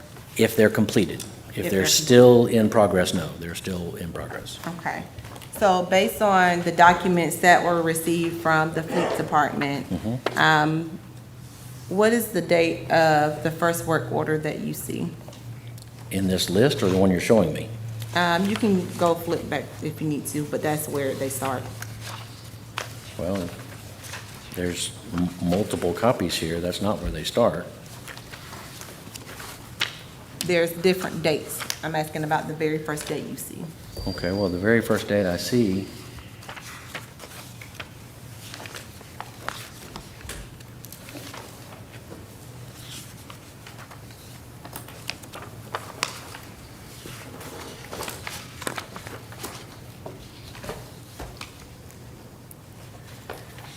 looks like it was purchased of 5/24 of 2024. This is where it would start. All right, and I'm only referencing work orders from the Okay. department directly.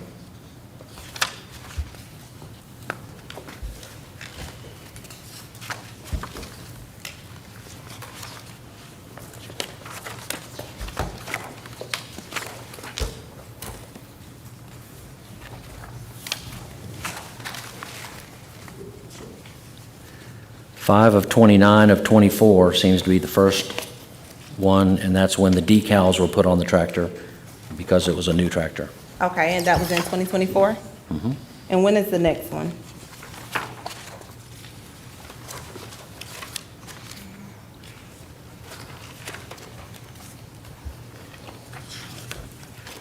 Couple weeks later, And what's that date?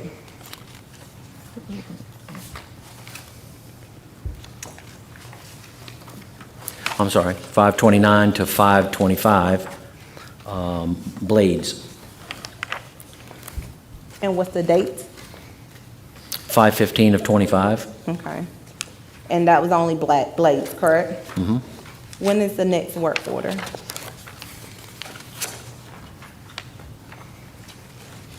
Six ten of 25, And what was that for? blades. Were there any other work orders in regards to this piece of equipment that you see? Assuming that this is correct and in chronological order without actually looking on the computer to determine if this asset matches any others, I'm assuming this is correct, then no. Okay. And you can flip forward, you can keep flipping to ensure that there's no further work orders. Well, that doesn't mean there's not one. They may not be printed. There may be one that was completed when this was put together. There may still be one that was in finance and not billed out. So there may be one in Tyler. You're asking me if this is complete. I'm not sure. Okay. Do you know who is responsible for gathering the work orders or the information when it's requested through open records? Well, if it's already printed and it's available, it's going to be in Tyler or it's going to be in the permanent file. Well, my question was, who's responsible for gathering that information?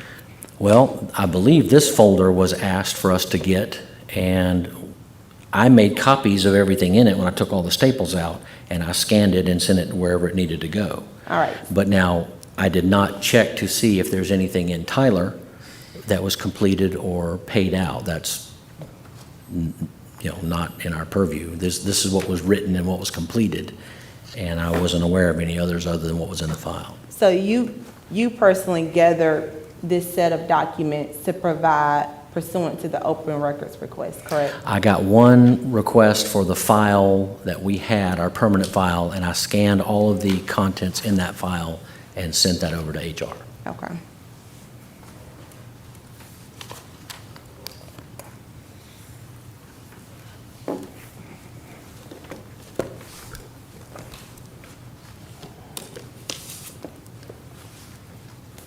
And based on you gathering everything that you had at the time and sending that over to HR, could there be more documents that are not included before this board? Everything's possible. I don't know the answer to that. Okay. No further questions.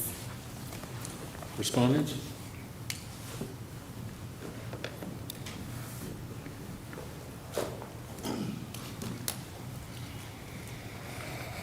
Good afternoon, Director Wheeler. Hello. Thank you for your service to the county. Quite welcome. I'll be brief. Earlier, you mentioned a checklist, equipment checklist. Yes. For heavy equipment such as the John Deere pulling the bush hog, on the checklist, walk-around checklist they use in the morning times, is spare fuses listed on that list? I didn't hear you. There is Is what? spare fuses on that checklist? Do you have any spare fuses? Yes. It is on the checklist. Okay. Next question. You also testified to the fact that it's in their job description. They should know how to operate the equipment. They should know what's wrong with it, generally speaking. Yes. Okay. Final question. Is it reasonable, in your professional opinion, a supervisor who's above a foreman, who's above operator 3, who's above a 2, above a 1, with 40 years experience in heavy equipment, is it reasonable that he can figure out that a fuse is missing? Yes. Thank you. Ms. Bullard? No regard. Board, any questions? A couple questions for you, Mr. Wheeler. The preventive maintenance check, what is the guidance? And I know you talked about it, but I just want to kind of understand the guidance behind the preventive maintenance check. The preventive maintenance check for the vehicles, Okay. the checklist that you mentioned earlier. What's the guidance? What's the guidance? Yes, sir. Well, if you're in a county vehicle, car, van, truck, tractor, mower, whatever, if you have the responsibility of maintaining, driving, and taking care of that asset, you're supposed to check the fuel, check the oil, check the tire pressure, make sure that it's roadworthy before you get in it or before you do your job. Now, the purpose of it is to catch things that may be wrong or may have happened that you're not aware of so that you can maintain that vehicle in a safe operating scenario. Okay. Is that kept in a logbook? It's not. Very few people in the county actually do it, but the ones that we do emphasize, specifically those that are on heavy equipment, are told to do it every day. Check the oil, check the hydraulic fluid, tires, fuses, those type things. Check them off. There's a place for the supervisor and/or lead or whoever their chain of command is to sign off on it that it was done. Blinkers, lights, those type things. Similar to a walk around that any truck driver does or bus driver. So yes, there should be a log for those vehicles for that driver in that department under that supervisor. Okay. And what happens to the checklist? Where does it go? Departmental wise, I don't know the answer to that. And in regards to the work orders, Now, you said that it has to be a purchase for a work order to exist. Am I correct in saying that? Not necessarily. A work order is just what it says, it's a work order. Okay. There are things that we do that don't generate a work order. You know, the guys on the floor, for instance, in Fleet, they do lots of things all day long that don't generate a work order. You know, we might clean the terminal off of a battery. You know, we might help someone move something from one car to another, or there's lots of things that don't generate a work order. So not necessarily it's a chargeable offense. It may be work or labor that isn't, you know, quantified. Okay. It's just part of our job to take Okay. care of stuff. And do you have an intake process? Yes. And does the intake process, is there intake process, is it computerized? Well, yes and no. The intake process that we currently have is a sheet that has the current vehicle or piece of equipment, what it's doing, the description, and then inspections of when it comes in, what is noticed, what is scanned. You know, there's a state of affairs, and then what the research is on the back of what is found and some of the symptoms and how to correct them. So yes, there is an intake. It's not necessarily electronic. We don't have that ability in the county yet. Hopefully one day we will.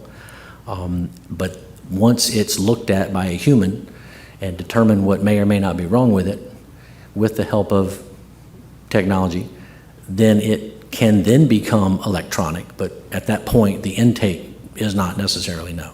Okay, so would it be safe to say that there's a record of an intake and not a work order For what? for any incident? Are we specifically talking about the tractor, or are we talking Yes, sir. about any Yes, sir, the vehicle? tractor. Yes, there can be lots of instances where someone calls and says, hey, something's going on with this. It's not working.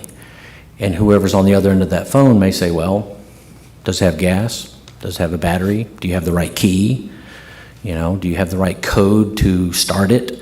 So yes, there are issues that are arisen that may or may not have a work order addressed or identified with it, but doesn't keep that piece of equipment from now becoming useful and working properly, so. Okay, I'm more interested in actually tracking the incident as far as reporting it in. So my question is, can there be an intake of an incident as far as a repair for a vehicle and not a work order? In some cases, yes. Okay, thank you.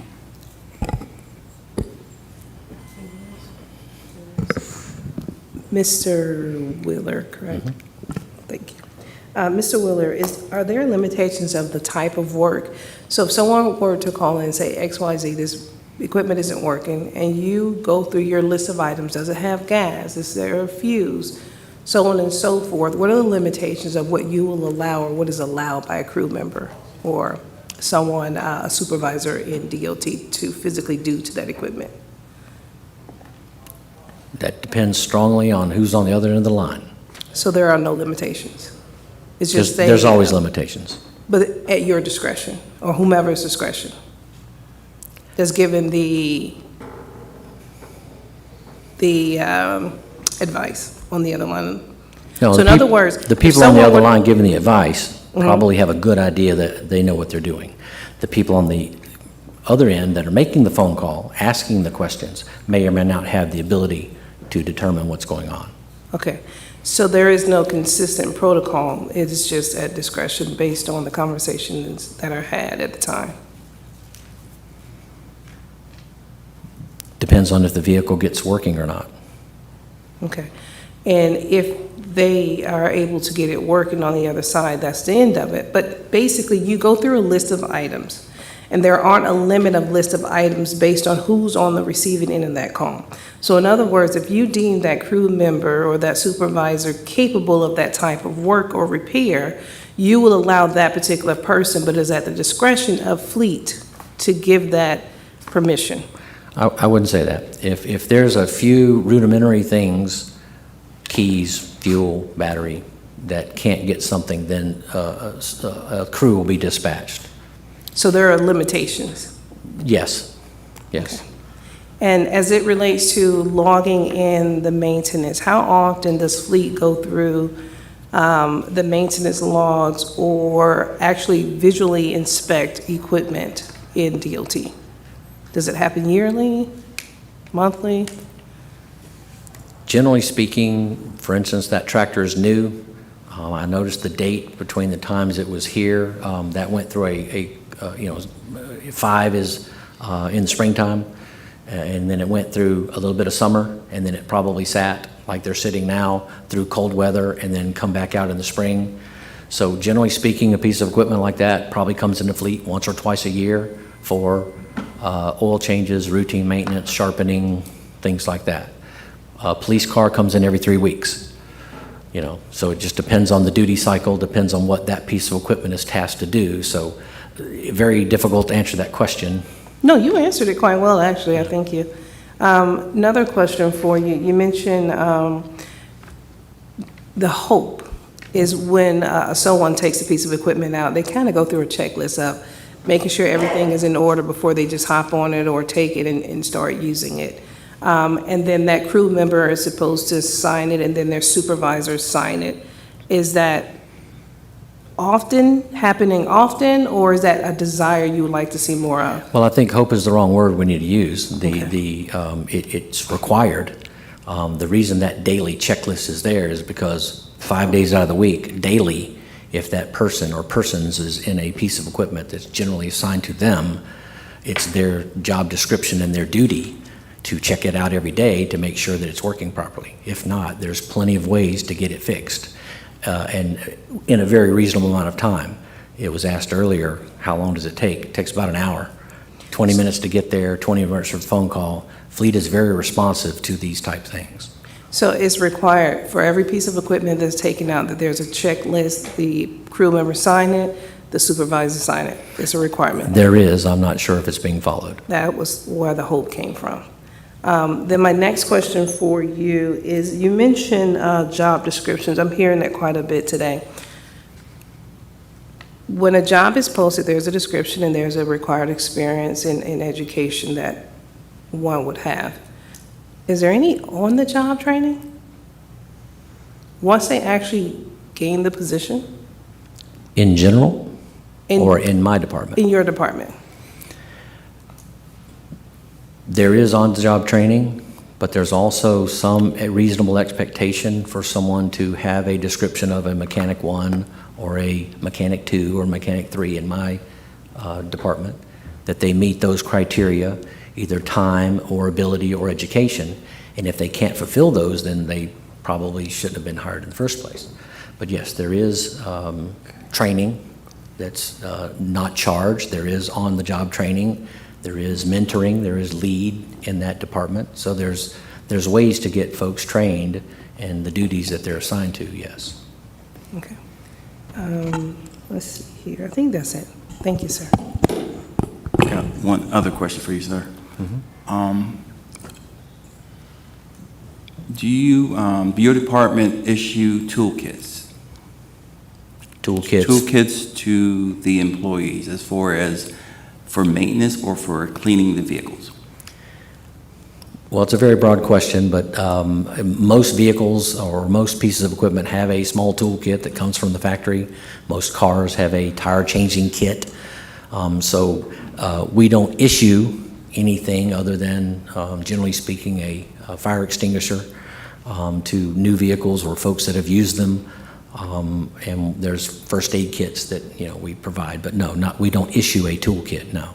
What about brooms and stuff that you can use to remove debris from the vehicles? Fleet doesn't do that specifically. We have them in the parts room. If departments want to come and say, hey, if a supervisor says, I've got 8 guys, I need 4 brooms, they get checked out, like a store. They get billed out to that department, and that supervisor, he or she, I guess, determines what they do with that said equipment, but we don't issue that through fleet, it's departmental-wise. So those kind of equipments are stored in a store? I'm not sure where other departments store it, but I'm sure Parks and Rec has it for their equipment. DOT, Stormwater, they have brooms and rakes and equipment and the ability to maintain the equipment that they have, yes. Okay, and who's over the store? The store? You mean the where- parts room? Yes, sir. Fleet, we have people in the parts room, 2 parts ladies. And who tracks the usage of those equipment in the store? We don't track the usage. If a department comes and wants it, it gets billed out to that department. And then once it leaves our doors, we don't know what happens to it in that department. Okay, and who takes inventory of the store? The ladies take it every year. Okay, thank you.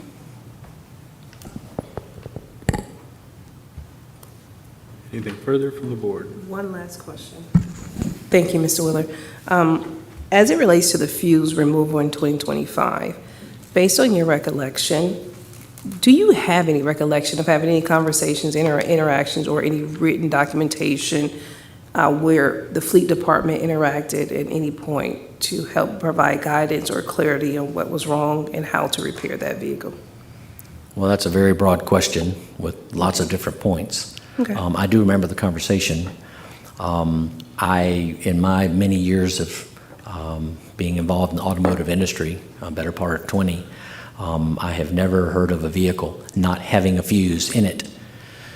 It's either been blown, it needs to be replaced, but not physically missing. So if it was removed by a human. It didn't just fall out. In that particular tractor, I believe it's on the left armrest or in the left leg area of that unit. You have to go there on purpose. So to address your question, yes, I do remember hearing of it. I thought it was odd that someone said a fuse is missing. That never happens. Thank you. I'm sorry, I have another question. Is the fuse a kill switch? No. Are there other fuses in the box? Hundreds. So there's one fuse that will stop the vehicle from operating? Now, you asked if it's a fuse is a kill switch. On a lot of our equipment, we have kill switches or the ability to turn off and on electricity for parasitic drain and things like that are added aftermarket.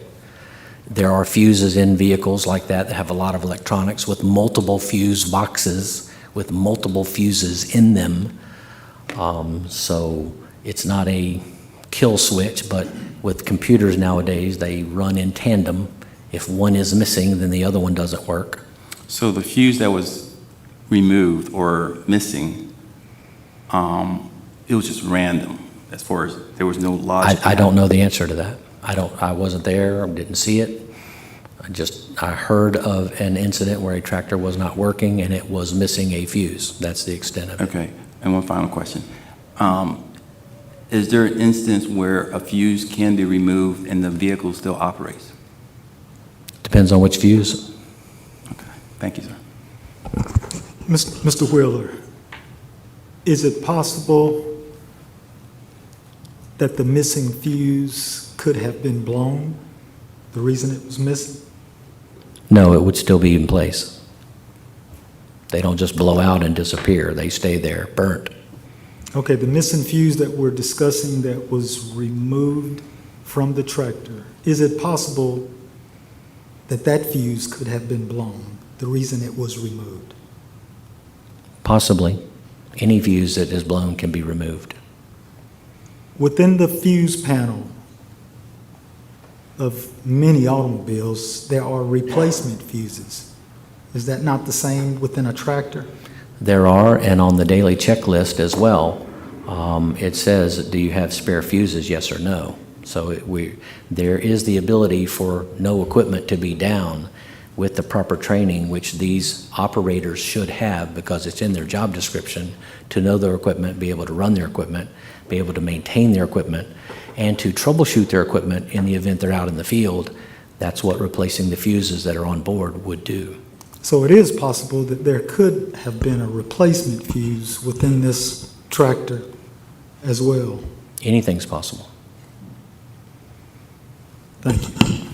So if a fuse was missing, would it then be the next best thing to contact Fleet to replace that fuse, or to contact an employee that's on leave? Depends on the chain of command and the department we're talking about. I have a question. Mr. Willard, so your understanding is the fuse was removed. Why it was removed, you don't have a clue, am I correct? My understanding is there was a tractor down, and I was not sure or heard why the tractor was down.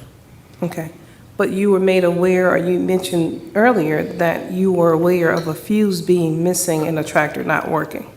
I was made aware of a fuse in a tractor on a particular road call in discussions on the floor in Fleet, not specifically this tractor or any other tractor, just a conversation of there was a tractor down, it didn't start because it didn't have a fuse. So, help me understand this. You're referring to a conversation you had about a tractor and a fuse, but you can't say for certain that it was Mr. Tripp's tractor that he was driving prior to going on vacation or leave. Ma'am, until this conversation today and when I was served, I had no idea who Mr. Tripp was. So no, when I was told hey, how did today go? Well, we went out to look at it. We were going to go look at a tractor, but we didn't have to go out there because they got it started. Oh, really? What was it? It was a fuse. Oh, fantastic. Well, good. I'm glad they got it up and running. What specifically? Well, there wasn't a fuse in it. Oh, okay. That was the extent of the conversation. We do 100 work orders a week. I talk about a lot of vehicles every day, not specifically to this tractor or any other tractor. Just checking on the guys on the floor. No, just, the statement was pretty broad, but I just needed the specifics of the one you just stated, so thank you.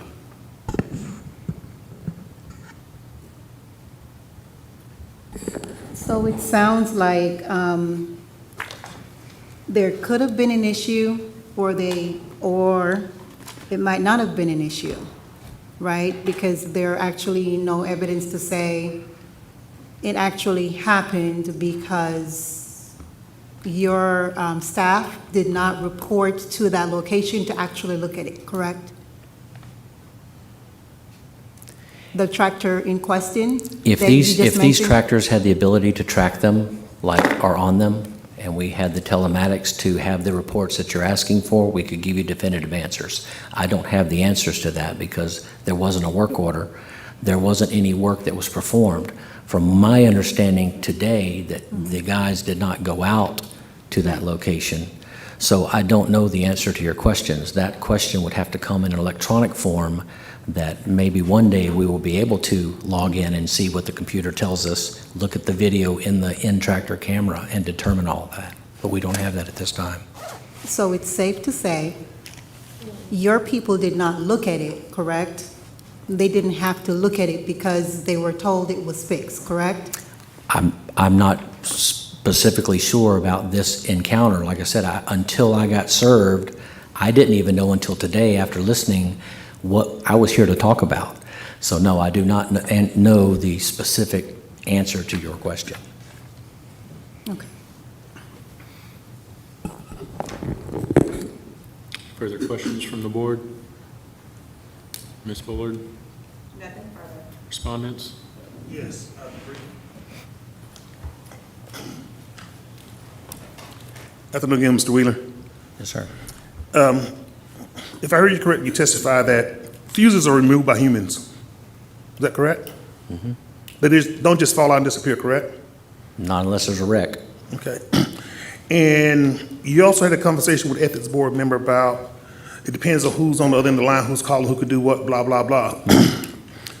A 40-year veteran driving heavy equipment who's a superintendent, will you be okay with somebody like that putting the fuse in if they found out the fuse is missing? Yes. Thank you.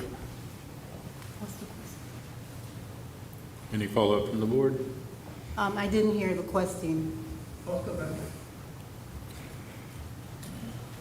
The second question was, would you be okay with a 40-year veteran who's been driving heavy equipment, who's a superintendent over people who drive heavy equipment, If he found out that a fuse was missing, would you, Brett Wheeler, Director of Fleet, be okay with him putting the fuse back in? Yes, as would my superintendents. Thank you. Question, Mr. Willard. The fuse is missing, but you don't know who took it out and why. Is that correct? The missing fuse from that tractor, you don't know why it's missing, who removed it, correct? Not to my knowledge, no, ma'am. You just know it wasn't there, and someone removed it, but you're not sure who. No, ma'am, I don't know any of the information. I've just Yeah. gleaned it from this conversation. You don't even know which tractor we're talking about in particular, am I correct? I know it's one of the two John Deeres with an But you're asset not number in the sure nines. which one of the two. Let him answer Okay. before you ask the next question. You're not sure of which of the two we're referring to today? I do today, but at that time, no, I did not. Okay. And so for that particular tractor, just for clarity, you know the fuse was missing, correct? And for it to be missing, someone had to remove it, correct? Someone knew it was missing, or someone got that call. It was two layers of superintendent and supervisory folks before me. I'm finding out after the fact, hey, what went on today? Well, we had a tractor go down. So no, I don't know the answer to that, who removed it, when it was removed, or if indeed it was removed. I don't know the answers to your question. I greatly appreciate it, Mr. Willard. Mr. Wheeler, what would you consider a work stoppage from the fleet side?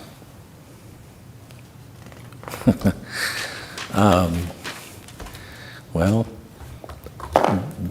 in what context? A vehicle.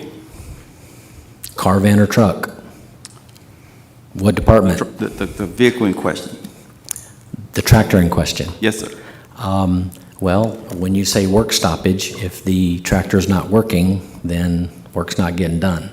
If it was a decision being made to clean it outside of the parameters of when it needed to be cleaned, then that is unauthorized work stoppage. It depends on what path you want to go down with that question. Fridays are pretty busy. There's a standard operating procedure, how things are done. Okay. So in Fleet's eyes, we work from ding to dong. You know, we work from the first thing in the morning till last ones to leave at night, and we have coverage over the weekend for all of our 24-hour departments. So work stoppage is not in our vocabulary. I understand. And what guidance would you give for an incident where there's a fuse missing from a tractor? What guidance would you provide? Well, me and my guys would probably ask, well, what's the vehicle doing? What was it doing before it quit? Who was driving it? Who's authorized? You know, let's get to the bottom of it. If we don't know the answers to those questions, then we would say, well, open the hood, check the oil, check the fuses, check the fuse box, check the battery. So depending on what path we went down to determine what was keeping that piece of equipment down, we would go down that path with whoever that's qualified on the other end of that line to determine what needed to be done, to see if we needed to send out a crew or not. Okay. Would it be safe to say that what you just mentioned is part of the preventive checklist as well? Yes, that should have been done across the county in every department every time someone gets in a vehicle, including myself. Do I check the oil every morning when I get into my truck? No. Okay, thank you, sir. To the best of your knowledge, if the person that puts it back, like for example, Mr. Morris mentioned this, something about an experienced person being able to put back the particular fuse. If the fuse was inserted back into the vehicle, is there a protocol or procedure that the person needs to document that somewhere, just to have some sort of evidence as to, yes, this actually happened, and this is how, these are the steps that we took to actually investigate it, and all the things that occurred to make sure that the situation was resolved?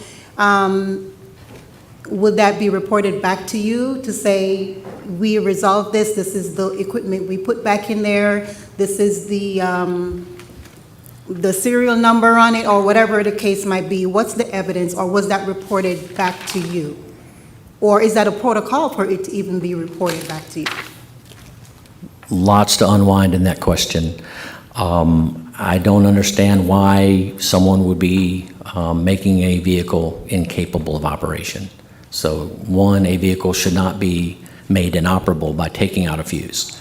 The only way a fuse is missing is that someone takes it out, especially in a piece of hard, heavy equipment like that. It doesn't just fall out. So you're asking a question that may or may not have an answer. No, it's not tracked. It's not tracked because in the 20 years I've been in the industry, I've never seen it, ever. So there's not a standard operating procedure to do something that's never been done before. It was taken out on purpose. It was replaced on purpose. It was disabled on purpose, similar to disabling a Samsara camera. It shouldn't be disabled.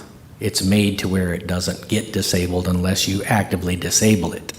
So I don't know the answer to your question. No, it's not documented. Okay, thank you. Question, Mr. Willard? The checklist that you would like for the departments to use to check out a vehicle to make sure they test the oil, the oil and everything else, is there a checklist also provided to check the vehicle back in? To say, hey, I took it out this way, I brought it back and it's this way. I sign it and my supervisor signs it. No. Thank you.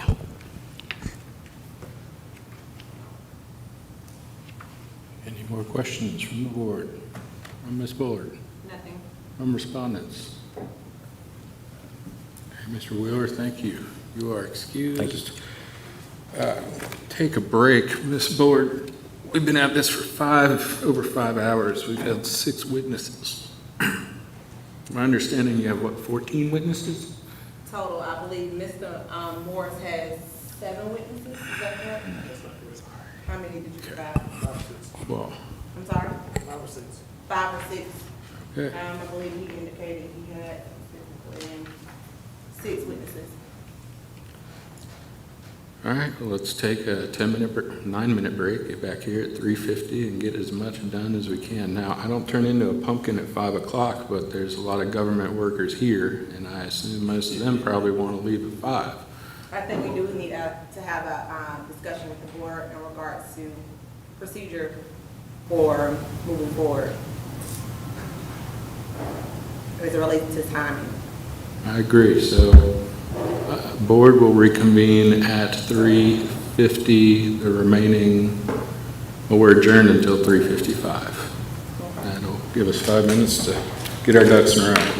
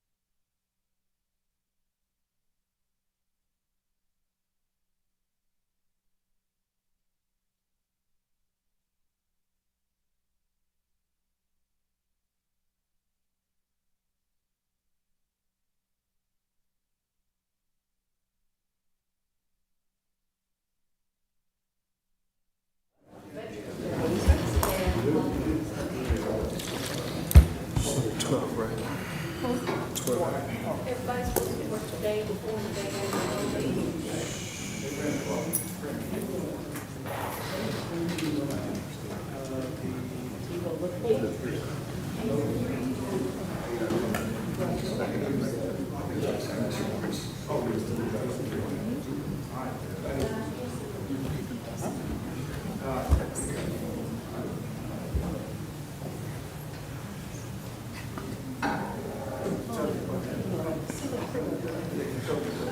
Gloria, on the 12th, are we going to start at 9 or 9:30?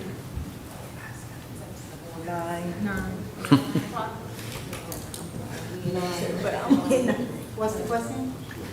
What time are we reconvening on the 12th? 9 or 9:30? Yeah, he said no.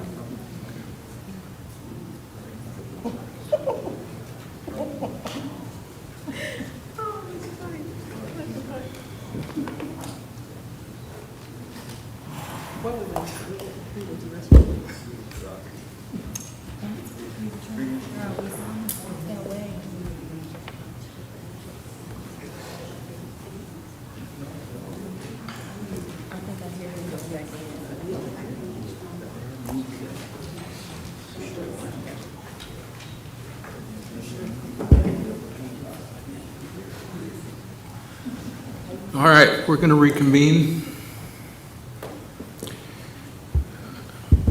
The board is planning on adjourning after the testimony of Mr. Calvin McClendon. Accordingly, all other witnesses are released for today. We are going to reconvene this hearing on November 12th at 9:00 a.m. You are still under subpoena power. For any witness that got a subpoena, don't talk about this case. People that have already provided testimony, don't talk about this case. This is still an active hearing. That said, everyone whose name is not Calvin McClendon is excused for the day, but you're also free to stick around. This is a public hearing if you want to.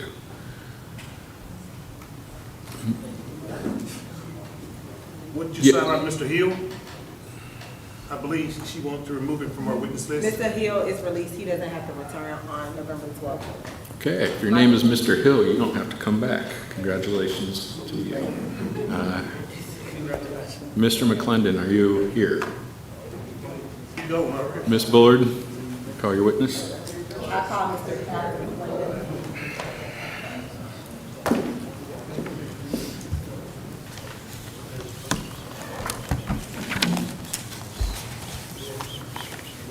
Good afternoon. Could you please spell your name for the record? Calvin McClendon, C-A-L-V-I-N-M-C-C-L-E-N-D-O-N. Thank you. Mr. McClendon, hi. Hey, Could you raise your right hand for me? yes, Do you swear to tell the truth and nothing but the truth? yes, ma'am. Thank you, sir. Mr. McClendon, what is your title with the Department of Transportation? Superintendent, And how long have you been with the county? 38 years. How long have you been with, well, as a superintendent? 2 years. And is Mr. Benjamin Tripp currently on your crew? I don't have a crew. I am the superintendent over several crews. Okay, He was on one of my teams. one of your teams? Yes. Is he currently on one of your teams? No, ma'am. When did he move?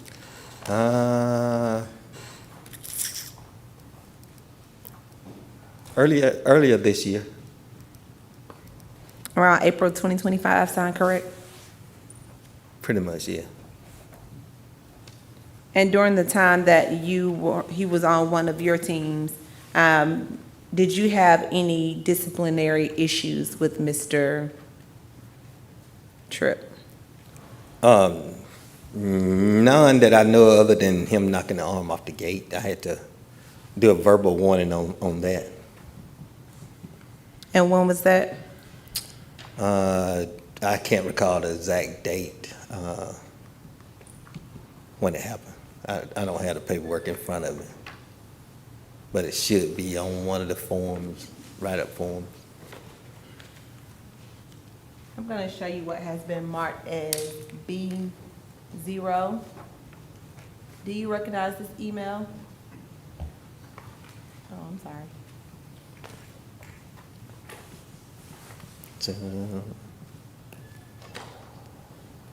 Yes, Did that email come from you to Mr. Morris? yes. Why did you send that email to Mr. Morris on October the 2nd? He had asked about a situation or timeline when Mr. Tripp was asked not to be driving a kind of vehicle. And it was around February the 7th, actually before Mr. Morris actually became the official DOT director. Okay, so this email was drafted at whose request? Mr. Morris asked me, could I remember the date that I was informed for Mr. Tripp not to be driving. And who informed you not to drive, for Mr. Tripp not to drive a vehicle? Mr. Pinion. He's actually one of our cluster leaders. At the time, we went under restructuring. Our cluster leader was removed, and then we received 2 new cluster leaders. And was that to drive, what specifically did he inform you to do? He just informed me that, stated again that Mr. Pinion stated to me that he had informed me one time that Mr. Tripp was not to be driving the county vehicle, and he was seen, or it was stated to him that Mr. Tripp was driving a vehicle again, so he preferred him not to be driving. So I instructed him that I wasn't aware that Mr. Tripp was driving a vehicle, but I would inform him again that he was not to be driving a vehicle, per Mr. Pinion. And was he driving you in the vehicle or just a vehicle in general? Me and him went out to job sites in some instances, because his vehicle has a fuel tank, the tools to do the job that we need to do. When the county went on the restructuring, we were short-staffed. So it was better just to use one vehicle instead of take multiple vehicles to a job site. So, yes, he was driving his vehicle, the one that was assigned to him. And during the time that Mr. Tripp was under one of your teams, did you ever have, or did it ever come to your attention that Mr. Tripp had altered any type of accounting equipment? No, ma'am.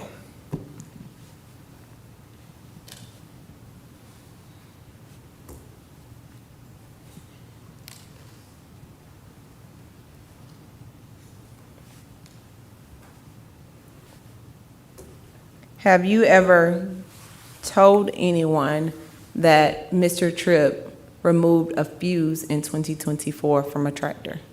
No, ma'am.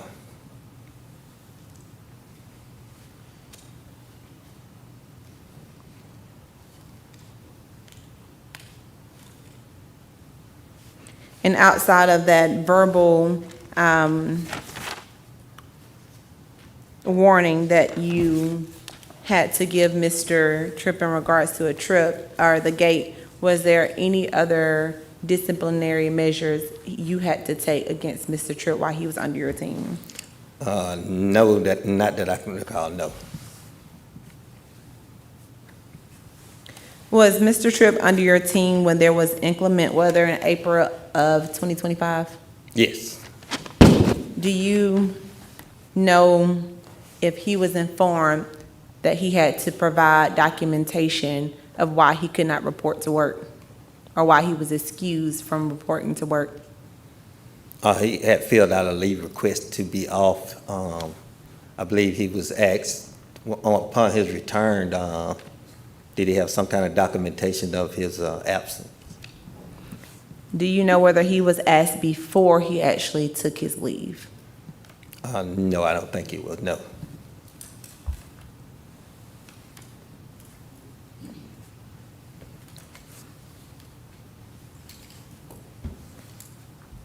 And as the superintendent, is it customary when an individual takes leave during essential worker time where individuals have to be in, that an excuse be provided, or at least some documentation as to pre-plans?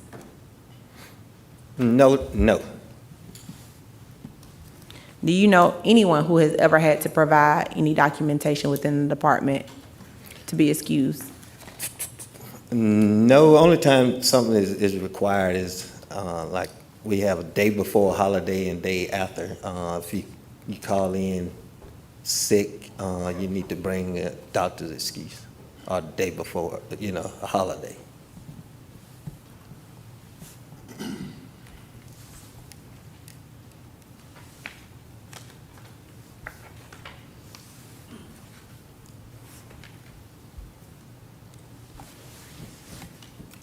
You said you've been with DOT 38 years? Yes, ma'am.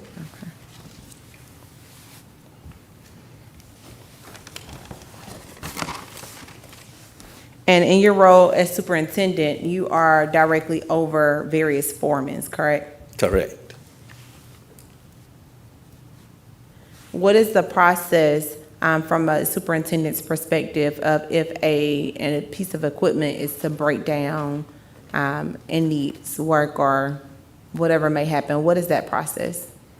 If it's down, equipment is down, the operator should relay that information to his immediate supervisor, which will be a crew lead or the foreman.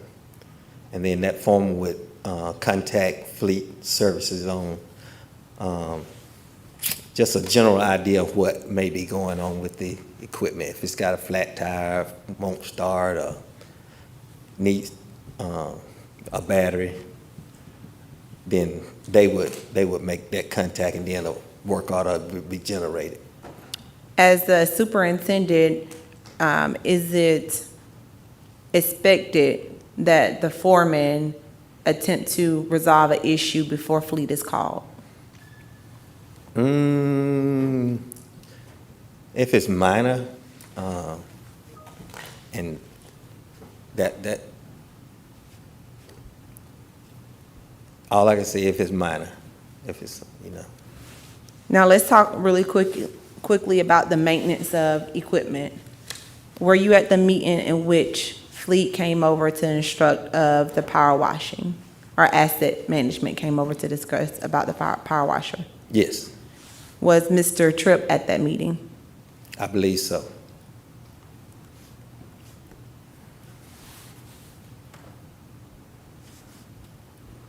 And during the 38 years that you have been with DOT, are you aware of any situation where someone has used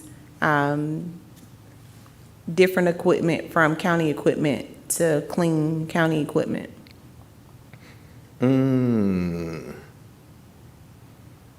Not that I'm aware of, no.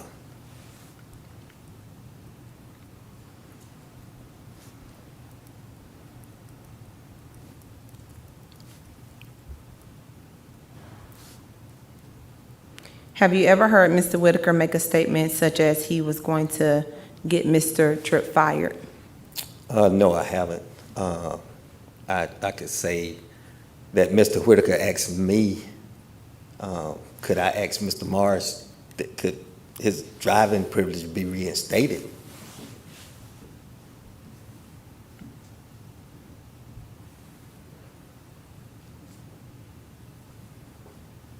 And did you in fact do that? Yes.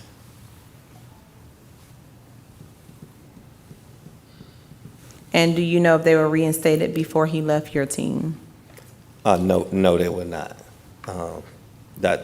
Mr. Morris might answer that better than me, but he said he didn't take them away.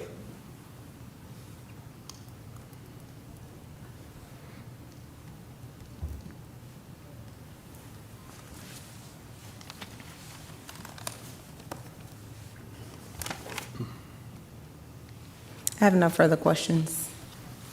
Respondents?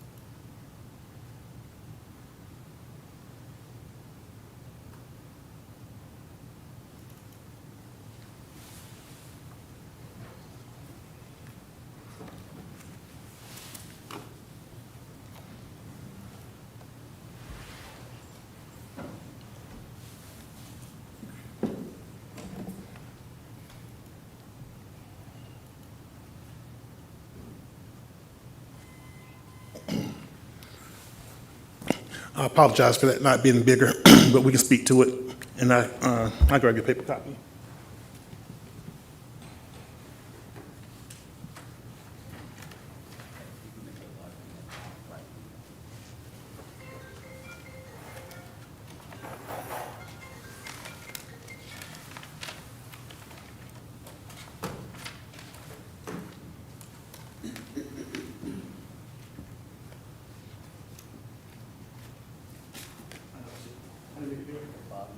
Bottom right-hand corner?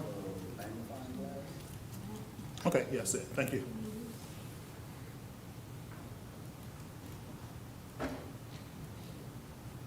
All right.